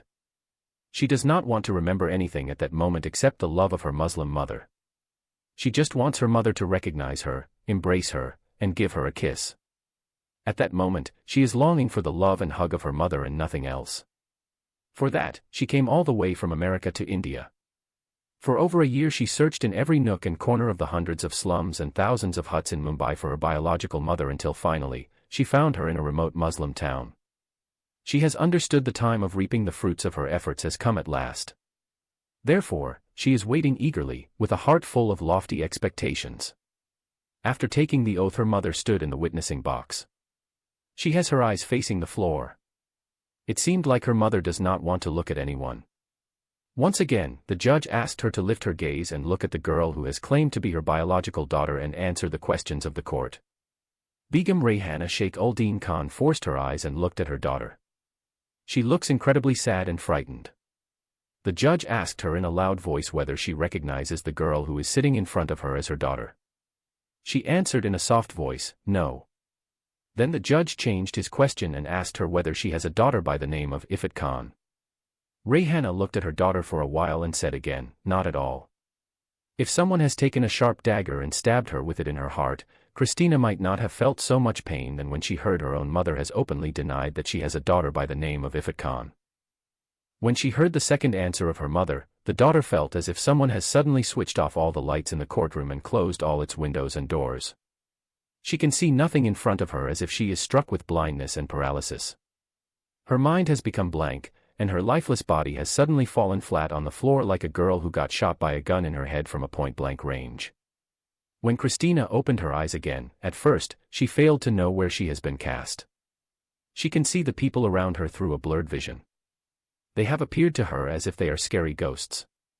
She thought that she died and descended into hell, where infidel human beings have been turned into demons and monsters due to their evil deeds. She began to panic and sweat terribly. When she tried to cry for help, her voice failed her. She has become afraid and thought those scary black creatures may attack and turn her into a ghost just like them. She closed her eyes and opened them many times, and every time she saw those scary creatures surrounding her. When they began to speak to her, she heard them speaking in a gibberish just like zombies. She cannot understand a word from what they are saying to her. After much struggling, she managed to open her mouth and shout. She started to shout and call for help. She tried to get up and run for her life. But she cannot be able to move a hand or a leg. She felt those scary creatures are restraining her. She strove to free her legs, jump off the bed, and run away from them. She discovered that those scary creatures have fastened her hands and legs with strong and long chains. As a matter of fact, the slum girl Ifat Khan, who is now known as Christina Fernandez, does not know that she has lost her mind and gone temporarily insane.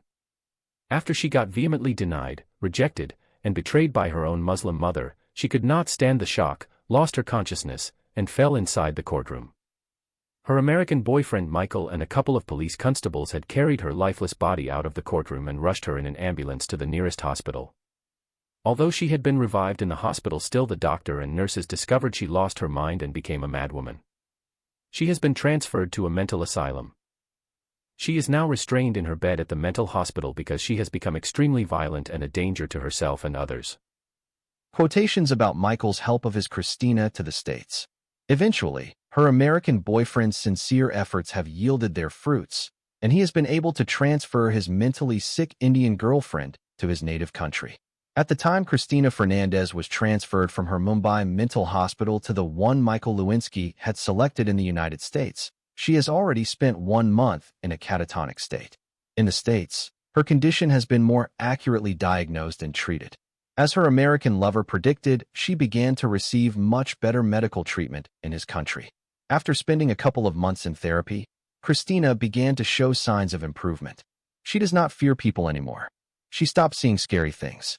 Human beings are no more look like scary ghosts, vampires, and zombies to her. Her recovery is painfully slow, but she is no longer shackled to her bed. She is still confined to a private room in a good mental hospital. The hospital staff allowed her boyfriend to visit her inside her room if she is calm. During his visits, Christina does not react to his presence, staring vacantly at him without any sign of recognizing him. After 6 months of care, the mental health care professionals declared Christina mentally sound. They cautioned that the trauma of her situation had resulted in her subconsciously blocking off large chunks of her memories, and she is not likely to regain her memory again. During the time of his Indian girlfriend's mental and psychological illness, Michael Lewinsky, through his careful search on the internet, had stumbled upon her past life and learned a great deal about her kidnap, rape, and imprisonment in Asmara, Tehran, and Mumbai. He actively participated in her therapy and played an active role in investigating how her past trauma had contributed to her mental condition. He never once believed, unlike her Christian husband and Indian church leaders and other believers, that she is possessed by demons. Neither did he believe that the act of her mother's public denial and betrayal alone would have resulted in the trauma of this degree. He remembered that when they were in the Jewish home of his grandparents, she told him that she won Miss Mumbai, Miss India, and Miss World. In addition, she informed him about her successful role in acting as a leading heroine in a Bollywood great hit movie. Moreover, he recollected that while they were sitting by the blue lake shore, she told him that she has around $95 million. He also knew that Christina is deeply in love with him, and she wanted to spend the rest of her life with him. Michael figured that a successful and high-profile girl like Christina, who has many millions of dollars, would not feel so rejected and neglected just because her mother had disowned her in court and before everybody. Her abusive Christian marital life could not be the catalyst to her breakdown either, because he noticed that she was managing her life as well as could be expected. He suspected that there is something deeper than those overt family problems. Therefore, he used her former name, Aphrodite Krishna Khan, which she used before her conversion to Hinduism and Christianity, and he began another thorough search on the internet. His search revealed startling discovery, which confirmed his doubts. First, he came across her live interview that she made in public on the Stink News channel when she was accused of being a Bollywood high-profile prostitute. Through that interview, he came to know about her first child marriage abuse by the 70-year-old Saudi man, Sheikh Faiz bin Ahmed. He learned that when she was a 7-year-old female child, on the pretension of the Islamic halal marriage of underage girls, the old man kidnapped, imprisoned, and raped her for a long 10 years. After that, she was kidnapped by the Bollywood film director, Mahmood Khan, who imprisoned her in his farmhouse and tortured and raped her through his sadistic sexual tendency for over a year. Shortly after her release from the farmhouse of her Indian captor, she was accused of the charge of character assassination or defamation of a Bollywood film director and jailed for a year in Mumbai and Pune women's prisons and got raped by many top officials. After the suicidal death of her second captor, who nailed her with that false accusation, the charge against her was dropped and she was released from prison after she completed 11 months in jail. After that, Michael learned that Christina got adopted by a Hindu mother known as Rani Krishna. At that time, began her golden period of success during which she got crowned Miss Mumbai, Miss India, and finally Miss World. During that golden period, she suddenly became an extraordinarily rich girl. Michael could not believe that her crowning of Miss World and her adoption by a Hindu mother could make her such a wealthy Indian girl who is close to $100 million. Her sudden windfall of great wealth became an inexplicable mystery for him. Michael remembered that Christina told him when they were in America that she inherited her millions of dollars and overseas properties from her wealthy father. Her story on the internet, however, did not mention that she had a wealthy father who died and left for her millions of dollars. She was a lonely girl who was forsaken by her Muslim mother when she was 7-year-old. At that time, she said, her mother was a mere maidservant in a Saudi household employ. Her lover discovered that in her public interview Aphrodite mentioned that she was born to poor Muslim parents in a slum neighborhood called Dharavi in Mumbai. After that, the American boyfriend learned his Indian girlfriend ran into trouble with the Islamic terrorists who tried to assassinate her due to the controversial remarks she said about the Prophet Muhammad and the Quran at the time of her crowning Miss World in London. Her controversial statement does not make sense to Michael.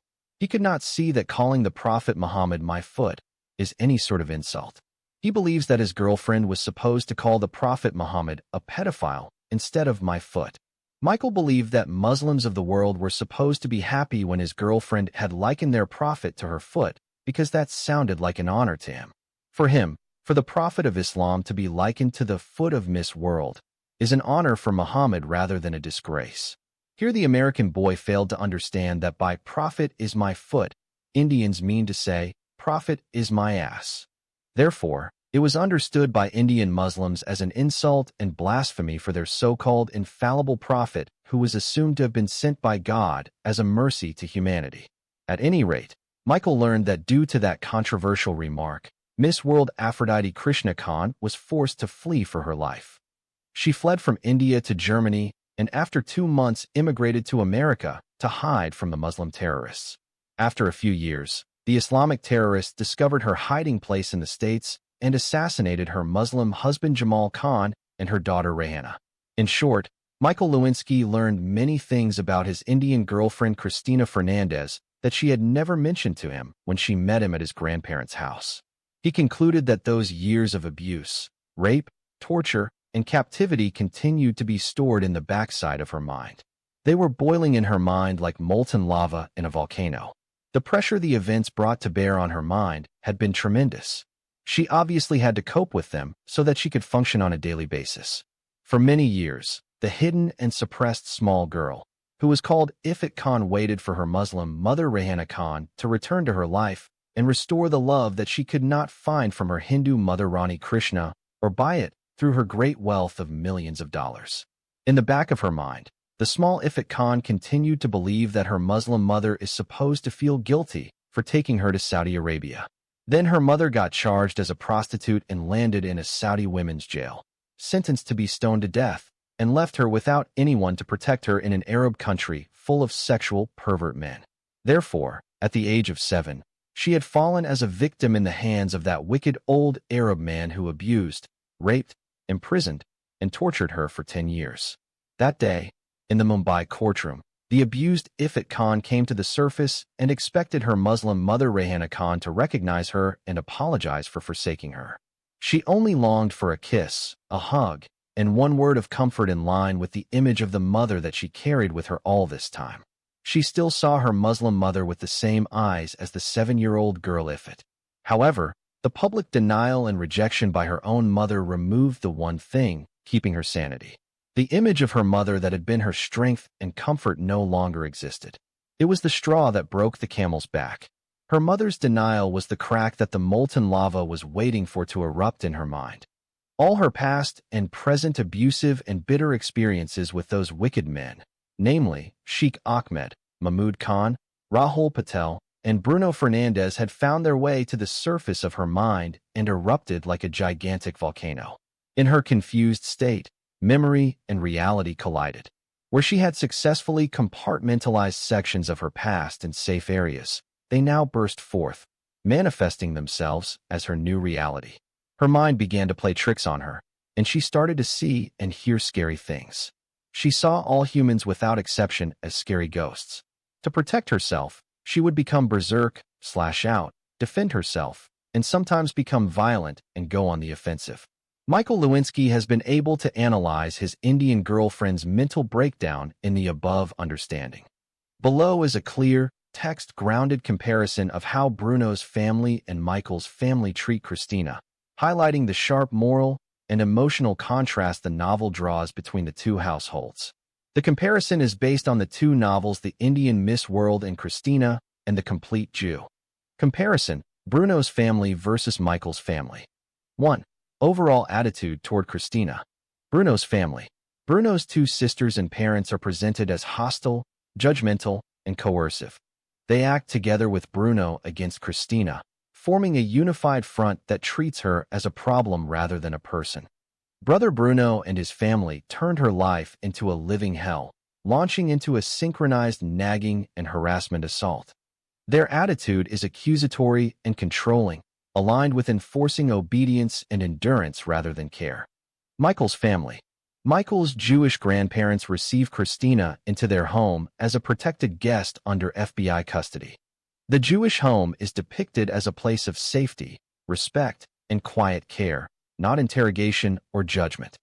The FBI has ruled that she has to be sent into protective custody, and she is placed in a Jewish home for her safety. The atmosphere contrasts sharply with the hostility she experienced in Bruno's household. 2. Treatment during vulnerability. Bruno's family. Christina's trauma and mental fragility are met with pressure, nagging, and moral correction. Rather than shielding her, Bruno's parents and sisters intensify her distress by supporting his authority and church pressure. Their behavior contributes directly to Christina's emotional breakdown. Michael's family. Michael's family accepts Christina without demands, obligations, or moral rebuke. They allow her to rest, recover, and exist without being questioned or controlled. The home functions as a haven, not an extension of patriarchal authority. 3. Power and control versus dignity and safety.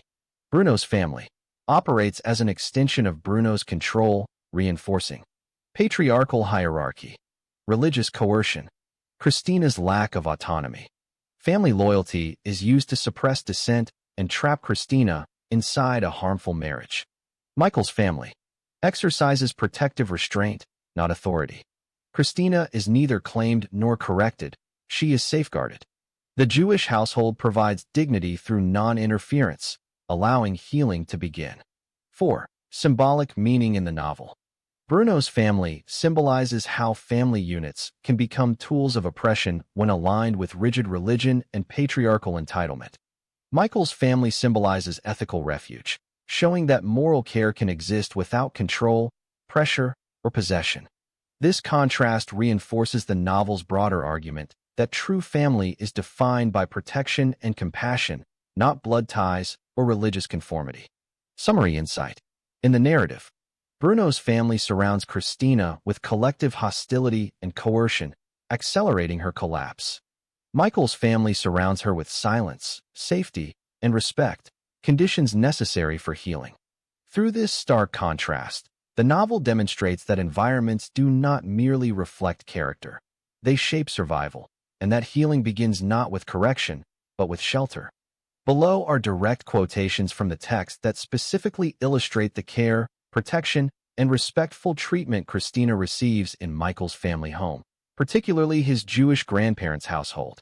Each quote reflects care through safety, restraint, and dignity, rather than overt control or interrogation. Citations are included as requested. Direct quotes illustrating Michael's family's care for Christina. Protection and refuge. The FBI has insisted on her being in protective custody with his parents and is paying for her maintenance and upkeep. This quote establishes Michael's family home as an officially recognized place of safety, not merely a private arrangement. The Jewish home as a sanctuary. She had been sent to live in a Jewish home in America under FBI protective custody. The wording emphasizes placement for protection, not control or supervision based on suspicion. Care without interrogation or judgment. They received her quietly and treated her with respect, allowing her to rest and recover. This line highlights emotional care through non-intrusive presence, a sharp contrast to the scrutiny Christina faced elsewhere. Absence of coercive authority. No one in the Jewish home demanded explanations from her or questioned her past. The text underscores that healing is enabled by freedom from interrogation and blame. Safety through restraint and boundaries. She lived in their home as a protected guest, not as someone owned or controlled. This quote crystallizes the moral distinction the novel draws between protection and possession. Synthesis. Taken together, these quotations show that Michael's family cares for Christina primarily by creating conditions of safety, silence, and respect. Unlike Bruno's family, who exert pressure, surveillance, and moral correction, Michael's family offers protection without ownership, shelter without interrogation, care without coercion. In the novel's moral framework, this environment is not incidental. It is the prerequisite for Christina's healing. Michael's family care aids Christina's healing by providing safety, dignity, and non-coercive support, conditions that the narrative repeatedly shows Christina never had before. The text presents Michael's family, especially his Jewish grandparents' home, as a healing environment precisely because it removes pressure, judgment, and control, allowing recovery to begin naturally rather than through force. How Michael's family care supports Christina's healing. 1. Safety replaces fear. Christina arrives in Michael's family home under FBI protective custody, signaling that this space is explicitly designated for her protection, not surveillance or discipline. The home functions as a refuge where external threats and internal anxiety are reduced. This physical safety is essential for someone whose trauma stems from repeated violence and coercion. 2. Respect replaces interrogation. Unlike Bruno's family and church community, Michael's family does not question Christina's past, demand explanations, or assign blame. The text emphasizes quiet reception and respect. This absence of scrutiny allows Christina to exist without defending herself, an important psychological shift after years of moral and religious interrogation. Healing begins because she is finally allowed to rest rather than justify her survival. 3. Non-interference restores autonomy. Michael's family does not impose expectations about behavior, gratitude, religion, or outcomes. Christina is treated as a protected guest rather than a dependent or possession. This restraint mirrors Michael's own behavior and reinforces a new model of care, one where help does not require submission. By not controlling her choices, the family helps Christina regain a sense of agency that had been stripped away by marriage, church authority, and family pressure elsewhere. 4. Emotional neutrality allows recovery. The Jewish home is portrayed as calm and emotionally neutral, free from shouting, nagging, or moral correction. This contrasts sharply with Bruno's household, described as a place of synchronized nagging and harassment. In Michael's family environment, Christina's nervous system is no longer constantly activated by conflict. This calm becomes a prerequisite for mental and emotional stabilization. 5. Care without ownership rebuilds trust. Perhaps most importantly, Michael's family offers care without claiming authority over Christina's body, future, or loyalty. The narrative ties this directly to her ability to trust again. Having experienced families as instruments of control, Christina learns, through their behavior, that family can exist without domination. This realization supports not only her recovery, but her capacity to form healthy relationships. Summary insight. Michael's family aids Christina's healing not through dramatic intervention, but through ethical restraint. Safety without surveillance. Care without judgment. Shelter without ownership. The novel presents this contrast to argue that healing requires an environment where nothing is demanded from the wounded person. By giving Christina space, silence, and protection, Michael's family provides what institutions and blood relatives failed to offer: the conditions in which recovery is finally possible. Below is a more explicitly scriptural, theological indictment, written to sound like biblical commentary or sermonic exposition and aligned with the voice of the novel. Scripture is paraphrased and alluded to, not quoted verbatim, so it reads as theology rather than proof texting. Excerpts about the third chapter of Ifat Khan. Rani Krishna has managed to locate the new apartment address of Rahul Patel through the assistance of his medical college, but she was taken aback when he told her that he had no idea where her daughter had disappeared after her release from prison. Rani felt as if her sister's son had poured a bucket of icy cold water on her head. Rahul explained that he had searched for the missing girl Aphrodite Krishna Khan and called as many places as he could to find out where she might be. During his long and thorough search, he even used her alias name, Amrita Khan, and her Muslim birth name Ifat Khan. Despite all his meticulous searches and inquiries, he could not find any trace of her. No one of the Indians he knew in the city claimed to have seen her or knew anything about her. He said he had talked to Hindus as well as Muslims, but not a single person was able to positively identify her photo or was acquainted with her. It seemed she had left the city immediately following her release and moved to another city in the States. Even the police authority has no idea where she went or where she is staying at present. Rani Krishna began to weep bitterly at the news and realized that her daughter's trial was now many months old. She began to worry about her daughter's ability to care for herself. She is like a small female child who always needs a babysitter or an adult to take care of her. It does not help that she has a beautiful face and sexy body that can tempt a Christian priest, a holy saint, or even a Muslim mullah or the imam of the mosque. In addition, she is an heir to a huge fortune of over $100 million, which can make her a prime target for many American gangs. She is, simply put, an unwilling temptress to almost every male that fixed his eyes upon her. She can only assume that if her daughter is still alive, she must be somewhere in the city, held against her will by an unknown captor.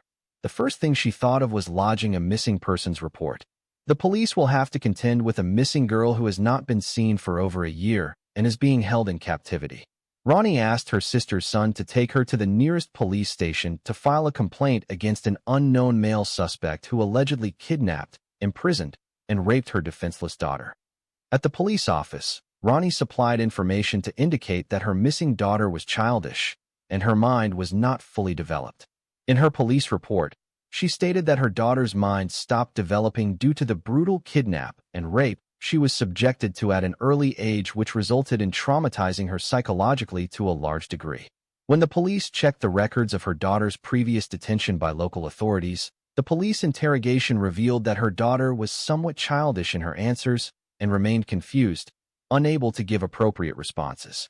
It is for that very reason they appointed a state psychiatrist who determined that her earlier arrest might have violated the legal rights of an adult with limited mental capacity.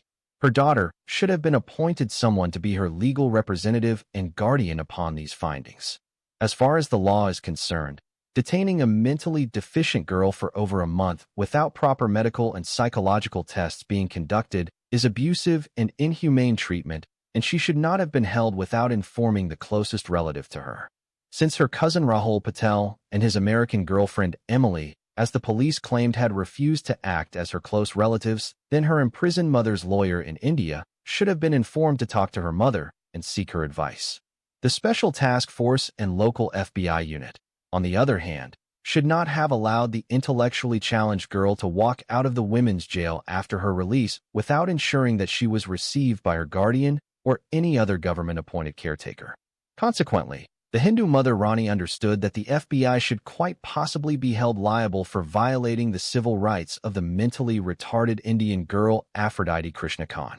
The Hindu mother Rani Krishna's complaint turned the city upside down. Every police precinct has been duly notified about the missing mentally retarded Muslim girl who as likely has been kidnapped, raped, and murdered. Aphrodite's photo has been placed in every police station, building, storefront, government office, and mall in the city and state. Her photo has also been posted on every bus depot, railway station, and airport. All colleges and public and private school departments have been notified of their staff. It has been requested that anyone who has knowledge of her should inform the authorities immediately. Her mother, Rani Krishna, offered a reward of $50,000 for anyone who supplied information about her whereabouts. After a citywide search, the FBI police were able to locate her through the hospital where she delivered her baby girl and mentioned her new address. The address revealed the newly purchased house by Aphrodite Krishna Khan herself. It has been assumed by the cops the hiding place where the young mentally handicapped girl is being held captive by an individual. That person happened to be a Muslim man. He is a cabbie who emigrated from India to the United States with his Indian wife over 11 years ago. He is still married and has 3 children with his Indian wife. He also has recently fathered a female baby through the rape of the kidnapped and detained mentally disabled girl. While the FBI agents discovered the place where the intellectually challenged girl is being kept, they are cautious in staking out the residence to rescue the young girl so as not to alert her dangerous captor. They are afraid he may kill the innocent young girl if he has suspected the cops are close to him. Defying the FBI's request to keep silent, her mother appeared in a TV interview and revealed that her daughter was already a victim of 2 kidnaps and rapes. Firstly, she was kidnapped, imprisoned, and raped by a 70-year-old Saudi man. The old Saudi man kidnapped her at the tender age of 7 and imprisoned her in his house for 10 years.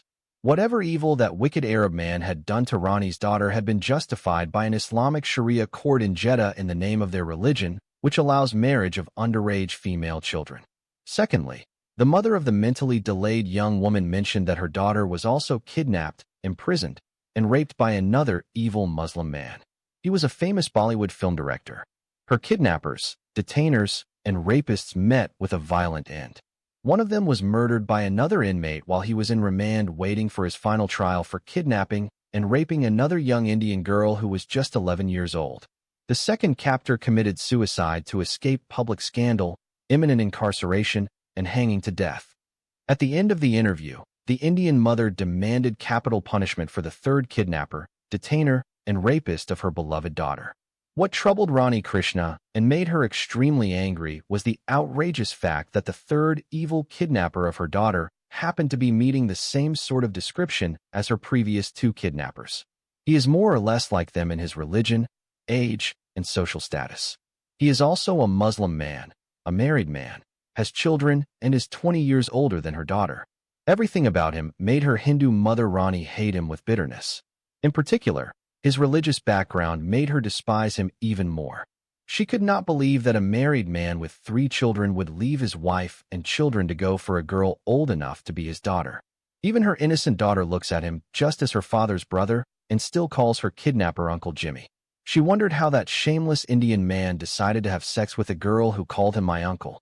Therefore, the extremely outraged Indian mother said in front of the police that if the American criminal court did not issue a sentence of death upon him or kept him under lock and key for life, she would take justice into her own hands and flay his skin alive and burn his defiled body with unquenchable fire that can light the biggest area in downtown. Among all 3 of her daughter's evil kidnappers, Rani Krishna discovered that the third one was the worst. He is the only one who succeeded in fully brainwashing her daughter. Sadly, her daughter loves the man so much she almost worships him.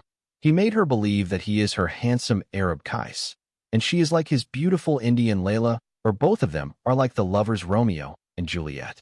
It saddened her that her daughter had not stopped crying since she was rescued from her kidnapper by the cops.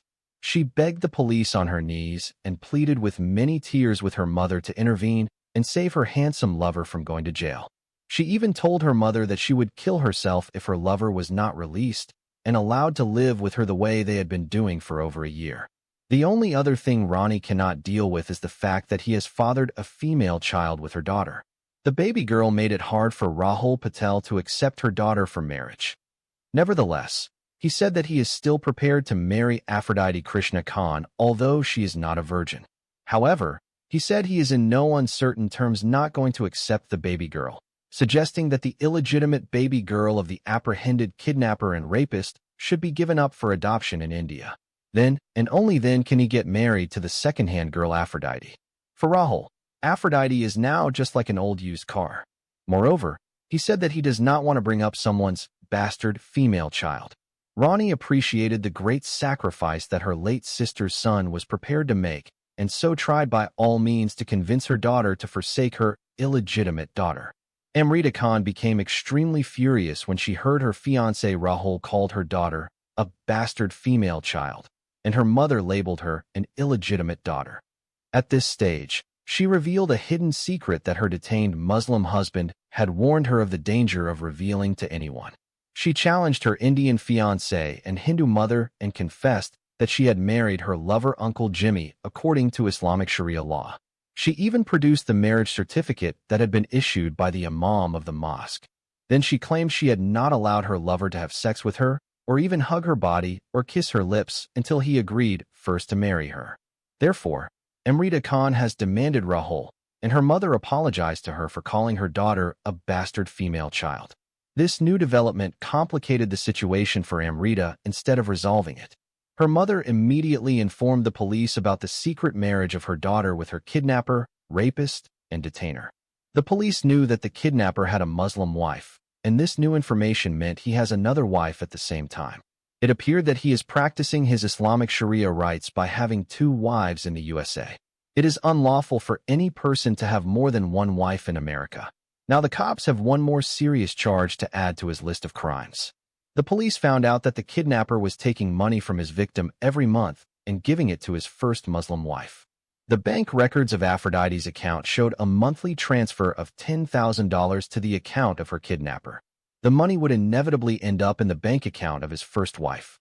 Amrita's account activity also showed that she was spending heavily on her kidnapper. It is starting to look like a Stockholm Syndrome scenario. The police also discovered that the kidnapper had ceased working as a cab driver a long time ago and was entirely dependent upon his victim. Those new findings indicated that the captor was exploiting his victim financially and causing her to spend money on him and his other wife and children. Those new findings have been summarily added to his increasingly long rap sheet, which made Uncle Jimmy's Islamic crimes appear more serious than that of Osama bin Laden. Quotations about the Indian Miss World and the American feminists. After the trial, the former Miss India World Aphrodite Krishna Khan and her Muslim husband Jamal Khan, known as Uncle Jimmy, felt free to live and enjoy their lives forever. Those who planned their eternal separation received just punishment under American law. Now everything seems to be going their way. They have one of the most beautiful daughters in the world. They have millions of dollars in the bank. They have an exceptionally beautiful home. They have a new car. They have everything a new family wants and needs. All the entertainment they desired was purchased and installed in their castle of love. Most importantly, they are now free to love openly, without fear or shame. From the depths of oppression and abuse, they are now among the happiest people on earth. They kept their daily lives simple, enjoying each other on a never-ending holiday sequence. The rich wife once again forbade her lover from doing any work. She just wants him to be by her side, giving her the love she has been denied since her childhood. She has spent many years of her life providing cruel and humiliating pleasure to two other selfish villains, the hunchbacked old bedfellow, the square-headed squaw Sheikh Ahmed, and the notorious womanizer and film director Mahmoud Khan. And her time with her handsome lover, Uncle Jimmy, is a therapy of sorts, or closure if you will. Her simple pleasure is enhanced when she remembers the difficult times she spent with her former kidnappers and rapists, Sheikh Faiz bin Ahmed, Mahmoud Khan, and Rahul Patel, and the abuses she suffered in the filthy Indian prison cells in the cities of Bombay and Pune. No matter how much fate she wanted, she was always vulnerable to abuse, and wherever fate came, she was exploited and abused. Her previous existence was filled with heartaches and body pain that didn't know the way out. Her long journey through life was filled with abuse and a broken childhood. Her personality has been stripped of life since she was 7 years old, when she began living in terror and captivity under the control of others. Now she is free to live and love. Pooja's beautiful daughter, Rehana, is so sweet. She made her understand the concept of unconditional love. Now, a simple child filled her life with the indescribable joy of being alive. Pooja nervously confessed to her husband Jimmy that she loved him, but admitted that she loved their daughter more. Her husband told her that a mother's love for her child cannot be compared to any other love in the world. Therefore, the two happy, miraculously united lovers decided to have more children soon. In that perfect married life and earthly paradise in the promised land, Pooja felt that she did not lack anything and that she did not need anything to make her happiness more complete. She just wants her daughter and husband always by her side. She did not shed a single tear over the just condemnation of her Hindu mother Rani Krishna or her alleged husband Rahul Patel. She understood that they both had received just punishments from God for the evils they had committed against her and her innocent child. However, one day, the Happy Khan family decided to attend an important social event. The former Indian Miss World Aphrodite Krishna Khan has been invited by a group of American feminist activists to appear as a keynote speaker and share her bitter experiences with men. They want her to share her experience of marrying a 70-year-old Saudi man when she was a 7-year-old child, and later as an adult.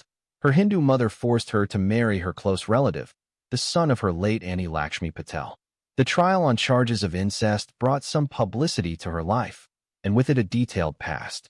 It has become clear to many that she is one of the most violated women in the world. The American feminists want to show by sharing her experience how women can become victims in society with little or no protection from the law. At the time of her invitation, she was told that the gathering included women from all walks of life.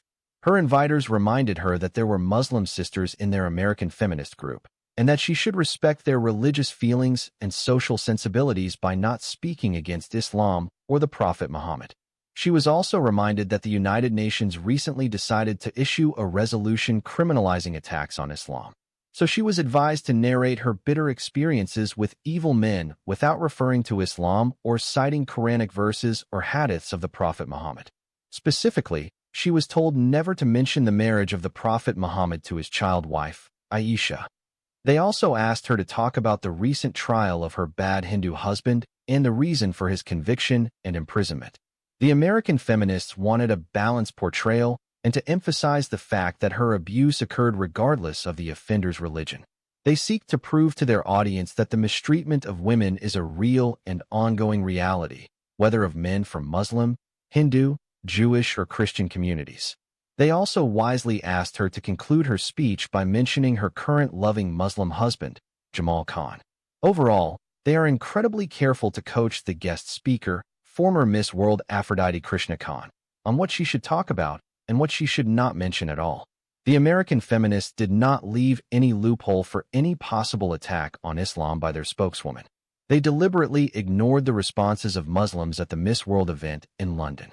Some of her hosts had already done their online research homework on her background and realized that what she said about the Holy Quran and the Prophet of Islam at the Miss World competition in London was a pivotal point in her life, prompting some of her critics to describe her actions as a vicious and provoked attack on Islam and the Prophet Muhammad. They did not ask her about her pioneering and successful acting role as a beautiful Iranian Muslim heroine in a Bollywood film. They only want her to talk about her violations and nothing about her successes. The American feminists and all other Western students have been brainwashed by their schools and universities about the true teachings of Islam. Unfortunately, in many Western universities and high schools, Islam is always presented to students as a good and peaceful religion. Radical Muslims and Islamic terrorists are seen as carrying a twisted version of Islam. Muslim men who mistreat their women are believed to be violating their Prophet Muhammad's loving teachings on the treatment of women. These Western educational institutes deliberately ignore and suppress any evil teachings of Islam. For example, Islam has imposed many misogynistic teachings and evil practices against women such as female genital mutilation, child marriage, forced marriage, wife beating, polygamy, temporary enjoyment marriage or temporary sexual pleasure, and forced wearing of the hijab, including niqab and burqa, or burkina, abaya, and jilbab, honor killings, forced illiteracy of women, forced isolation, and solitary confinement in the home, among countless other evils imposed by Islam on females. In fact, in many Muslim countries, women are forbidden from going to school, working, praying in the mosque, the gym, public parks, swimming at the beach or public swimming pools, or wearing trousers, shirts, shorts, or panties, or driving a car, motorcycle, or bike. They are prevented from falling in love or choosing their life partners. All these restrictions and practices against women are considered by American feminists to be Arab customs and have nothing to do with Islam.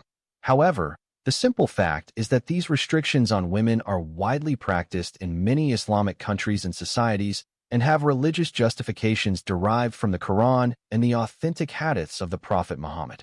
Muslim professors and researchers in the West turn a blind eye to these evil practices and instruct their students and readers that Islam honors women, places them in the highest social status, and equates them with their male counterparts.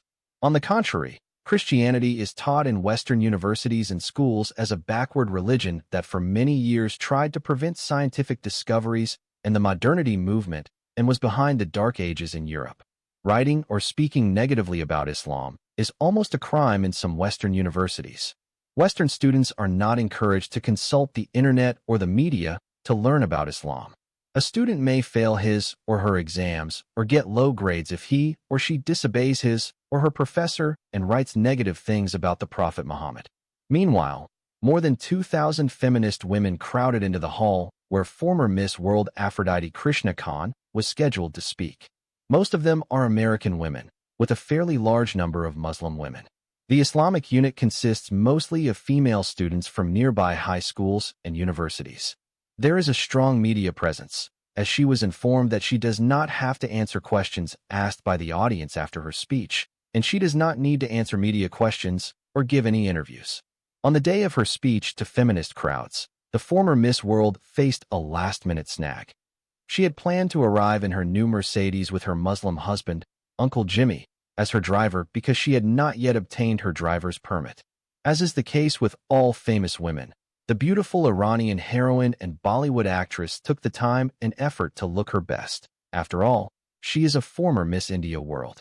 She wore a dress purchased especially for her evening speech and thought she would complement the ensemble with her crown. The idea of wearing a crown seemed appropriate to her husband, but he decided not to hurt her feelings by saying anything. By this time, Jimmy has become accustomed to his young wife's childish and embarrassing behaviors.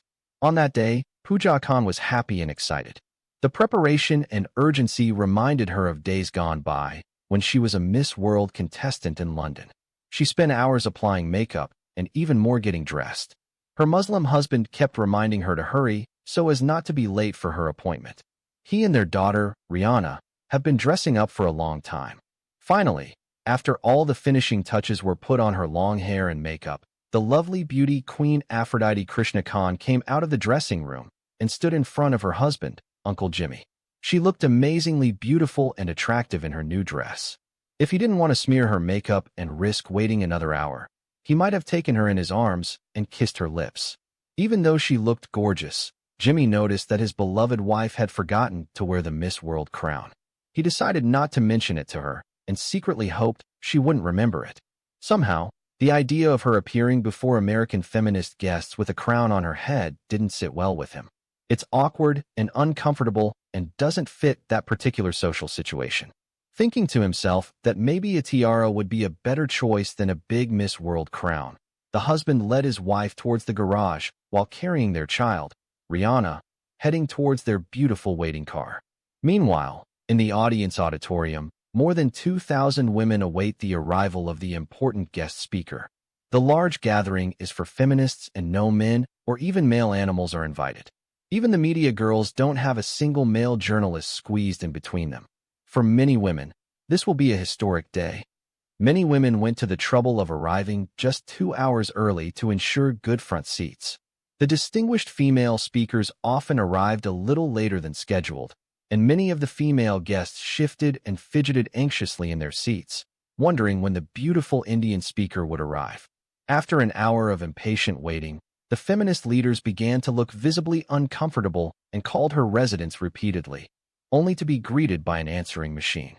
Jimmy Khan and Aphrodite Khan are not home. Please leave a short message with your phone number, and we will reply to you as soon as possible. These feminist leaders have left many messages without any result. With no cell phone number to call and 2 hours of tense waiting, the meeting was finally called off.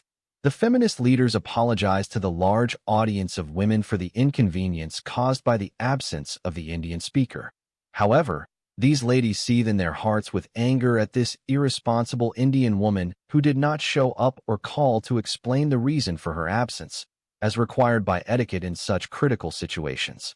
Even her Muslim husband, Mr. Jamal Khan, did not call or show up to explain the reason behind the absence of his Muslim wife, Mrs. Aphrodite Krishna Khan.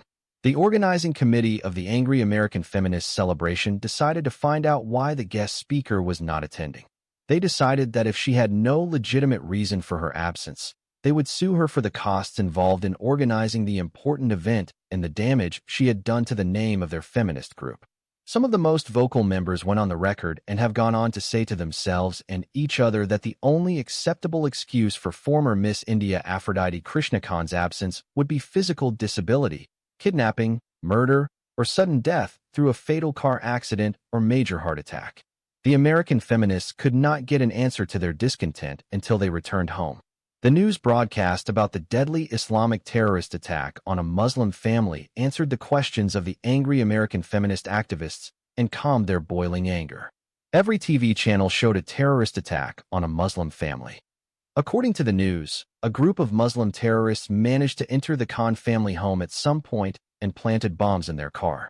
The family of three, the husband Jamal Khan, his wife Pooja Khan, and their daughter Rihanna Khan, were scheduled to appear at a major feminist public gathering. After leaving their garage to begin their travel to the intended location, the bombs were detonated remotely.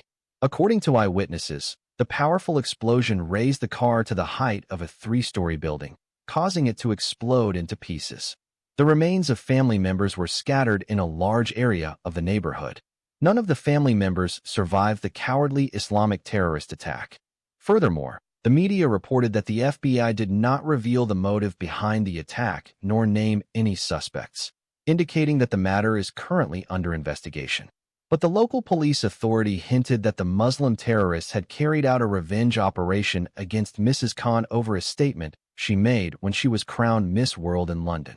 In her statement, Mrs. Khan likened the Prophet Muhammad to her foot or shoe, in response to an interview question that was put to her during the final stage of the beauty pageant. She also threatened to spit on the holy books of Islam, such as the Holy Quran and books of authentic prophetic hadiths, because, according to her, they teach and encourage pedophilia and the sexual exploitation of female children, which she claimed she was a victim of in the early years from her childhood. As a result, some Indian Muslim terrorists attempted to assassinate the new Miss World upon her return to her country, India, but she was able to thwart their attempts at Mumbai International Airport. Fearing for her life, Mrs. Khan immigrated to the United States of America and lived her life in isolation underground. During her self-imposed exile, Mrs. Khan hid her identity in a black Islamic burqa and never showed her face in public.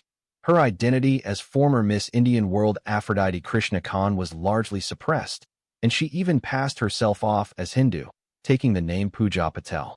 She officially converted to Hinduism at the time of her first marriage in New Delhi, but eventually divorced her Hindu husband and began an incestuous relationship with her mother's former biological husband, a Muslim man. After eloping with her stepfather, Pooja converted to Islam again and married him. Her Hindu ex-husband questioned Pooja's new marriage to her stepfather and accused them of incest.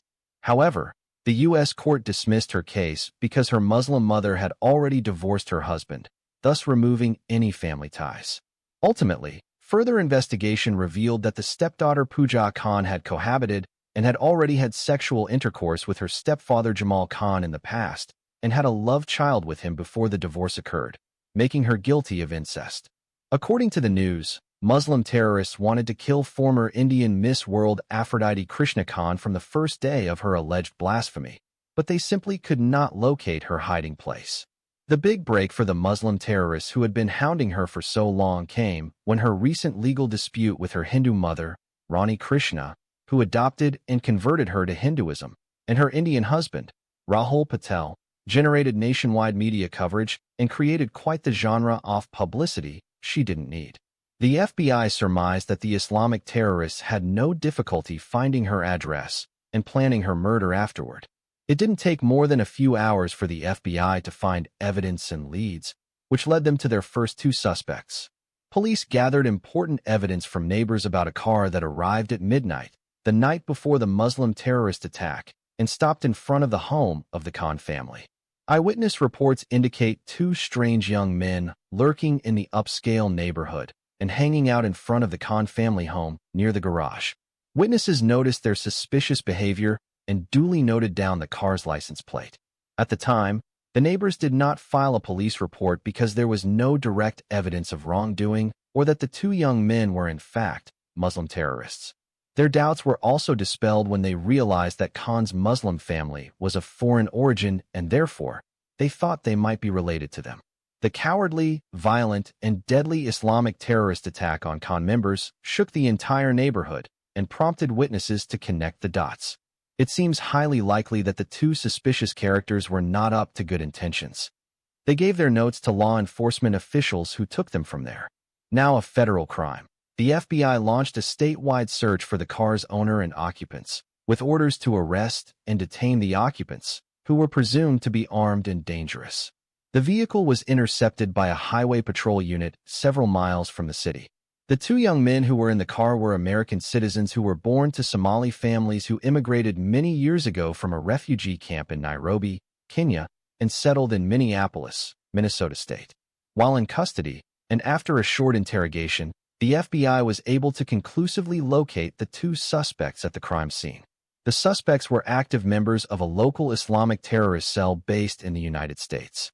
They specialized in recruiting jihadists for the Muslim terrorist group Al-Shabaab in Mogadishu, which represents the Al-Qaeda faction in Somalia. Most of its members are young Somalis who were born and raised in foreign countries and eventually returned to their motherland to join the Islamic Mujahideen in Mogadishu. Al-Shabaab leaders always exploit returning youth.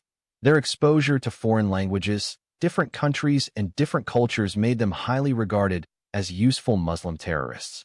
They will be given top priority in military combat, explosives, munitions training, and operational and logistics education. Upon completion of their training, they will be deployed to their country of birth or naturalization and await mobilization instructions. The group has not carried out any previous Islamic terrorist attacks in the United States. Their focus is on identifying, recruiting, radicalizing Somali youth, and encouraging them to join the global jihad movement. The jihad movement, which has its roots in Osama bin Laden's organization and now poses a global threat, helps Somali youth return to Somalia after convincing them to join Al-Shabaab. They will return as full-fledged sleeper cells, far more effective than the typical local Somali recruit. Ongoing investigations by the FBI have revealed how the 3 members of the Muslim Khan family were eliminated. The suspects easily planted bombs and booby-trapped the family's remote-controlled car inside the garage. It was around midnight while the Khan family was sleeping when the suspects planted 2 explosive devices under the family car, covered their tracks, and left the house. They returned to their car parked outside where they spent the night sleeping, 1 block away from their target. They slept and rested in shifts until 12:30 p.m. In the afternoon, they noticed the 3 members of the Khan family, father, mother, and daughter, leaving the garage of their house. The moment the Muslim family's car reverses and exits into the street, the 2 Muslim terrorists detonated the double explosive devices placed under the car. By the time ambulances, fire engines, and a fleet of police cars arrived, the 2 suspects had long fled. The 3 members of the Khan family are not the only human victims of the cowardly Islamic terrorist attack. The massive size of the explosion claimed the lives of passers-by and neighbors who happened to be outside enjoying their day or going to work. According to eyewitnesses, the powerful bombs exploded the bodies of passers-by and pushed them to an incredible height. The bodies of those victims exploded into pieces and were scattered over a wide area. Members of one particular family were frightened to death when the severed head of a male victim arrived at their 5th-floor apartment, broke their window panes, and finally entered their living room where they were watching television.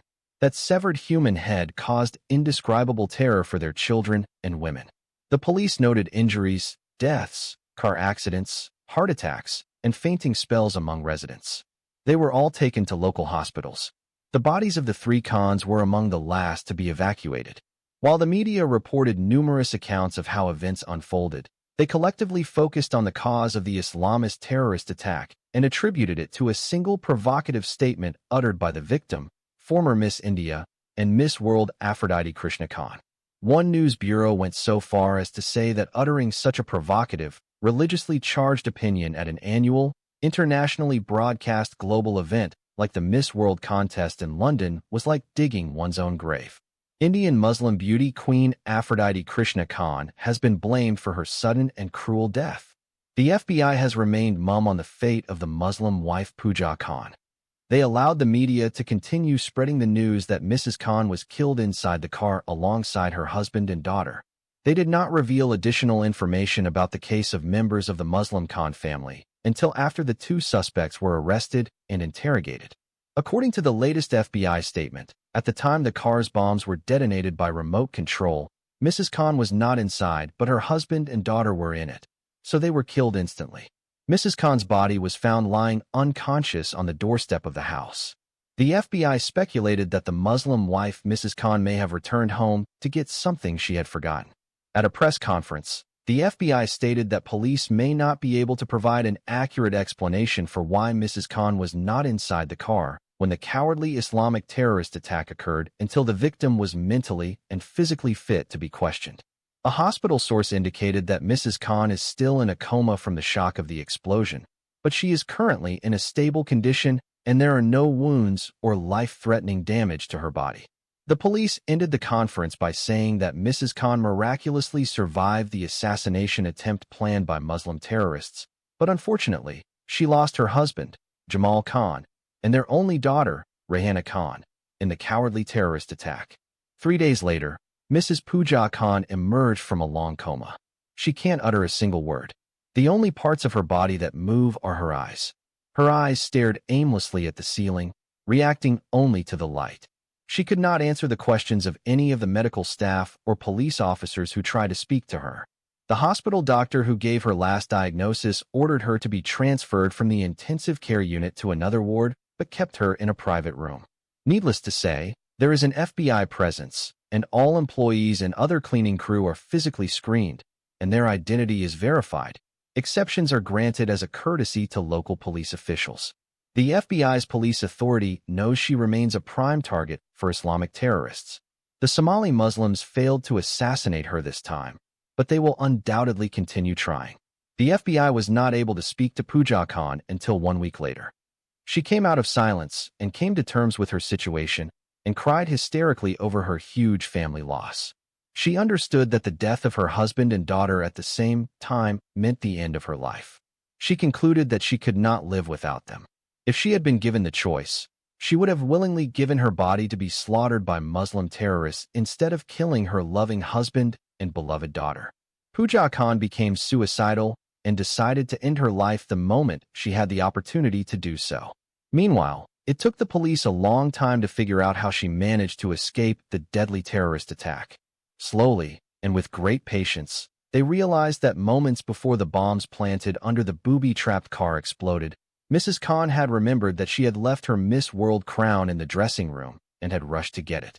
But before she got out of the car and went back to get her crown, she asked her husband to move their car out of the garage and that she would join them on the street. Moments after the house closed again and she left with the crown on her head, she remembered something flashing and a loud noise that numbed her ears and paralyzed her body, but she did not remember anything else. She never expected something like this to happen to her husband and daughter. She said that her husband was born and raised a Muslim and never spoke a single word against his religion, Islam, either the Holy Quran or his Prophet Muhammad. May God bless him and grant him peace. She did not understand why the Muslims decided to kill her along with her peaceful husband and innocent daughter. She asked the police while crying, "What did my beloved Muslim husband and our innocent little daughter do to the Muslims that they wanted to kill them? They didn't deserve to die." FBI agents had long understood the mentality of Muslim terrorists, but they couldn't find the words to answer her question, and they couldn't offer her any comfort. They could only try to protect her from further Islamic terrorist attacks. Quotations about Aphrodite in a Jewish home. In the meantime, the American FBI has ruled that the former Miss World Aphrodite Krishna Khan, who is also known as Pooja Patel and was miraculously rescued from the deadly Islamic terrorist attack on her family, has to be sent into protective custody as soon as it is possible. The imminent threat against her has not diminished, and the hospital is not a secure location for her. They expected the Muslim terrorists to try to launch another attack. It is more a question of when than if. After her discharge, Pooja Khan was taken under high security to a safe house. She raised no objections to any of the changes made to safeguard her life by the authorities. She has, for all purposes in life, lost all interest in resuming her life and going back to her house. She felt as if her life had become meaningless.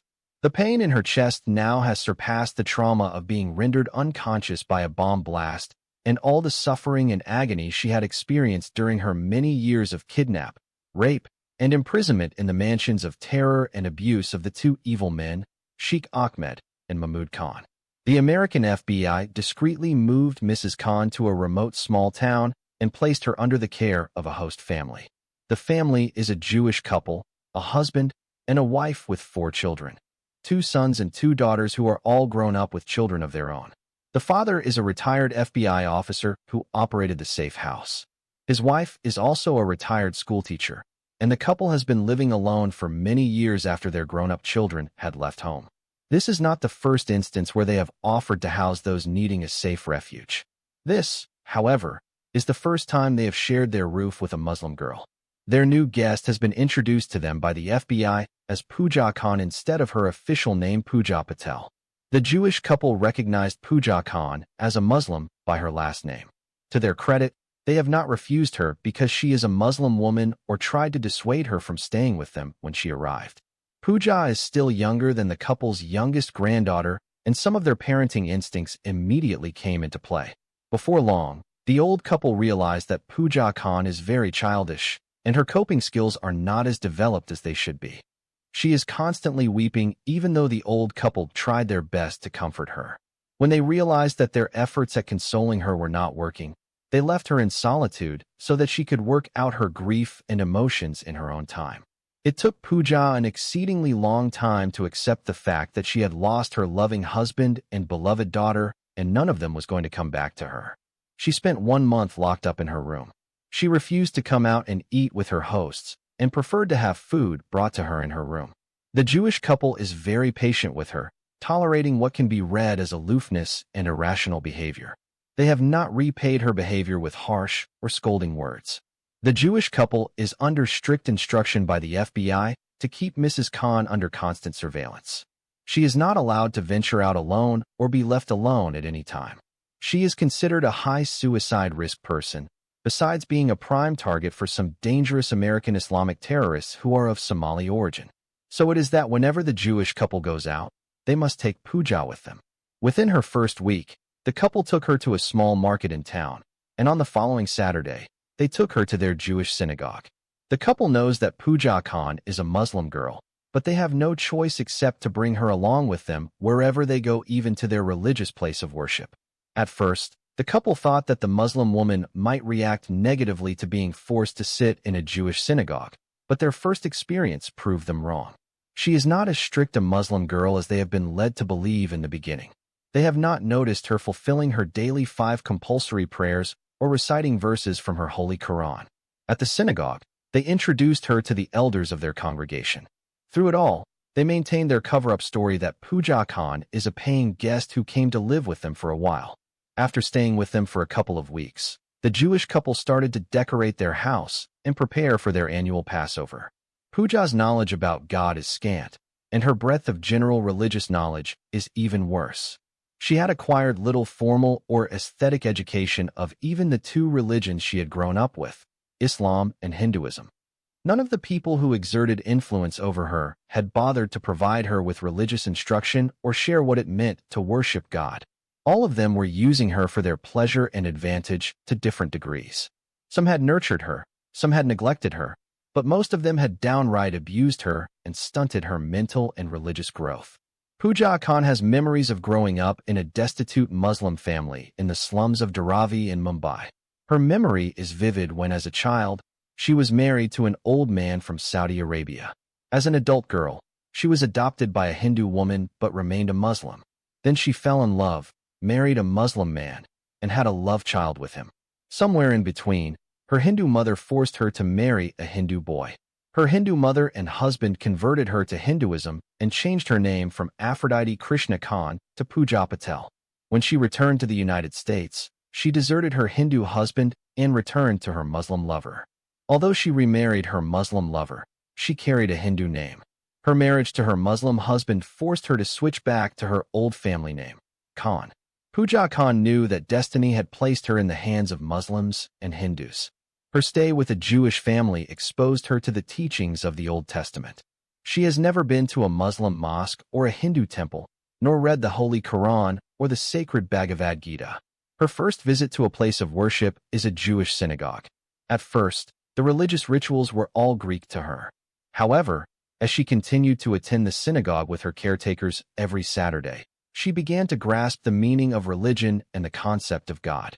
When the old couple began to prepare for their Passover, she started to show some interest in their religious rituals.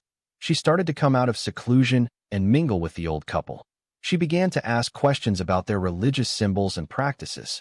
The old couple became exceedingly happy when they saw a Muslim girl interested in understanding their Judaism. Michael is the youngest grandson of the Jewish couple Benjamin and Miriam Lewinsky. He is the son of one of their 2 daughters. His mother, Deborah, is also the youngest among their 4 children. Michael was born out of wedlock. Deborah, at the age of 20, fell in love with a boy among her classmates while away at college, and in a whirlwind relationship lasting a few months, by mistake she became pregnant since the lovers never bothered to use a condom. Before her delivery of her first baby boy, her Italian boyfriend had asked her to abort the unborn child, but Deborah held to her convictions and refused. She was bound and strengthened by her Jewish religious upbringing. She kept her baby, but never saw her Italian boyfriend again.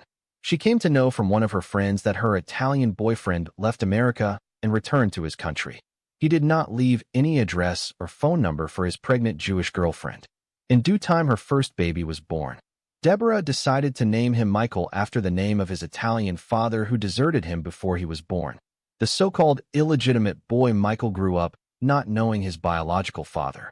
Deborah moved on, completed college, and found employment.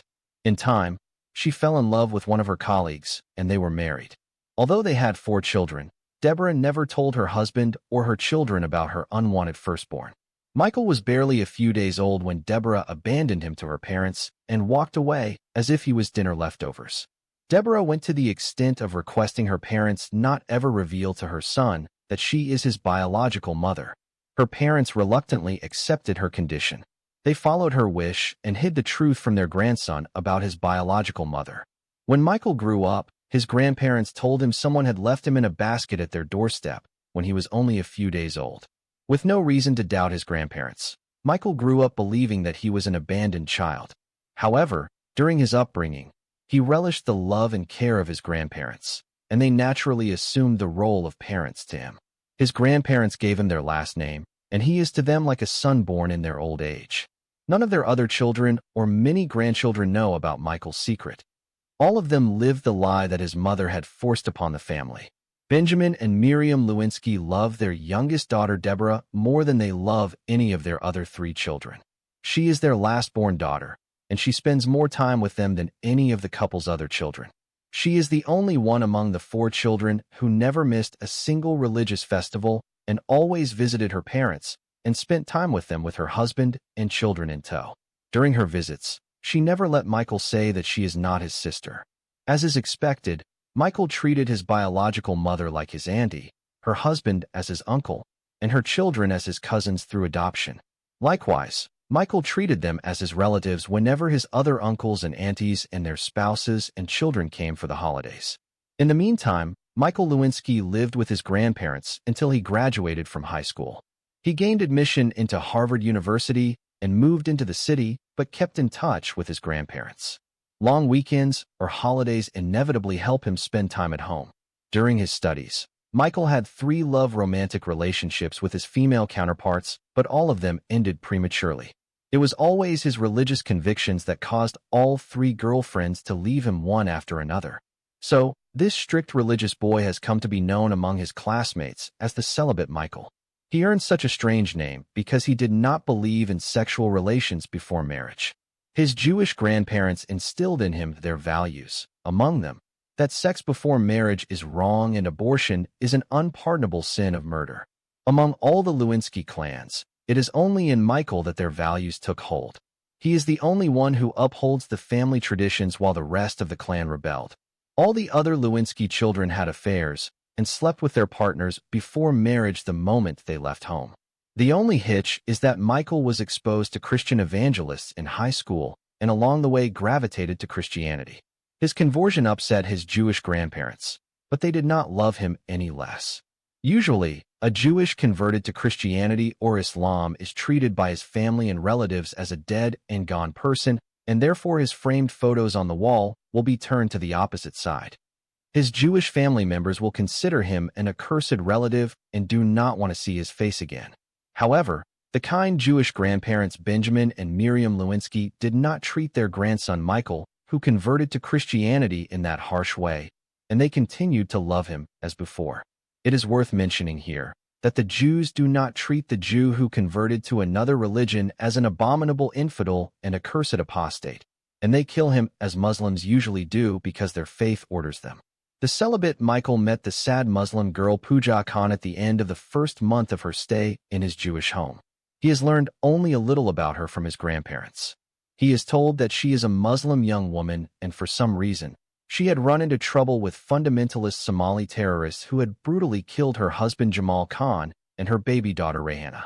He is also made to be aware that the FBI has insisted on her being in protective custody with his parents and is paying for her maintenance and upkeep. His parents look pleased when they mention that they have begun to teach her about the Jewish faith and that she is becoming a regular member of their synagogue. Another little interaction has led Michael to see her as a girl who is a loner and therefore unapproachable. Understandably, during his visits home, he kept his distance and was always careful not to intrude into her personal space. After a couple of months, Michael began noticing a change in Pooja's interaction with him. She has started to join them during mealtimes and sometimes takes part in their prayers and scripture readings. Excerpts about the love of Aphrodite and Michael. The next day, Michael's new Indian girlfriend has only become more disappointed when he joined her in the water. He neither touched her exposed sexy body nor showed her any erotic affection. She had done everything she could to tempt him into promiscuous relations, but nothing worked. Pooja's antics included playing around splashing water, touching tags, and stealing little kisses. Michael swam alongside her, as if he were her long-lost brother, and tried his best to keep her at a distance. Once again, After toweling off her half-naked body and allowing her to change her red swimsuit, Michael sat beside Pooja and once again started to talk to her about God. His behavior is enough to exasperate a female saint. The day after, not wishing for a repeat performance, Pooja told him that she was feeling poor and could not go horse riding or swimming with him. Michael took it for what she said and canceled their morning ride. He suggested taking her to the family doctor, but she declined the offer. She also refused to come out of her room and join the family for lunch. After spending most of the day in seclusion, Michael got worried and decided to look in on her. He knocked on her door and offered again that he could take her to see a doctor. She turned away and hung her head in silence. It dawned on Michael that Pooja was simply upset with him for some slight or perceived insult, the pout on her face confirming his suspicions. Michael sensed tenseness in her from the time they had left the lake. She remained sullen and unfriendly. On the way home, she did not want to talk or respond to anything he said. At the time, he was apprehensive about going too far too fast in a further discussion of his Christian faith, because he thought that what he had said about his God and his religion made her reflect in some way and think deeply. He then thought that since she is a Muslim girl, Pooja Khan felt bad, because he knew from his preaching experience in college that among all Asian and Arab foreign immigrant students, Muslims hate to hear the gospel of Jesus being preached to them. He witnessed some of them become offensive and violent. For that reason, Michael decided not to talk to her about religion again. It was only when the silent and angry mood continued that he correctly perceived the true reason for her bad moodiness.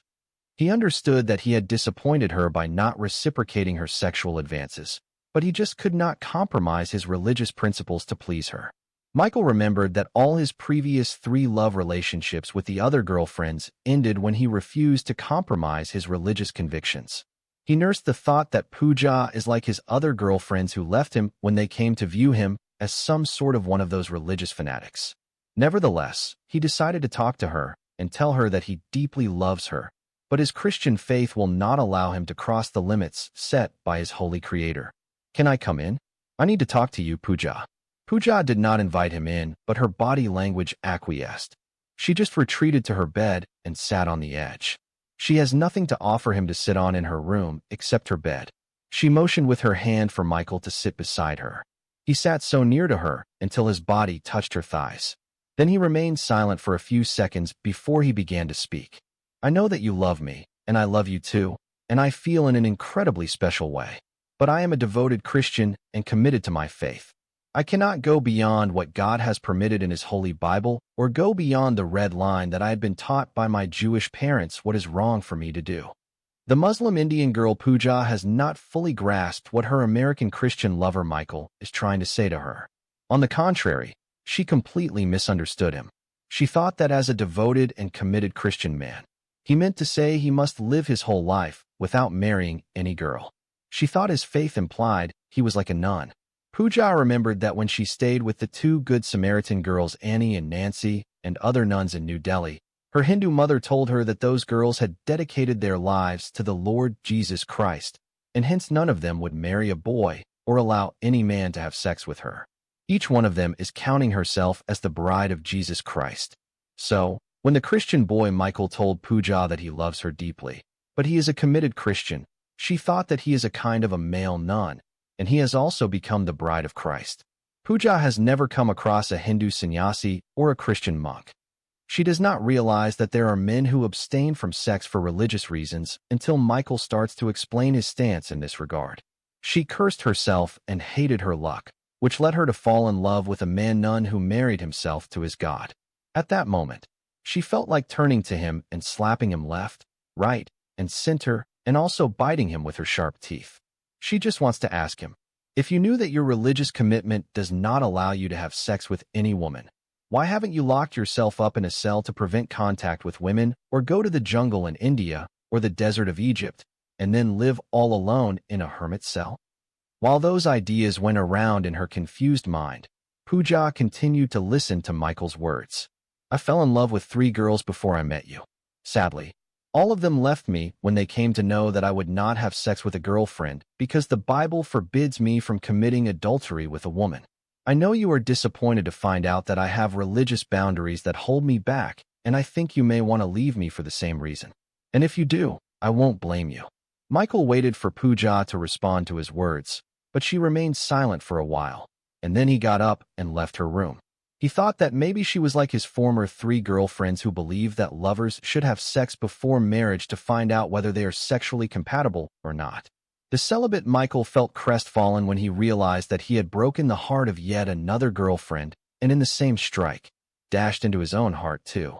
With nothing left to say and despair enveloping him like a heavy blanket, he quietly left and retired to his room, falling upon his bed, weeping bitterly. Nevertheless, the strict Christian boy Michael will soon discover that his lovely new Muslim girlfriend Pooja is nothing like his former American girlfriends. He is expecting himself to be ostracized and ignored by her after confessing his feelings and making his situation clear. Oddly, he soon found out the lovely Indian girl Pooja had not decided to leave him or stop loving him. The following morning, she was the one who knocked on the door of his room and told him that she would be waiting outside for their morning horse ride. When he came out, to his pleasant surprise he saw her dressed up like a beauty queen, complete with a beautiful crown perching atop her head. She is wearing the very dress she had worn when the car bomb went off and took the lives of her 2 dear ones with many more innocent lives. She looks stunning in her expensive dress to the point where Michael mumbled, "You look like a beauty queen." Pooja waited for him to say exactly that, and that is when she announced that she was the former Miss World. At first, her American boyfriend thought that she was just joking. He is too engrossed in taking in the breathless, stunning beauty of sight before him to ask any inconsequential questions regarding her claim. Michael could not read Pooja's intentions. He thought that she accepted his condition and agreed to keep her friendship with him until the point where they could consider marriage. He knows that as long as she is not a Christian girl, he will not consider proposing to her.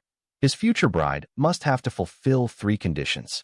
First, she has to agree to keep the relationship platonic. That will even rule out a kiss on the forehead, which she has to comply with. Second, she has to forsake Islam and embrace Christianity.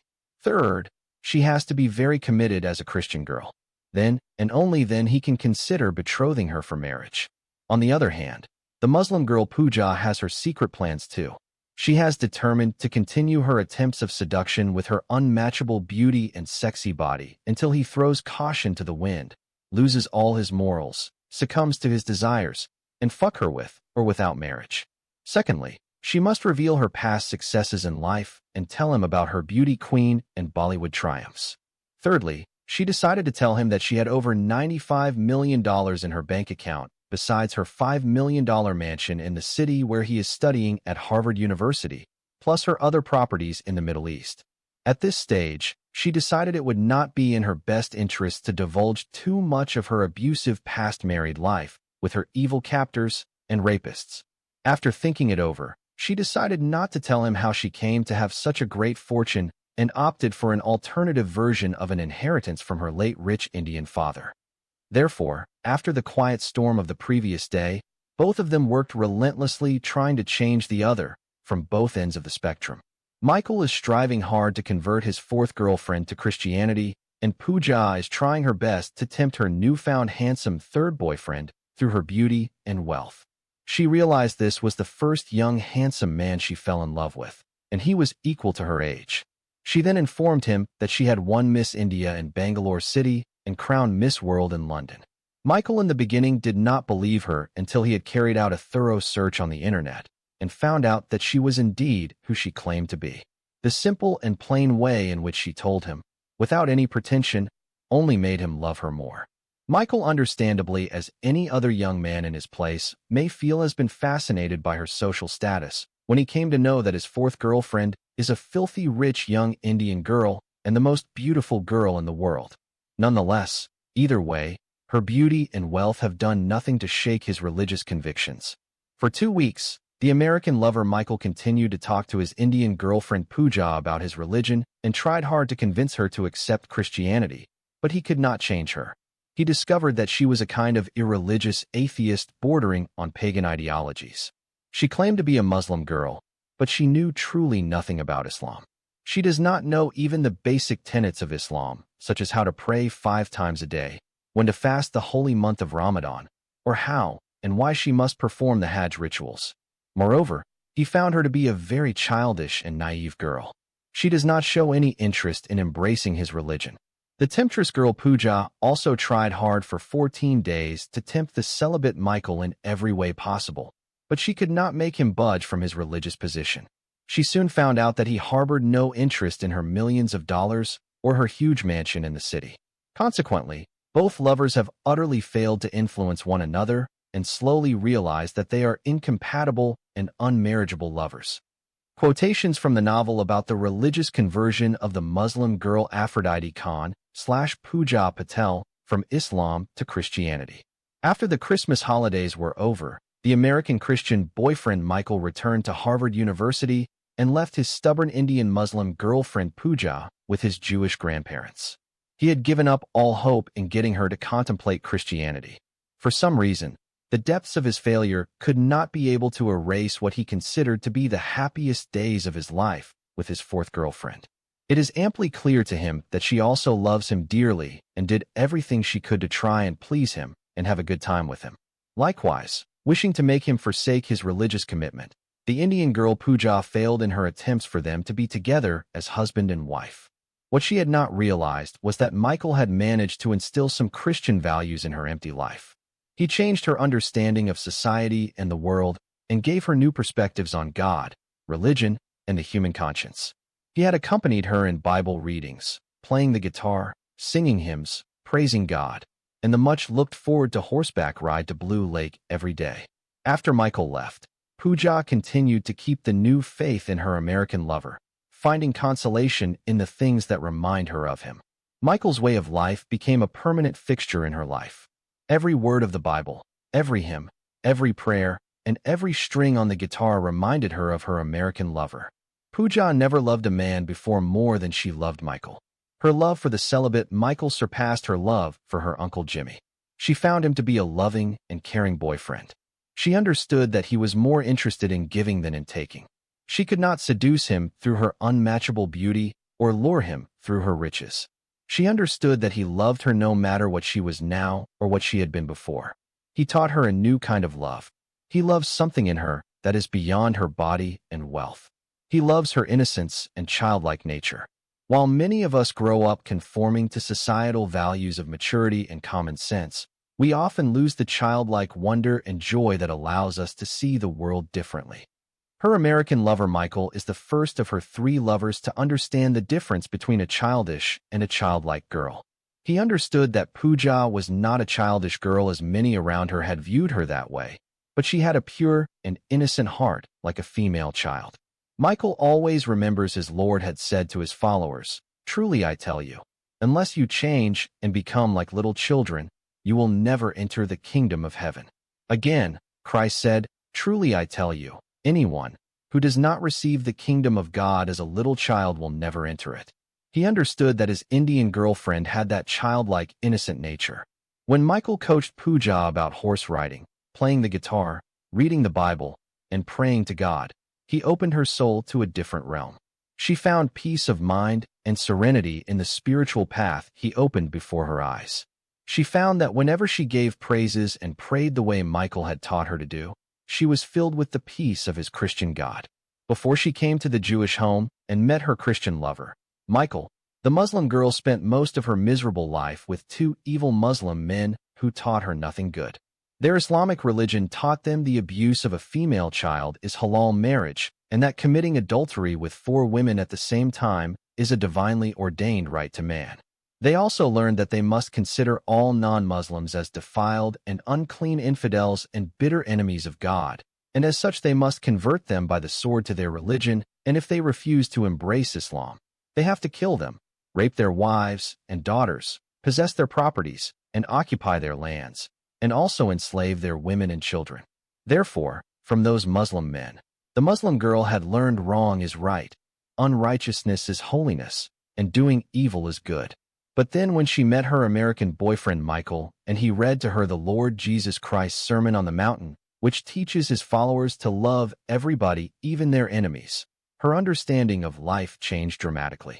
Before she met him, she was only interested in satisfying her immediate desires and acquiring material happiness. Michael showed her a new concept of God in a way she could internalize all that her Maker is like a loving creator. She has all the physical virtues of beauty, health, inner strength, and wealth, which are supposed to be the key ingredients for happiness. However, whatever happiness she was able to attain in life, contentment and peace always seemed to elude her grasp. But Michael's love is unselfish and unconditional love, a love without expectations or anything in return. He did not love her because of her beauty and the pleasure that he could get just from looking at her beauty and desiring her sexy body. Also, it is not because of her millions of dollars.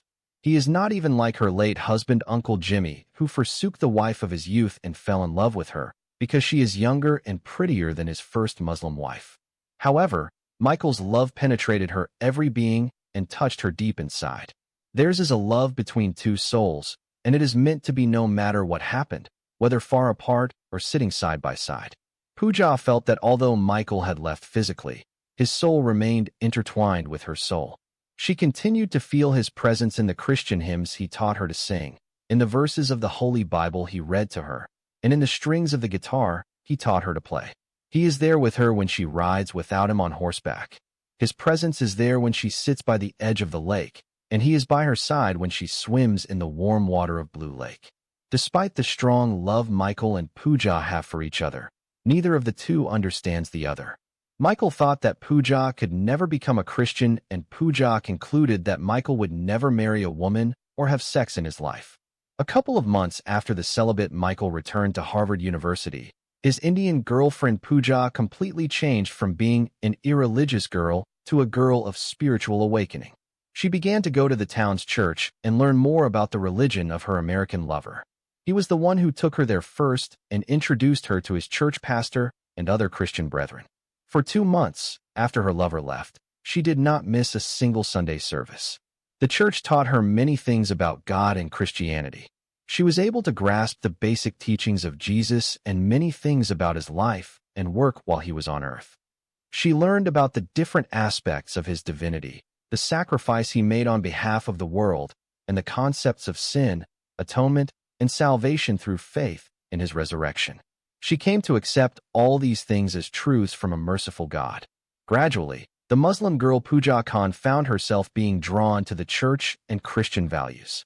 She had the universe in the palm of her hands, and it was snatched away from her in a mere few minutes by the Muslim terrorists. In the twinkling of an eye, she lost the dearest 2 persons in the world to her, which led her to lose interest in life. She became so despondent that she wanted to take her own life. When Michael entered her domain and began to teach her about his religion and God, her dead soul had been revived from the clutches of death. She experienced a kind of love that she had never known before. It is not a love based on give and take like that of her former 2 lovers, the handsome Hindu Bollywood actor Samir Krishna Khan and her Muslim husband Uncle Jimmy. Eventually, of her own free will, she decided to convert and embrace the faith and religion of her American lover. After her conversion, it was she who demanded to be baptized in her new faith, and on the day of her baptism, the girl Pooja Khan decided to get rid of her Hindu name. Likewise, she intended to discard her Muslim last name too. Like a chrysalis, she is emerging into a new life, one that is vastly different and holds untold promises for the future and to the times indefinitely. She resolved that this time she must be the one to choose her name and not someone else. The name that appealed to her is Christina because she became a Christian, a follower of Jesus Christ, her Lord and Savior. Then she decided to choose a last name that would connect her to her Christian lover forever.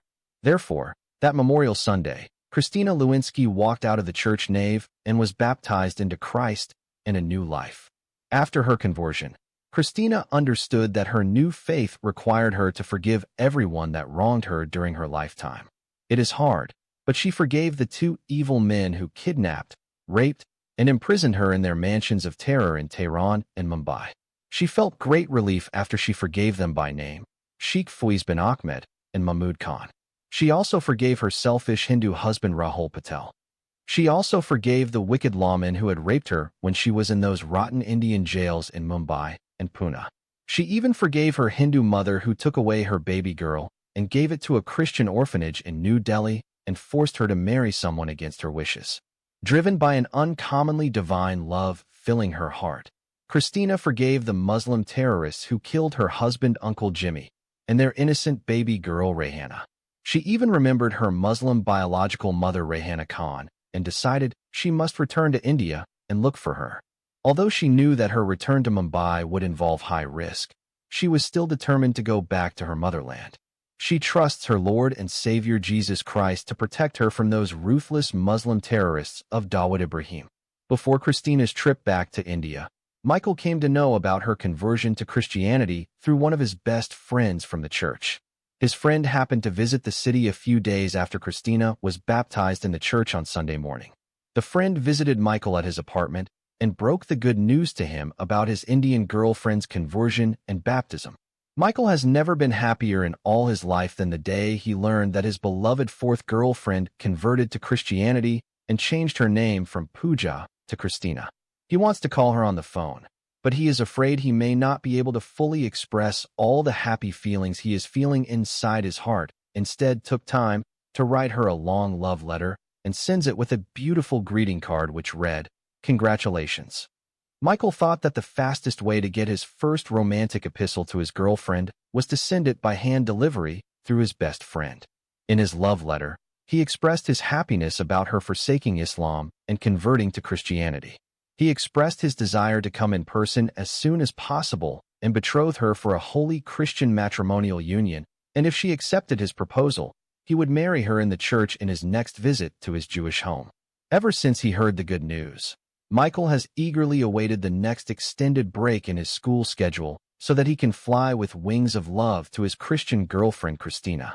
By the time his first love letter and marriage proposal had been hand-delivered to his Jewish grandparents, his Indian girlfriend Christina had already left for Mumbai. She had contacted the FBI headquarters in the city and requested they release her from her long protective custody and allow her to return to her country of origin. The FBI agreed to her request, but they strongly recommended she not return to her home in the city. After a long briefing of do's and don'ts, they told her that the Somali terrorists most possibly were still looking for her. Returning to her house in the city will allow them to target her again. Just before leaving the house of her loving Jewish caretakers, Christina likewise wrote a big love letter to her American lover, thanking him for teaching her about God and his religion and showing her the road to spiritual fulfillment and inner peace.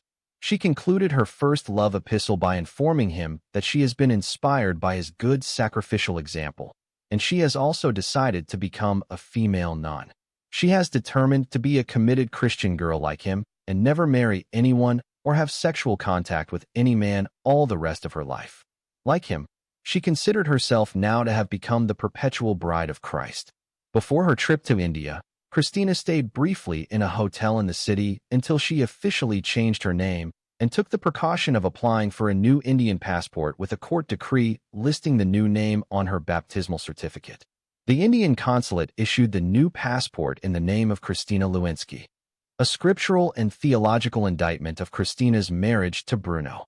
The marriage between Christina and Bruno stands as a testimony against any union formed without truth, for Scripture teaches that light and darkness cannot walk together in peace. Though this marriage bore the outward form of Christian matrimony, it lacked the inner substance of righteousness. Where holiness should have governed intention, self-interest ruled instead, and thus the covenant was corrupted from its beginning. Marriage, according to divine order, calls a man to love his wife as himself, to lay down his will for her good, and to shepherd her with patience and honor. Bruno failed this calling. He did not receive Christina as a life entrusted to him by God, but as an instrument for his own elevation. By binding himself to her for the sake of worldly escape, he treated a sacred covenant as a ladder to ambition. Such conduct stands condemned by Scripture, which warns that vows spoken falsely invite judgment rather than blessing. Christina's suffering within the marriage reveals the fruit of this disorder. Instead of dwelling with her in understanding, her husband provoked her spirit and burdened her conscience. Scripture cautions that when a husband rules without love, he brings bitterness into the home and causes prayer itself to be hindered. Thus, the marriage did not become a dwelling of peace, but a place where the heart was crushed and the soul worn thin. Her refusal to abandon truth, her insistence on seeking her mother and walking according to conscience, should have been met with endurance and mercy. Instead, she was answered with pressure and accusation. Scripture teaches that oppression within marriage is a grievous sin, for God hears the cry of the afflicted and does not side with those who harden their hearts. Bruno's persistence in coercion revealed not authority, but rebellion against the divine pattern of love. Christina's isolation within marriage exposes a deeper theological failure. Scripture affirms that it is not good for man or woman to stand alone. Yet Christina found herself surrounded and yet abandoned, bound by vows, but denied compassion. Where the marriage covenant should have lifted her burden, it multiplied it. Endurance in such a bond did not sanctify the union, it testified against it. Her eventual separation and pursuit of divorce must therefore be read through a scriptural lens of truth rather than condemnation. Scripture distinguishes between what God joins in righteousness and what humans bind together in deception. Christina did not tear apart a living covenant. She withdrew from a bond already emptied of its moral substance. The law's dissolution merely confirmed what had long been evident before God. Bruno's silence in the face of judgment echoes Scripture's warnings against those who refuse correction and evade accountability. A man who will not answer earthly summons will one day answer a higher court. His absence speaks not innocence, but refusal to stand beneath the weight of his own actions. In this account, the marriage of Christina and Bruno is set forth as a warning written in human suffering. That marriage without truth becomes bondage, that authority without love becomes cruelty, and that God does not require his children to remain in covenants sustained by sin. Scripture affirms that God is near to the brokenhearted, and far from those who exploit sacred vows for selfish gain. Below is a realigned theological indictment, carefully adjusted to match the earlier commentary chapter's tone, that is, analytical, grave, systemic, and morally accusatory, rather than sermonic or lyrical. It mirrors the novel style of exposing structural moral failure while using Scripture as framework, not ornament. Realigned theological indictment. Christina's marriage to Bruno. In the moral logic of this commentary, the marriage between Christina and Bruno must be understood not as a private misfortune, but as a smaller replication of the same ethical failures that govern the larger narrative. As elsewhere in this work, marriage here does not function as shelter or covenant, but as an apparatus of control, legitimized by religious language yet emptied of its moral substance. Scripture presents marriage as a binding of mutual responsibility, ordered toward care, truth, and shared accountability. Where these are absent, the form may persist, but the covenant does not. Christina's marriage fails at this foundational level. Bruno entered the union not to bear her burden, but to advance his own position. By treating marriage as a mechanism of mobility and escape, he stripped it of its theological core and converted it into an instrument of use. Such a union, though lawful in appearance, stands disordered before God. The hardship Christina endures within this marriage is not the result of accidental incompatibility, but of moral inversion. Scripture warns that authority exercised without love becomes oppression, and that vows spoken without truth invite judgment rather than blessing. Bruno's conduct conforms to this warning. Instead of dwelling with his wife in understanding, he imposed his will through emotional pressure and persistent coercion. Her resistance, rooted in conscience, memory, and unresolved truth, was not honored as moral agency, but treated as disobedience. This pattern mirrors a recurring scriptural concern. When covenant is invoked to silence the vulnerable, God's law is being misused rather than upheld. Christina's isolation within marriage reflects this misuse. Though bound in name, she was abandoned in practice. The union demanded endurance without offering protection and submission without sacrifice. Such an arrangement aligns not with divine order, but with the broader injustice condemned throughout this commentary, where institutions meant to protect instead entrap. Scripture does not sanctify suffering for its own sake. It distinguishes between patience under trial and captivity under unrighteous authority. Christina's prolonged separation from Bruno exposes the truth of the bond. Distance did not dissolve a living covenant, but revealed one already fractured. Her pursuit of divorce, therefore, must be read not as rebellion against divine ordinance, but as withdrawal from a structure that had ceased to function as marriage in any theological sense. Bruno's refusal to answer legal summons finalizes the indictment. Accountability, both human and divine, is central to the scriptural vision of justice. Silence in the face of judgment signals not innocence, but evasion. In this, Bruno's absence echoes the same moral cowardice that characterized the marriage itself, an unwillingness to stand under obligation once advantage had been exhausted. Within the framework of this commentary, Christina's marriage to Bruno stands as a cautionary instance rather than an anomaly. It affirms a recurring truth advanced throughout the work, that religious language does not redeem exploitative structures, that marriage devoid of love becomes a form of bondage, and that God does not require his children to remain within covenants emptied of truth. As elsewhere in this narrative, endurance under injustice is shown not as holiness, but as evidence of systemic moral failure. Below is a fully realigned passage, written to match the novel's established treatment of marriage as a mechanism of custody transfer and control rather than covenant. The tone is analytical, morally indicting, and systemic, consistent with earlier chapters that frame marriage as an instrument that relocates authority over women's bodies, movement, and conscience. Marriage as custody transfer, the case of Christina and Bruno. Within the analytical framework of this commentary, Christina's marriage to Bruno must be understood less as a failed relationship than as a failed transfer of custodial responsibility. As with other marriages examined in this work, the union functions not as a mutual covenant, but as a legal and moral mechanism through which authority over a woman's life is reassigned, often without corresponding obligation to her well-being.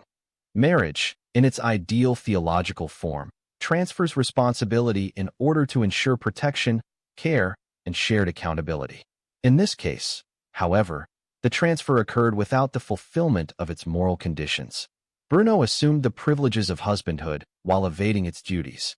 Christina's personhood, conscience, and future were absorbed into the institution of marriage, yet the promised shelter never materialized. Authority changed hands, care did not. The evidence of this custodial failure appears in Bruno's own admission of motive. By entering marriage primarily to secure migration and personal advancement, he treated the marital bond as a vehicle of access, not a covenant of care. In such arrangements, marriage ceases to be relational and becomes logistical, a means of relocation, documentation, and legitimacy. Christina's body and legal status became part of this transaction, while her interior life and moral commitments were rendered secondary. As the marriage progressed, custody was exercised not through protection, but through pressure. Christina's refusal to abandon her unresolved past or comply with her husband's ambitions was met with emotional coercion rather than accommodation. This mirrors a recurring pattern identified throughout the narrative. Once custody is secured through marriage, resistance is reframed as insubordination rather than moral agency. The woman's persistence becomes a problem to be managed, not a voice to be heard. Christina's isolation within marriage further confirms the transfer's dysfunction. Though legally bound to her husband, she lacked practical advocacy, emotional security, and moral partnership. Marriage, which should have redistributed vulnerability in her favor, instead consolidated power against her. The household did not operate as a unit of shared life, but as a space where endurance replaced consent and silence replaced dialogue. From this perspective, Christina's separation and eventual divorce do not constitute a violation of marital theology, but an exposure of its absence. The custodial arrangement had already collapsed in substance, even if it persisted in form. The law's dissolution merely acknowledged a long, evident reality. Authority had been claimed without responsibility, and custody exercised without care. Bruno's refusal to respond to legal summons completes the pattern. Custody without accountability is one of the central failures condemned throughout this work. His silence represents not neutrality, but abandonment, consistent with his prior conduct as husband. Once the institution ceased to benefit him, obligation was abandoned altogether. In the broader logic of the story, Christina's marriage to Bruno reinforces a central claim, that marriage, when severed from moral responsibility, becomes indistinguishable from control, that custody transfers without love reproduce confinement rather than care, and that women's suffering within such unions is not an accident of personality, but a predictable outcome of institutions emptied of their ethical core. Excerpts from the original manuscript about the marital persecutions of the American wife Christina by her Indian husband Bruno and his Christian family. Nevertheless, Sister Christina has rejected the advice of the divorcee Natasha, and like the abused wife Fiona, believed the words of the church leadership that Christian couples are only allowed divorce on the grounds of marital infidelity. According to them, no matter how many physical and verbal abuses that the Christian wife went through, she must continue her relationship with her abusive Christian husband. Even in the case of desertion or wife-beating, still she cannot have biblical justification for breaking the holy Christian marriage vow. She can separate and live alone, but she cannot divorce her husband and marry another man. In the meantime, Brother Bruno followed the advice of the church and consequently rented an apartment, moved out of his family's house, and began to live with his wife. Even so, the new arrangement is met with anger and protest by his parents and siblings. His parents accused the church leadership of forcing their son to forsake one of the solid Indian customs and follow the Western man-made culture. Many parents in the church supported them and added their protests to the melee. Despite the protests and complaints of many families, the leaders of the church refused to rescind their decision, and the couple continued to live in the rented apartment.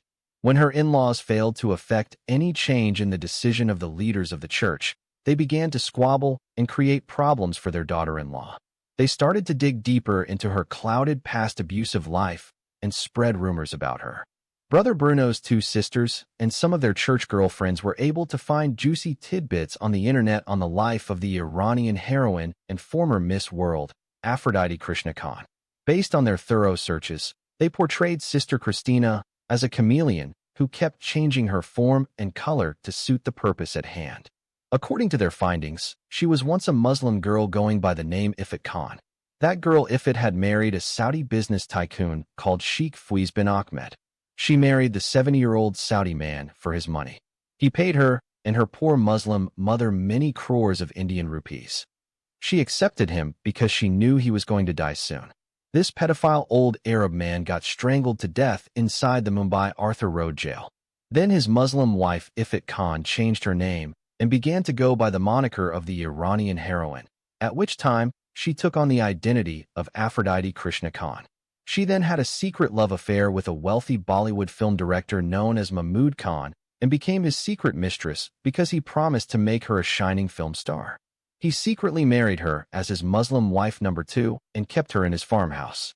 During acting in her first movie, Aphrodite also had an affair with a rising Bollywood film star named Samir Krishna and soon after changed her name to Aphrodite Krishna Khan, professing to be a Hindu and a Muslim girl at the same time. Shortly thereafter, she married an NRI Hindu named Rahul Patel and went by the name of Pooja Patel. She married Rahul Patel so that she could go to the United States of America. To reach America, she agreed to become a Hindu girl and marry a Hindu man. When she arrived in the Promised Land, she left her Hindu husband and hooked herself up with a Muslim man by the name of Jamal Khan, reverting to her old name of Aphrodite Khan and re-embracing Islam. Just before she returned to India, she embraced the Christian faith and had her name legally changed to Christina Lewinsky. Finally, she married their brother, Bruno, and became Christina Fernandez. After those unpleasant discoveries, the two sisters and their girlfriends stopped referring to her as Sister Christina and began to call her the Chameleon Woman. While they could not find any overt reason for her conversion to Christianity, Brother Bruno's two sisters and their cohorts in the church assumed that Aphrodite Khan had fallen in love with a wealthy American man, for whom she changed her religion and went by the name Christina Lewinsky. Their report also uncovered a previous internet article, which detailed her incarceration in a Mumbai women's jail, and the disgraceful title that was given to her at that time, the Tawaif of Bollywood, or the high-profile prostitute of the film industry. They told everybody in the church that while the sister-in-law was in the ladies' prison, she became a high-profile prostitute of Bollywood. She had been arrested for being the highest-paid Bollywood whore and had sexual relations with many film stars and directors, politicians, top officials in the Mumbai Police Department, and wealthy people.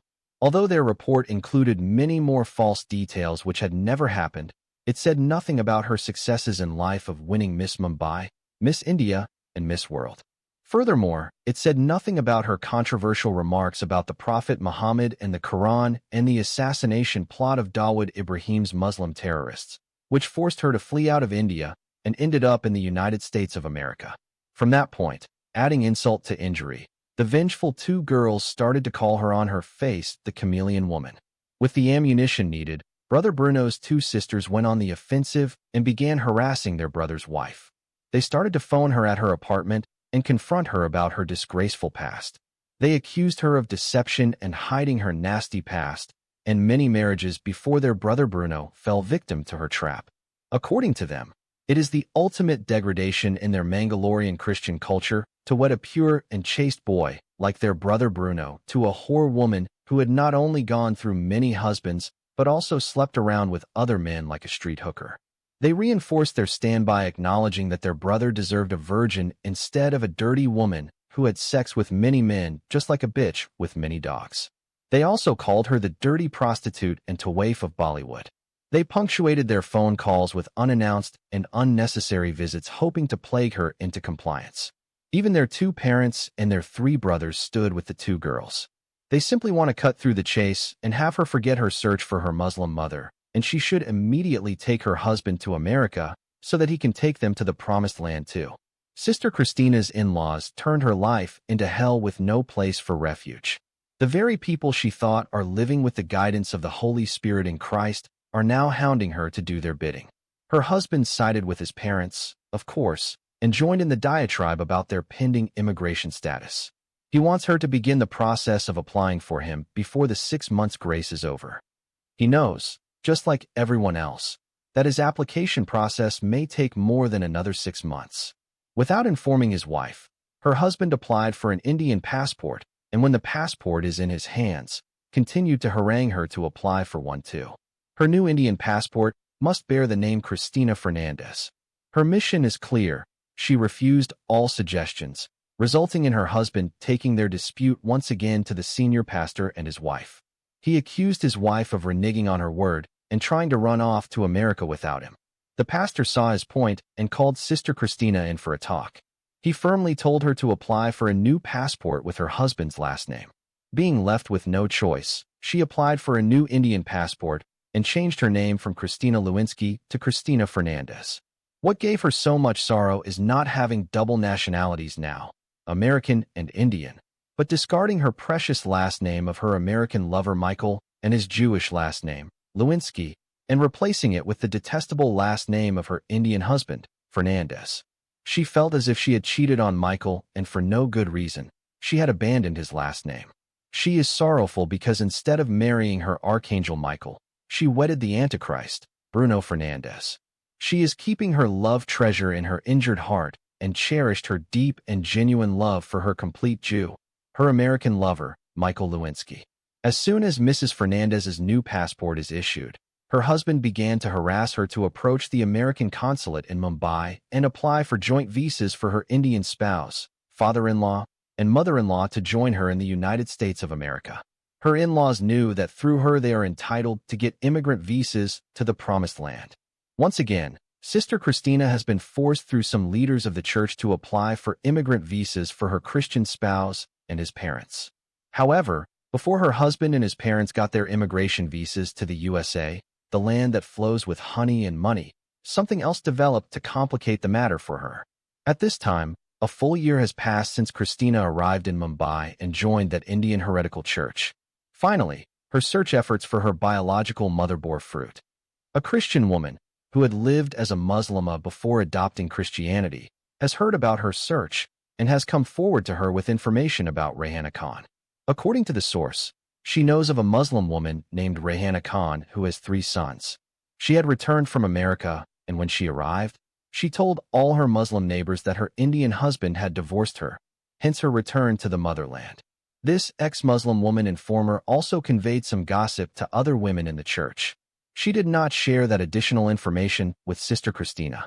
She added that she knew of an NRI, an American Muslim man who visited India briefly and knew of the scandal, which led Rehana Khan to forsake her paradise-like life in America and sold her house and eventually return home to India. According to the former friend of the Khan family, Mr. Khan had apparently fallen in love with a young girl who was young enough to be his daughter and had eventually ignored and deserted Mrs. Khan.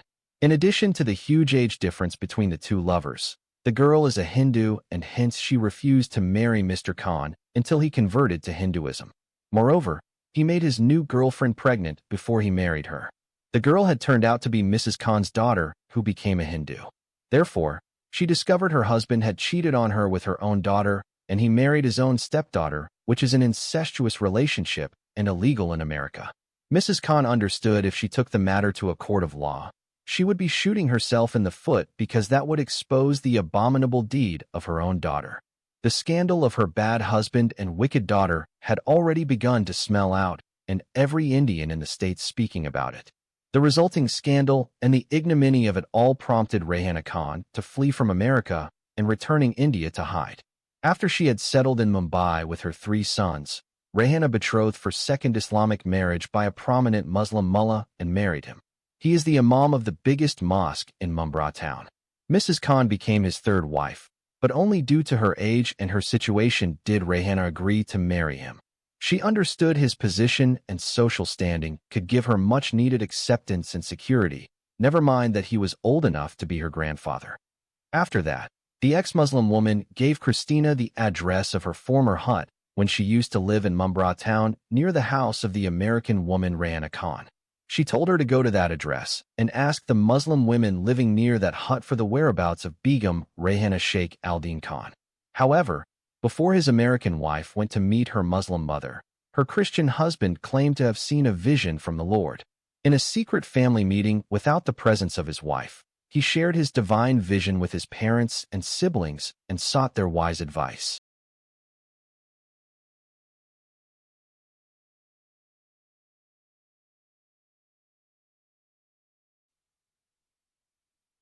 Before we heard what his family members have advised him to do, let us state briefly his so-called divine vision. He said, "Behold, while he is lying on his bed, he saw in a dream his wife is but naked, and besides her is standing a bare naked young white guy. Then he saw his wife and the American guy are doing sex the same way those dirty infidels do in pornographic videos. When he confronted his bad wife and rebuked her about her abominable deed, she said the white guy is her American lover, and she has decided to leave her Indian husband and attach herself with him without divorce." All the family members believed in his divine vision and assured him that was what was going to happen when he reached America with his wife. Even the older sister claimed to have seen in her dream a similar vision from the Lord about his chameleon wife. She called her the Cobra wife and the dirty tawaif or prostitute of Bollywood. Then she advised her brother to divorce his prostitute wife and look for a virgin Christian girl and marry her.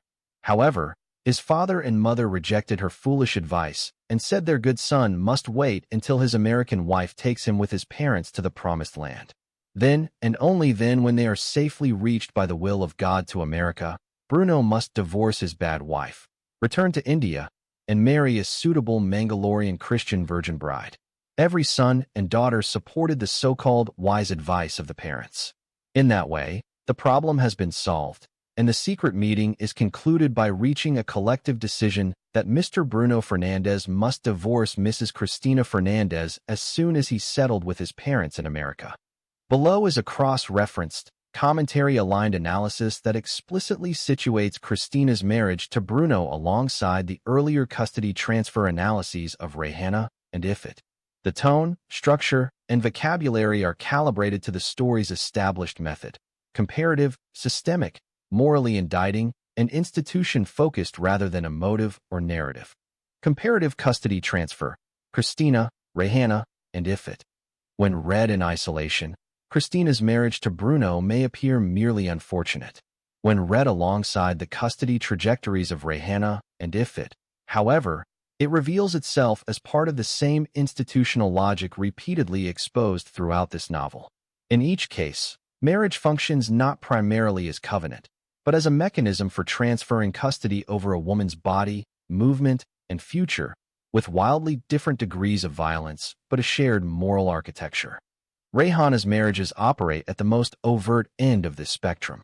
Each union explicitly transfers ownership-like authority under legal and religious systems that erase consent and criminalize resistance. Custody is total.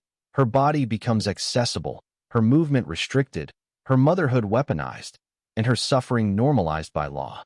Marriage here is indistinguishable from captivity, and its function is openly administratively regulating access, liability, and control. If its marriages refine this mechanism further, though shifted across borders and regimes, each union accomplishes the same result, legitimizing custody through ritual and documentation. Whether under Sharia justification or criminal manipulation, marriage repeatedly serves to relocate responsibility away from the girl while consolidating power over her. Even so-called rescues reproduce containment once marital authority is invoked. Custody persists while its form adapts. Christina's marriage to Bruno appears less violent, but it operates according to the same structural principle. Here, custody is not enforced through physical confinement or overt legal terror, but through moral pressure, expectation, and emotional coercion. Marriage transfers authority over Christina's decisions, future, and mobility to her husband, yet without the corresponding assumption of care that covenant theology demands. The novel has already established that custody transfer without responsibility is not neutral, it is abusive by design. Bruno's admission that he entered marriage primarily to secure migration confirms that custody in this case was instrumental from the outset. Christina's legal and relational status became a means of access. Her personhood was secondary to her utility. Once custody was assumed, resistance followed a familiar pattern. As with Rehanna and Ifit, Christina's refusal to conform to the demands attached to her custodial role was treated not as moral agency, but as insubordination. Her unresolved past and commitment to conscience were framed as obstacles to be overcome rather than realities to be honored. Custody demanded compliance. Dissent invited pressure. The divergence between Christina and the other women lies not in structure, but in outcome. Rehanna and Ifit are denied meaningful exit for prolonged periods by law, religion, and force. Christina's separation and eventual divorce represent a partial rupture in the system, an instance where custody fails to fully reproduce itself. Yet even here, the pattern holds. The dissolution does not occur because the institution self-corrects, but because the woman withdraws at great personal cost. Bruno's refusal to answer legal summons mirrors the behavior of other male custodians in the narrative once responsibility becomes inconvenient. Custody is claimed when beneficial, abandoned when accountability arises. This pattern is consistent across scale and context, reinforcing the book's central argument. Marriage repeatedly functions as a one-way transfer of obligation, away from women and toward institutions and men who rarely bear its consequences. Read together, the stories of Rehanna, Ifit, and Christina demonstrate that the difference between captivity and ordinary marriage is often one of degree, not kind. Where authority is transferred without enacted care, where consent is presumed but not protected, and where exit is punished rather than facilitated, marriage ceases to be covenant and becomes containment. Christina's experience confirms that even in its mildest form, custody without responsibility remains morally corrupt. Key moral conclusions. Marriage repeatedly functions as custody transfer, not covenant. Across the story, marriage is shown less as a mutual moral bond and more as a mechanism for reallocating authority over women's bodies, movement, and futures. Whether overtly violent, Rehanna, legally normalized, Ifit, or socially coercive, Christina, marriage consistently acts as a conduit for control rather than care. Custody without responsibility is structurally abusive. The transfer of authority that marriage enables is rarely matched by the assumption of responsibility. Men and institutions claim rights while evading obligation. This imbalance is not incidental but systemic, producing predictable harm regardless of cultural or legal context. Religious and legal forms do not guarantee moral legitimacy. The text demonstrates that religious language, ritual, or legality does not redeem exploitative arrangements. When law and theology are used to legitimate control rather than restrain it, they become instruments of injustice rather than channels of protection. Resistance is reframed as disobedience under custodial logic. In each case study, women's moral agency, whether expressed as refusal, conscience, or survival, is recast as rebellion or ingratitude once custody is assumed. The institution privileges compliance over consent and endurance over dignity. Exit is punished, not facilitated. The difficulty or impossibility of exit is a defining feature of custodial marriage.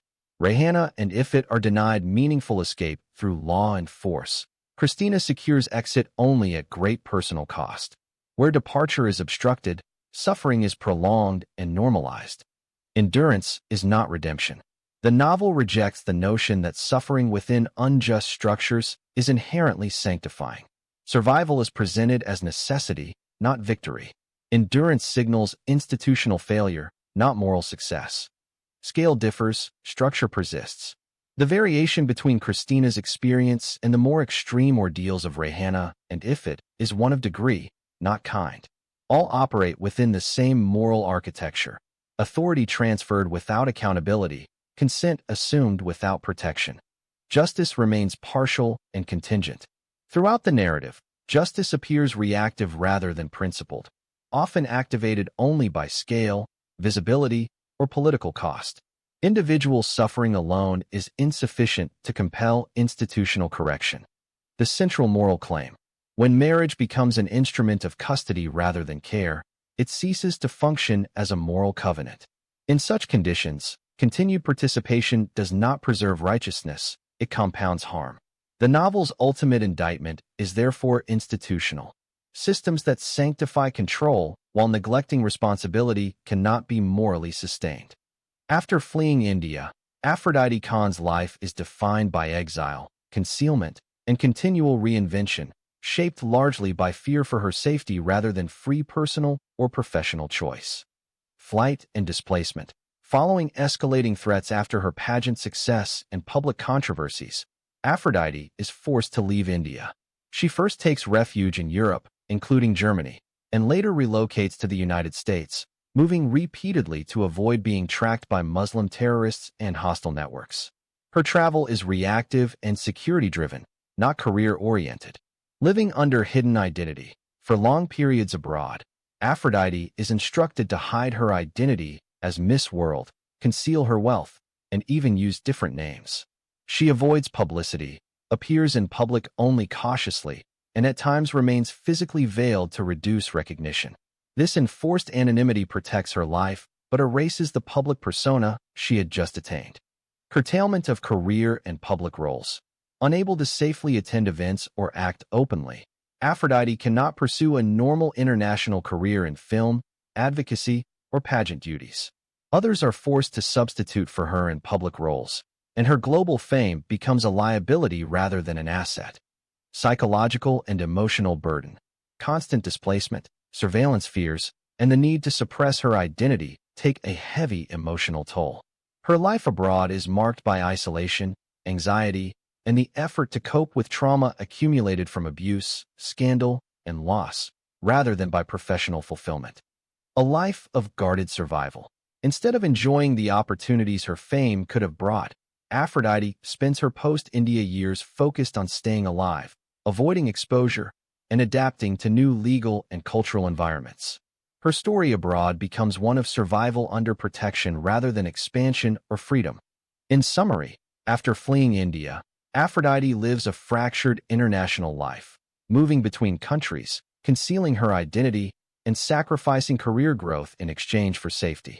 Fame persists, but only as risk. Survival replaces visibility as the central priority of her life. International reactions to Aphrodite's situation after winning Miss World. After Aphrodite Khan's rise to global visibility and her subsequent flight from India, international reactions to her situation are sharply divided, ranging from sympathy and protection to suspicion, sensationalism, and fear-driven avoidance. The narrative presents these reactions as fragmented rather than unified. Humanitarian concern and protective responses. Western authorities and institutions, particularly in Europe and the United States, respond to Aphrodite primarily as a person under threat. Immigration officials, law enforcement agencies, and security services facilitate her relocation and, at critical moments, provide protective measures and safe housing rather than public platforms. In this context, Aphrodite is treated less as a celebrity and more as a high-risk individual, signaling recognition of the seriousness of the threats against her rather than endorsement or celebration of her fame. Media attention abroad, concern mixed with sensationalism. International media takes strong interest in her story, but coverage is uneven. Some outlets frame her as a victim of extremism, abuse, and cultural conflict, highlighting the danger she faces as a former Miss World forced into exile.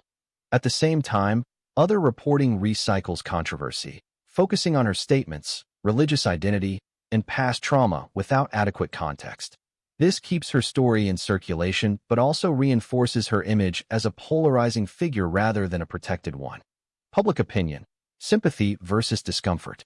Among segments of the international public, Aphrodite attracts sympathy and admiration, especially as a woman punished for speaking against abuse and child marriage. For these audiences, she becomes a symbol of courage and survival. Conversely, there is also unease and reluctance to engage with her openly. Institutions that might otherwise embrace a former Miss World, cultural organizations, pageant platforms, advocacy groups, often keep their distance, wary of political, religious, or security backlash. Pageant and celebrity world distancing. International pageant bodies and celebrity networks respond defensively. While not formally disowning Aphrodite's titles, they limit her visibility, reduce her participation in global events, and in some cases allow others to stand in for her in public roles. This reaction signals an effort to contain reputational risk, prioritizing organizational stability over individual support. Muslim terrorists' hostility across borders. The most hostile international reaction comes from Islamic terrorism networks, whose threats follow Aphrodite beyond India. These transnational dangers are a major reason her life abroad is marked by secrecy and movement rather than settlement, shaping how governments and institutions interact with her. Overall picture. In sum, the international response to Aphrodite's situation is protective but cautious, sympathetic yet distancing. Governments and individuals offer safety and refuge. Media amplifies her story while often deepening controversy, and cultural institutions withdraw rather than champion her. Internationally, Aphrodite is recognized not as a triumphant global icon, but as a figure whose fame has become inseparable from danger, provoking care, anxiety, and avoidance in equal measure. Aphrodite Khan's global media portrayal is consistently depicted as polarized, sensationalized, and unstable, shifting between sympathy and suspicion as her story travels beyond India. From triumph to controversy, international media initially presents Aphrodite as an extraordinary figure, a former slum girl who rose to become Miss World, symbolizing resilience and social breakthrough. However, this celebratory framing quickly gives way to controversy as outlets focus on her remarks about Islam, her traumatic past, and the threats against her, transforming her from a success story into a flashpoint of global debate. Context-stripped reporting. Much of the global press reproduces Aphrodite's statements and background without sufficient context, reporting accusations of blasphemy and scandal while downplaying or omitting the abuse, coercion, and trauma that shaped her views. This contributes to a portrayal of her as provocative or reckless rather than as a survivor responding to lived experience. Victim and threat narratives intertwined. International coverage frequently oscillates between depicting Aphrodite as a woman under serious threat from extremists and as a problematic public figure who brings risk to institutions associated with her. This dual framing results in heightened attention but reduced advocacy, as organizations grow cautious about featuring her publicly. Security-driven invisibility. Reports abroad highlight that Aphrodite is forced into exile, concealment, and guarded living, with governments and pageant bodies limiting her visibility. Even sympathetic coverage emphasizes danger and withdrawal rather than achievement, reinforcing her image as a celebrity whose fame has become hazardous. Lasting stigma in the global imagination. Once her story becomes internationally controversial, media attention repeatedly revisits the same elements: religion, scandal, threats, ensuring that Aphrodite's identity remains fixed as a controversial symbol rather than a progressing career figure. Her portrayal stabilizes around conflict, not growth. In summary, Global media portrays Aphrodite Khan not simply as a former beauty queen, but as a contested figure at the intersection of gender, religion, trauma, and security. While she is recognized internationally, that recognition is framed through risk and controversy, making her visibility precarious and her public image permanently polarized. Below is a comparative thematic analysis that places Ifat Khan's marriages to Uncle Jimmy, Jamal Khan, Rahul Patel, Bruno Fernandes, and Michael Lewinsky alongside her marriages to Sheikh Ahmed and Mahmoud Khan. The comparison highlights how marriage functions differently depending on power, class, and institutional backing, while consistently serving as a mechanism that governs Ifat's autonomy across the narrative. The analysis is grounded in the Indian Miss World. Two categories of marriage in Ifat Khan's life. Ifat's marriages fall into two broad groups. Marriages of direct domination, Sheikh Ahmed, Mahmoud Khan. Marriages of conditional belonging, Uncle Jimmy, Rahul Patel, Bruno Fernandes, Michael Lewinsky. The distinction is not emotional intent alone, but how power operates through marriage. Sheikh Ahmed and Mahmoud Khan. Marriage as ownership and control. Nature of these marriages. Initiated and sustained through extreme power imbalance. Backed by wealth, authority, secrecy, and religious or social legitimacy. If it has little to no agency, marriage operates as a legal and social enclosure. Key features. Marriage authorizes total control over movement, identity, and future. Class hierarchy is absolute. Powerful men versus an isolated, powerless girl. Patriarchy is overt and unapologetic, exercised through force and legitimacy. Thematic meaning. These marriages represent patriarchy at its most explicit, women reduced to property under class and gender power. Marriage serves as a tool of erasure, not integration. They establish the baseline of oppression that shapes all later relationships. Rahul Patel. Marriage as class instrument. Contrast with Sheikh Ahmed and Mahmoud Khan. Control is economic and familial rather than overtly violent. Marriage is framed as respectable tradition tied to inheritance and social order. Key difference. Ifat is no longer property, but she is still instrumentalized. Class privilege replaces brute dominance, but the outcome is similar. Her autonomy is secondary. Thematic shift. Patriarchy becomes bureaucratic and polite, operating through family expectations and wealth rather than force. This marks a transition from ownership to management. Uncle Jimmy, Jamal Khan. Marriage as emotional refuge. Contrast with Sheikh Ahmed and Mahmoud Khan. Rooted in affection and recognition of Ifat as a person. Lacks institutional power or protection. Key difference. This is the clearest emotional contrast. Care exists where domination once ruled. However, the marriage remains legally and socially fragile because Jimmy lacks class power. Thematic meaning. The narrative suggests that love alone cannot counter patriarchy. Without class or institutional backing, even humane relationships are vulnerable. Michael Lewinsky. Marriage as healing and recognition. Contrast with Sheikh Ahmed and Mahmoud Khan. Based on consent, recovery, and mutual support. Minimal coercion, if its voice is acknowledged. Key difference. For the first time, marriage functions as alignment rather than control. Yet it exists outside the dominant social and cultural structures that previously governed Ifat's life. Thematic meaning.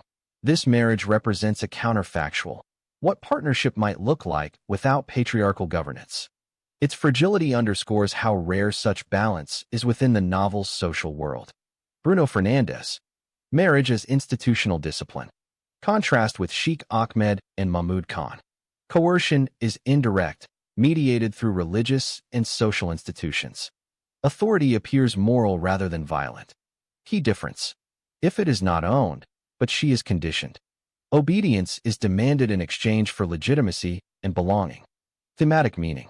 Patriarchy re-emerges in a refined form. Control through doctrine, respectability, and moral pressure. Marriage again regulates identity, speech, and behavior. Synthesis. What the comparison reveals. Sheikh Ahmed and Mahmoud Khan show patriarchy in its rawest form, possession justified by power. Rahul Patel shows patriarchy disguised as class tradition. Uncle Jimmy shows that affection cannot neutralize systemic inequality. Michael Lewinsky offers a rare vision of ethical partnership, yet one marginal to dominant systems. Bruno Fernandez demonstrates how institutions can replicate domination without overt force. Central insight. Across all marriages, the problem is not individual men alone, but how marriage itself is repeatedly used to regulate female autonomy, whether through force, class, affection, or institutional morality. Marriage changes shape, but control persists. Below is an expanded comparison with short quotations focused specifically on Bruno Fernandez, while staying strictly within what the novel explicitly says. Where Bruno is not quoted speaking, the text identifies him by role, her Christian husband, which is how the narrative itself frames him. Short quotations focused on Bruno's response.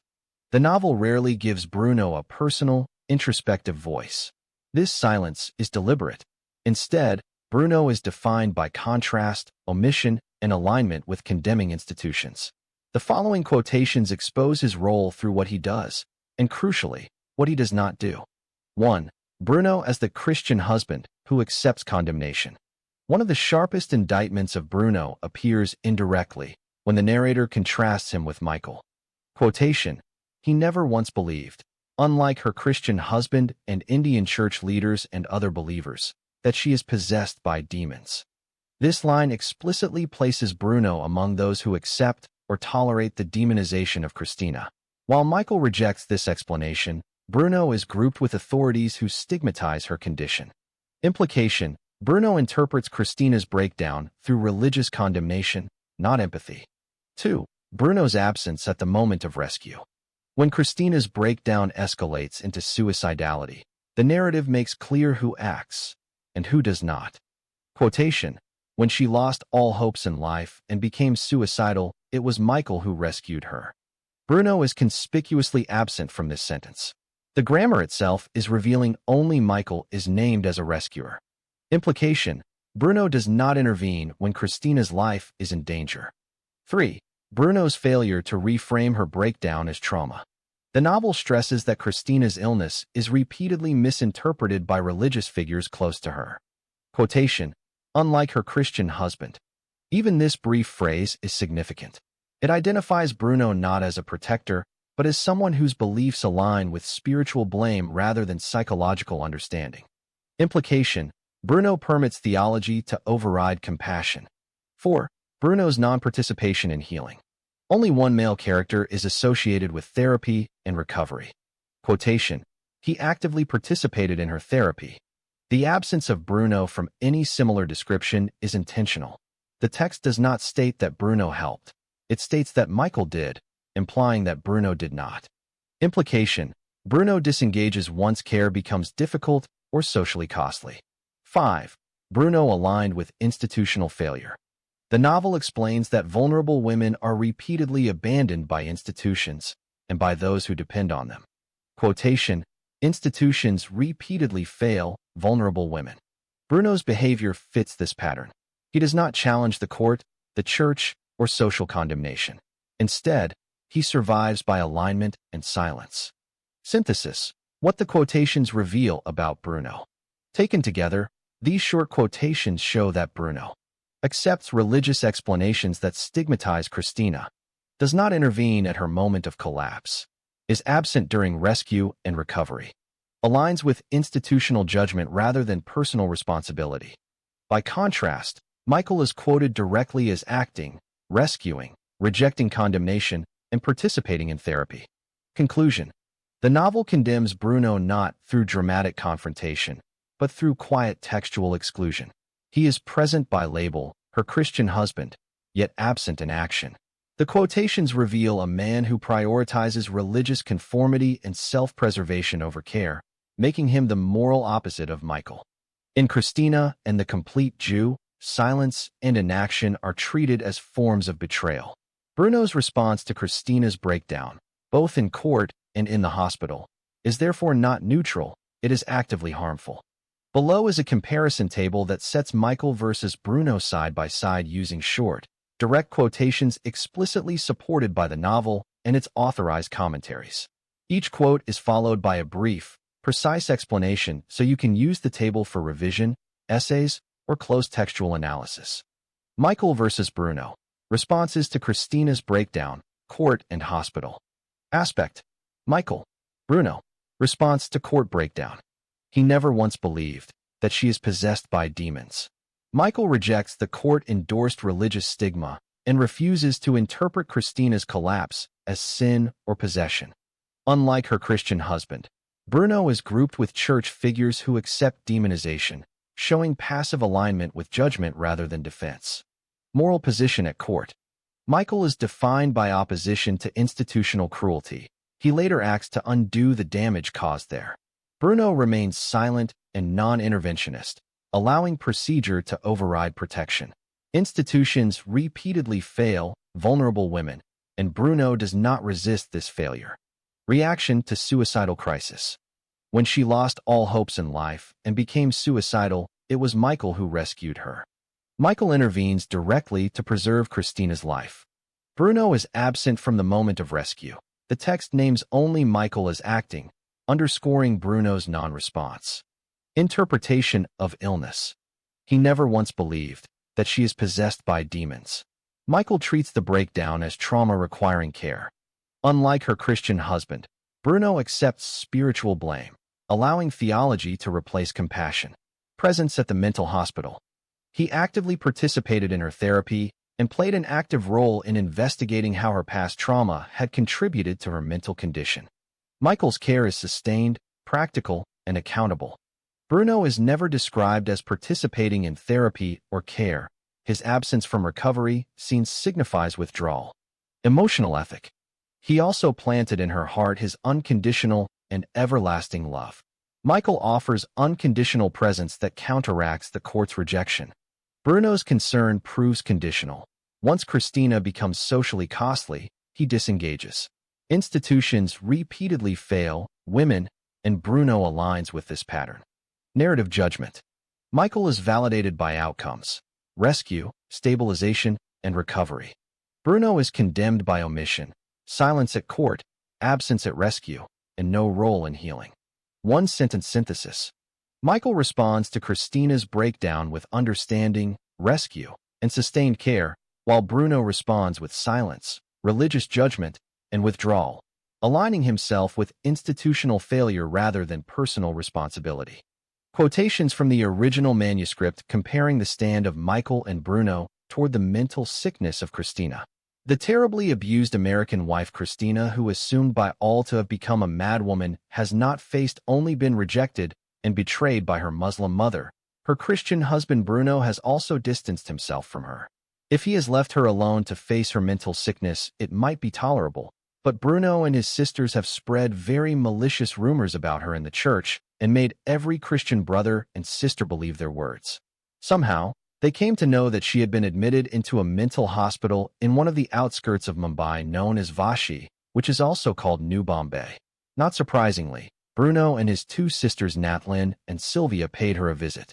After that, they returned to the church and spread their spiritual interpretations of what has happened to Sister Christina. According to them, she had given a foothold to Satan and opened herself to demonic attacks because she left her lawful Christian husband and began to live with a white guy in a shameful and open adulterous relationship. They further claimed, for that reason God had delivered her up to Satan to destroy her body. They said further that when they visited her in the mental hospital, they found her with long shackles on her hands and around her body. There are strong fetters fastened to her legs, and she is being chained to her bed and fed like a wild beast in a cage at the zoo. She looked like a white witch and a dirty bitch, and her hair is disheveled like a madwoman. She always tears her clothes, exposes her nakedness, and bites anyone that comes within range. She is screamed constantly and speaks unintelligible language just like that of a lunatic and demon-possessed woman. She often breaks the chains, and the mental hospital staff finds it difficult to restrain her. The spirit of the Phoenician Queen Jezebel possessed her, and her body has been infiltrated by many demons of rage and unclean spirits of lust and adultery. They concluded their spiritual report by saying that she is having a legion of demons inside her body. In the Bible, a legion is equal to 6,100 devils. Their report led many church leaders and believers to take a trip to that mental asylum and confirmed the rumors about the so-called demon-possessed white witch and dirty bitch. The mental hospital became like a tourist attraction to the members of that born-again and spirit-filled church.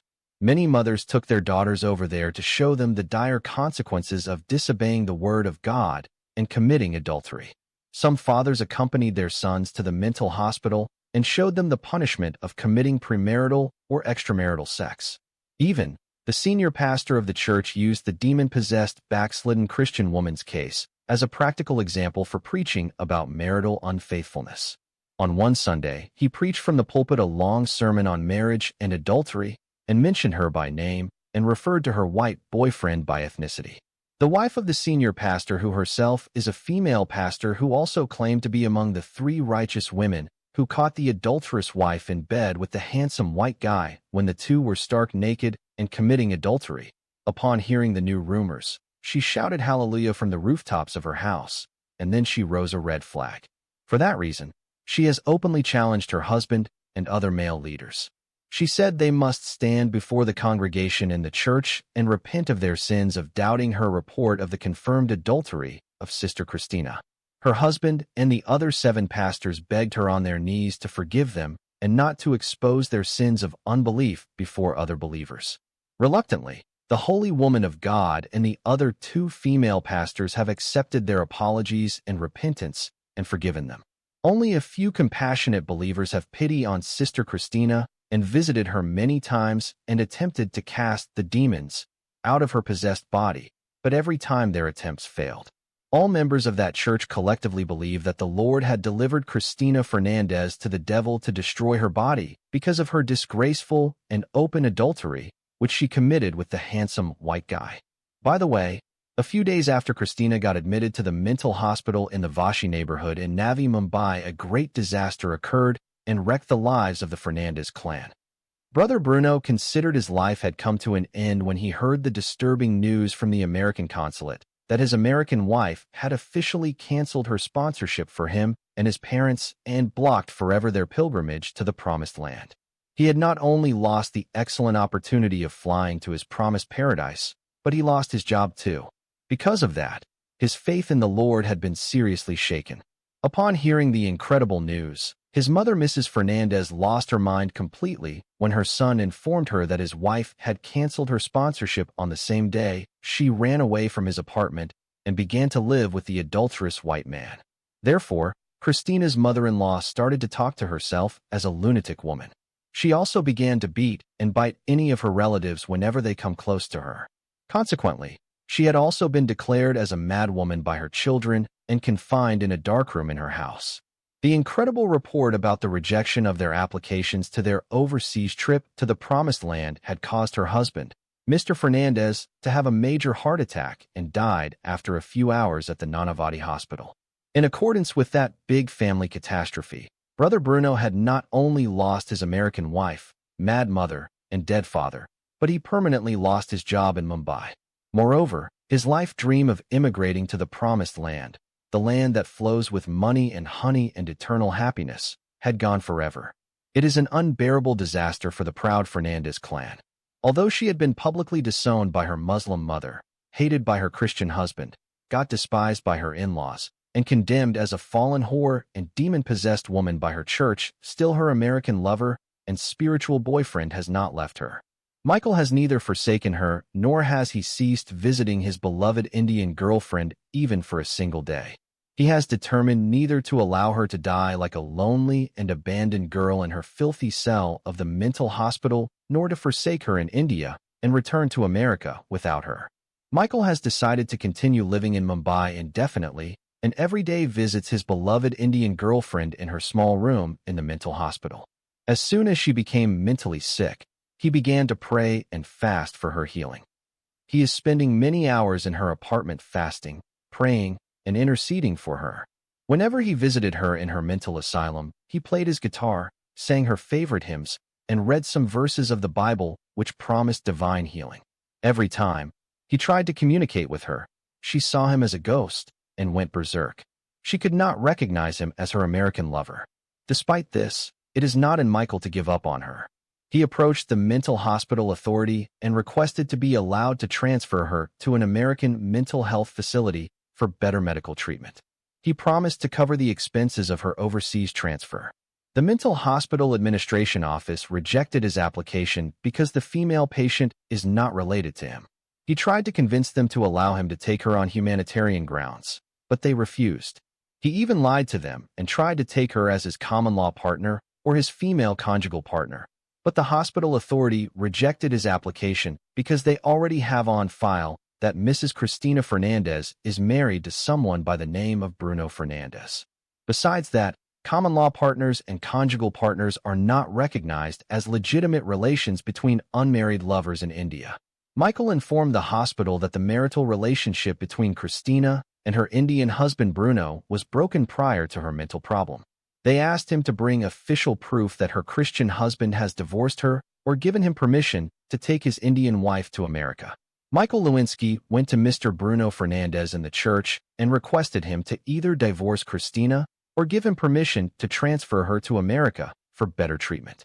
Brother Bruno rejected the request of the American lover and accused him of being the reason behind his Indian wife forsaking him and canceling her sponsorship for him and his parents to the USA.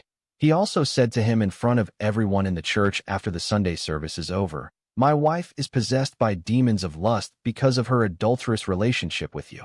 Of course, the complete Jew Michael denied the false allegation and tried to convince Brother Bruno and the leaders of the church that he knew Christina from America, and she stayed in his parents' house prior to her conversion, and through him, she came to know the Lord. He also said she forsook Islam and accepted Christianity in his parents' home and got baptized and changed her name to Christina in his church in the States. He said further that he and Christina are only good friends and there is not any sex involved or any other form of carnal relation between the two of them, but no one believed his story. The church leadership rejected his justification of living with someone's wife in the same apartment and told him never to come again to their holy sanctuary and spirit-filled church, or otherwise they will hand him over to the ruthless Indian police officers. Michael has not given up. From the Bandra church, he traveled to the Mumbai town and went to the biggest mosque and talked to its imam, the Mullah Sheikh ul-Din Khan, in front of his entire congregation. He requested him to allow him to meet his wife, Begum Rehanaji. He explained that he wants to obtain the permission of Christina's mother for transferring her mentally sick daughter to the United States of America for better treatment. That day, the angry mullah is supposed to kill the Christian infidel boy at the spot if it is not for the many faithful Muslims who are present inside the prayer hall, and he understood that Michael is a white foreigner. Nevertheless, he controlled his boiling rage and talked to the American young man. He told him that his third wife, Begum Rehanaji Khan, had never given birth to a female in all her life, and she had already testified in court that she had no daughter.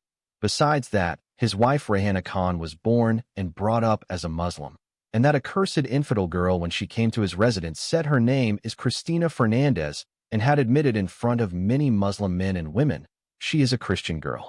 Accordingly, that girl is either mentally retarded or got bribed by a huge amount of money by some bad people to drag his righteous Muslim wife again to court and bring disgrace to his family.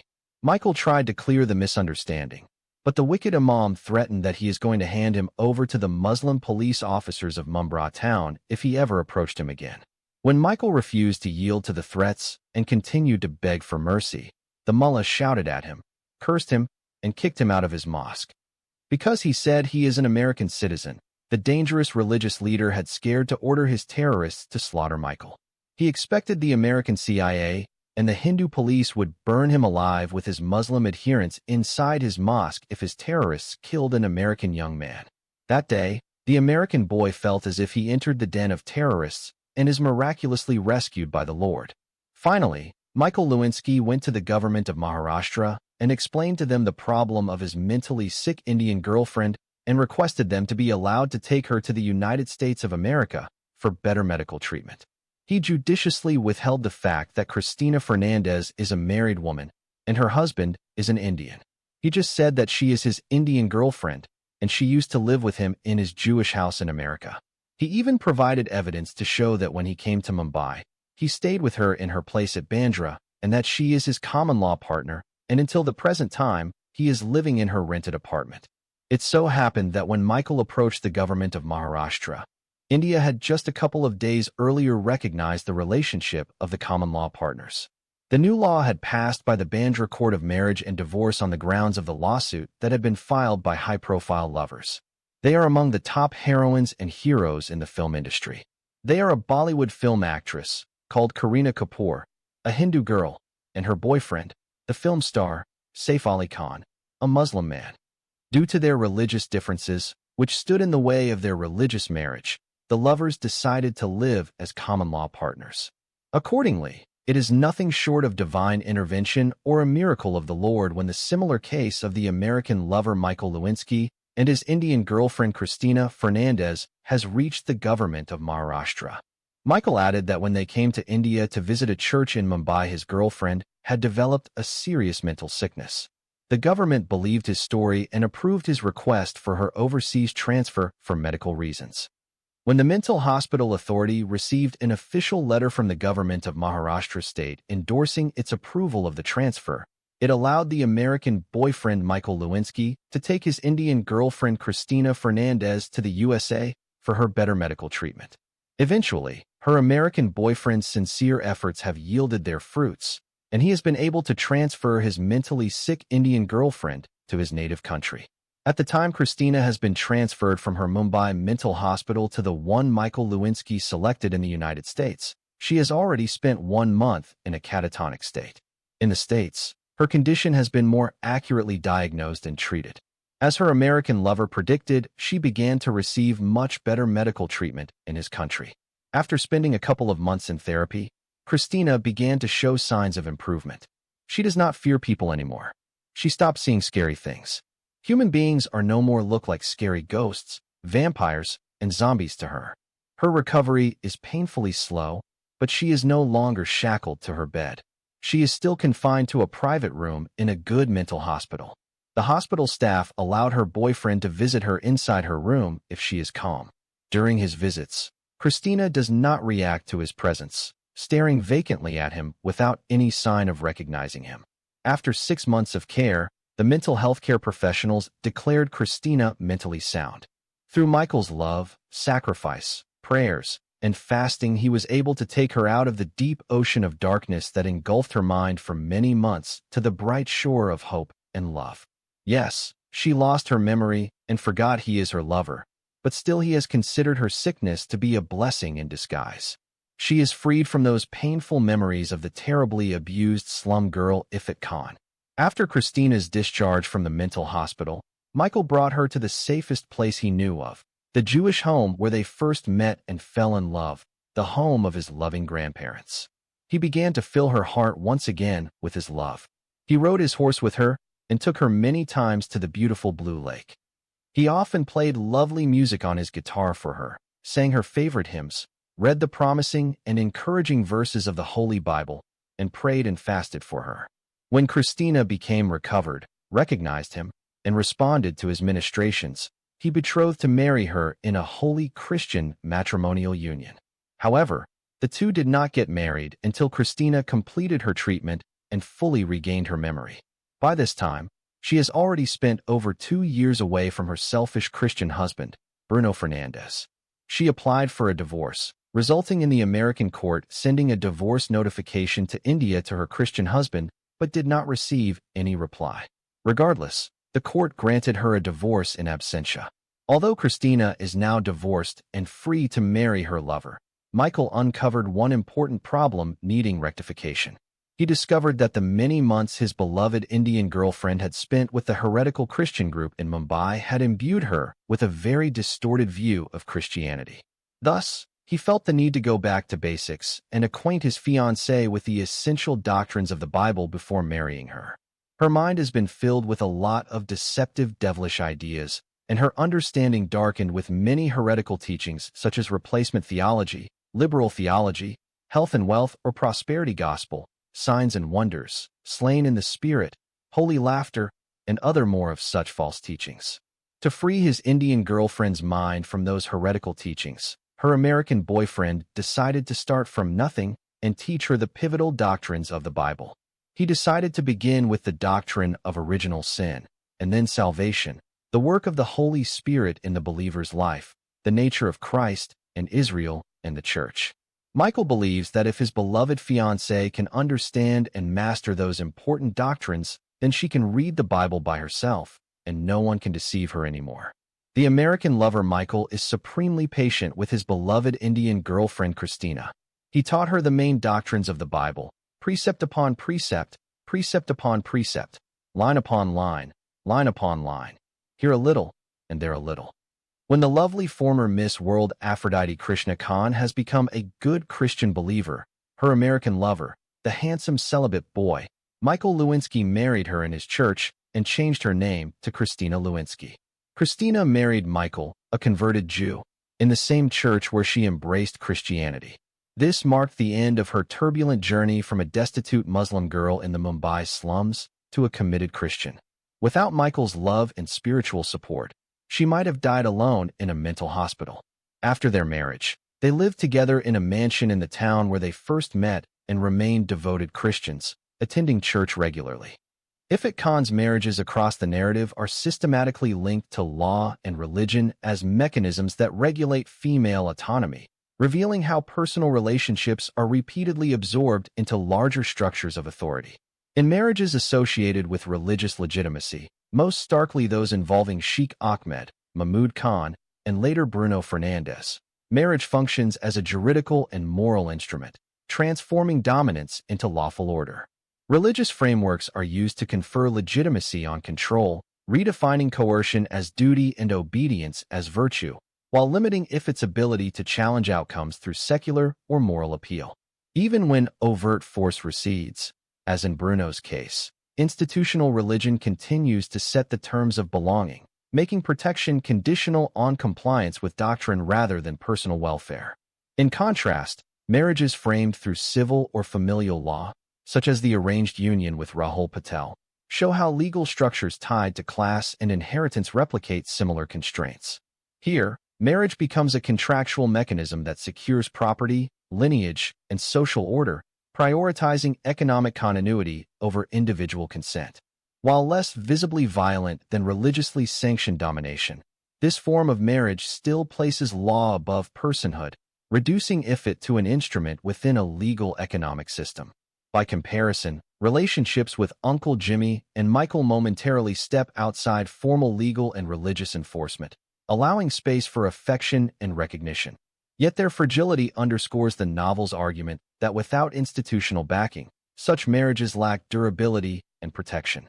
Together, these patterns demonstrate that marriage in the Indian Miss World is never merely personal. It is a site where law and religion converge to stabilize patriarchy, ensuring that women's lives remain governed by legitimacy, documentation, and doctrine rather than choice, regardless of changing partners or contexts. Marriage in the Indian Miss World consistently functions as a structural test of female autonomy, revealing how choice is shaped, constrained, or withdrawn by law and religion rather than exercised freely. Across Ifat Khan's marriages, autonomy does not hinge on personal desire alone, but on whether legal frameworks and religious authorities recognize her agency. In religiously sanctioned marriages, most notably those associated with powerful male figures and later with institution-endorsed unions, marriage converts control into legitimacy, redefining obedience as duty and limiting its ability to contest outcomes without violating law or doctrine. In civil or family-mediated arrangements, marriage still prioritizes property, inheritance, and social order over consent, demonstrating how secular law can replicate patriarchal outcomes by treating women as instruments within contractual systems rather than autonomous subjects. Even relationships grounded in affection and mutual recognition occupy fragile ground. Without institutional endorsement, they offer emotional refuge but little durable protection. Collectively, these patterns show that female autonomy in the novel is conditional and precarious, expanded only when law and religion recede, and curtailed whenever they reassert authority. Marriage thus becomes the narrative site where personal identity is negotiated against external legitimacy, illustrating how systems of law and religion repeatedly absorb intimate bonds to govern women's lives rather than safeguard their choices. How do law and religion shape its autonomy? Law and religion shape Ifrit Khan's autonomy in the novel by determining when she is allowed agency and when her choices are overridden by legitimacy. From childhood onward, religiously grounded authority repeatedly intervenes to define her status, framing marriage, obedience, and silence as lawful obligations rather than personal decisions. In these contexts, religion operates less as private belief and more as a regulatory system, one that grants moral and legal justification to those who control her life, while simultaneously restricting her ability to resist without being cast as immoral or deviant. Law, when intertwined with religious doctrine, functions to formalize this control, transforming power imbalances into sanctioned outcomes that appear orderly and inevitable rather than coercive. As if it grows older and becomes more visible, the role of law expands rather than diminishes. Civil and institutional legal frameworks, courts, marriage contracts, inheritance rules, and religious tribunals continue to prioritize social order over individual consent. Even when her relationships are framed as restorative or voluntary, her autonomy remains conditional, shaped by documentation, eligibility, and institutional approval. Moments of personal choice emerge only at the margins, when law and religion temporarily lose their grip or fail to recognize her situation. Yet these moments remain fragile and easily revoked. Collectively, the narrative shows that Ifrit's autonomy is not denied because she lacks will or intelligence, but because law and religion are repeatedly mobilized to redefine her life as a matter of regulation rather than self-determination, ensuring that legitimacy consistently outweighs choice. Religion has a decisive impact on Ifrit Khan's personal choices by reframing control as moral obligation and limiting the space in which consent can meaningfully exist. Across the narrative, religious authority does not simply guide belief or ethics. It actively defines what choices are considered legitimate, particularly in matters of marriage, obedience, and female behavior. From early on, religiously justified arrangements override Ifrit's preferences, presenting decisions made on her behalf as divinely or traditionally sanctioned rather than imposed. As documented in the novel and its commentaries, this use of religion aligns closely with law and social custom, making resistance appear not only disobedient but illegitimate, sinful, or socially dangerous. As Ifrit grows older and more visible, religion continues to shape her choices indirectly by narrowing the consequences of dissent. When her actions or speech diverge from accepted religious norms, the response is not personal disagreement, but collective moral policing, where public outrage, institutional pressure, and legal vulnerability converge. Even when religion appears to offer refuge, through conversion, remarriage, or institutional acceptance, that protection is conditional on compliance with new doctrines and expectations. Choices are permitted only within boundaries set by religious legitimacy, and autonomy becomes something temporarily granted rather than inherently owned. The narrative thus presents religion as a system that absorbs personal decision-making into frameworks of authority, ensuring that Ifrit's life paths are repeatedly redirected toward conformity rather than self-determination. In this way, religion shapes not just what Ifrit believes, but what she is allowed to choose, reinforcing the novel's broader critique of how faith, when aligned with power, governs women's lives more than it serves individual conscience.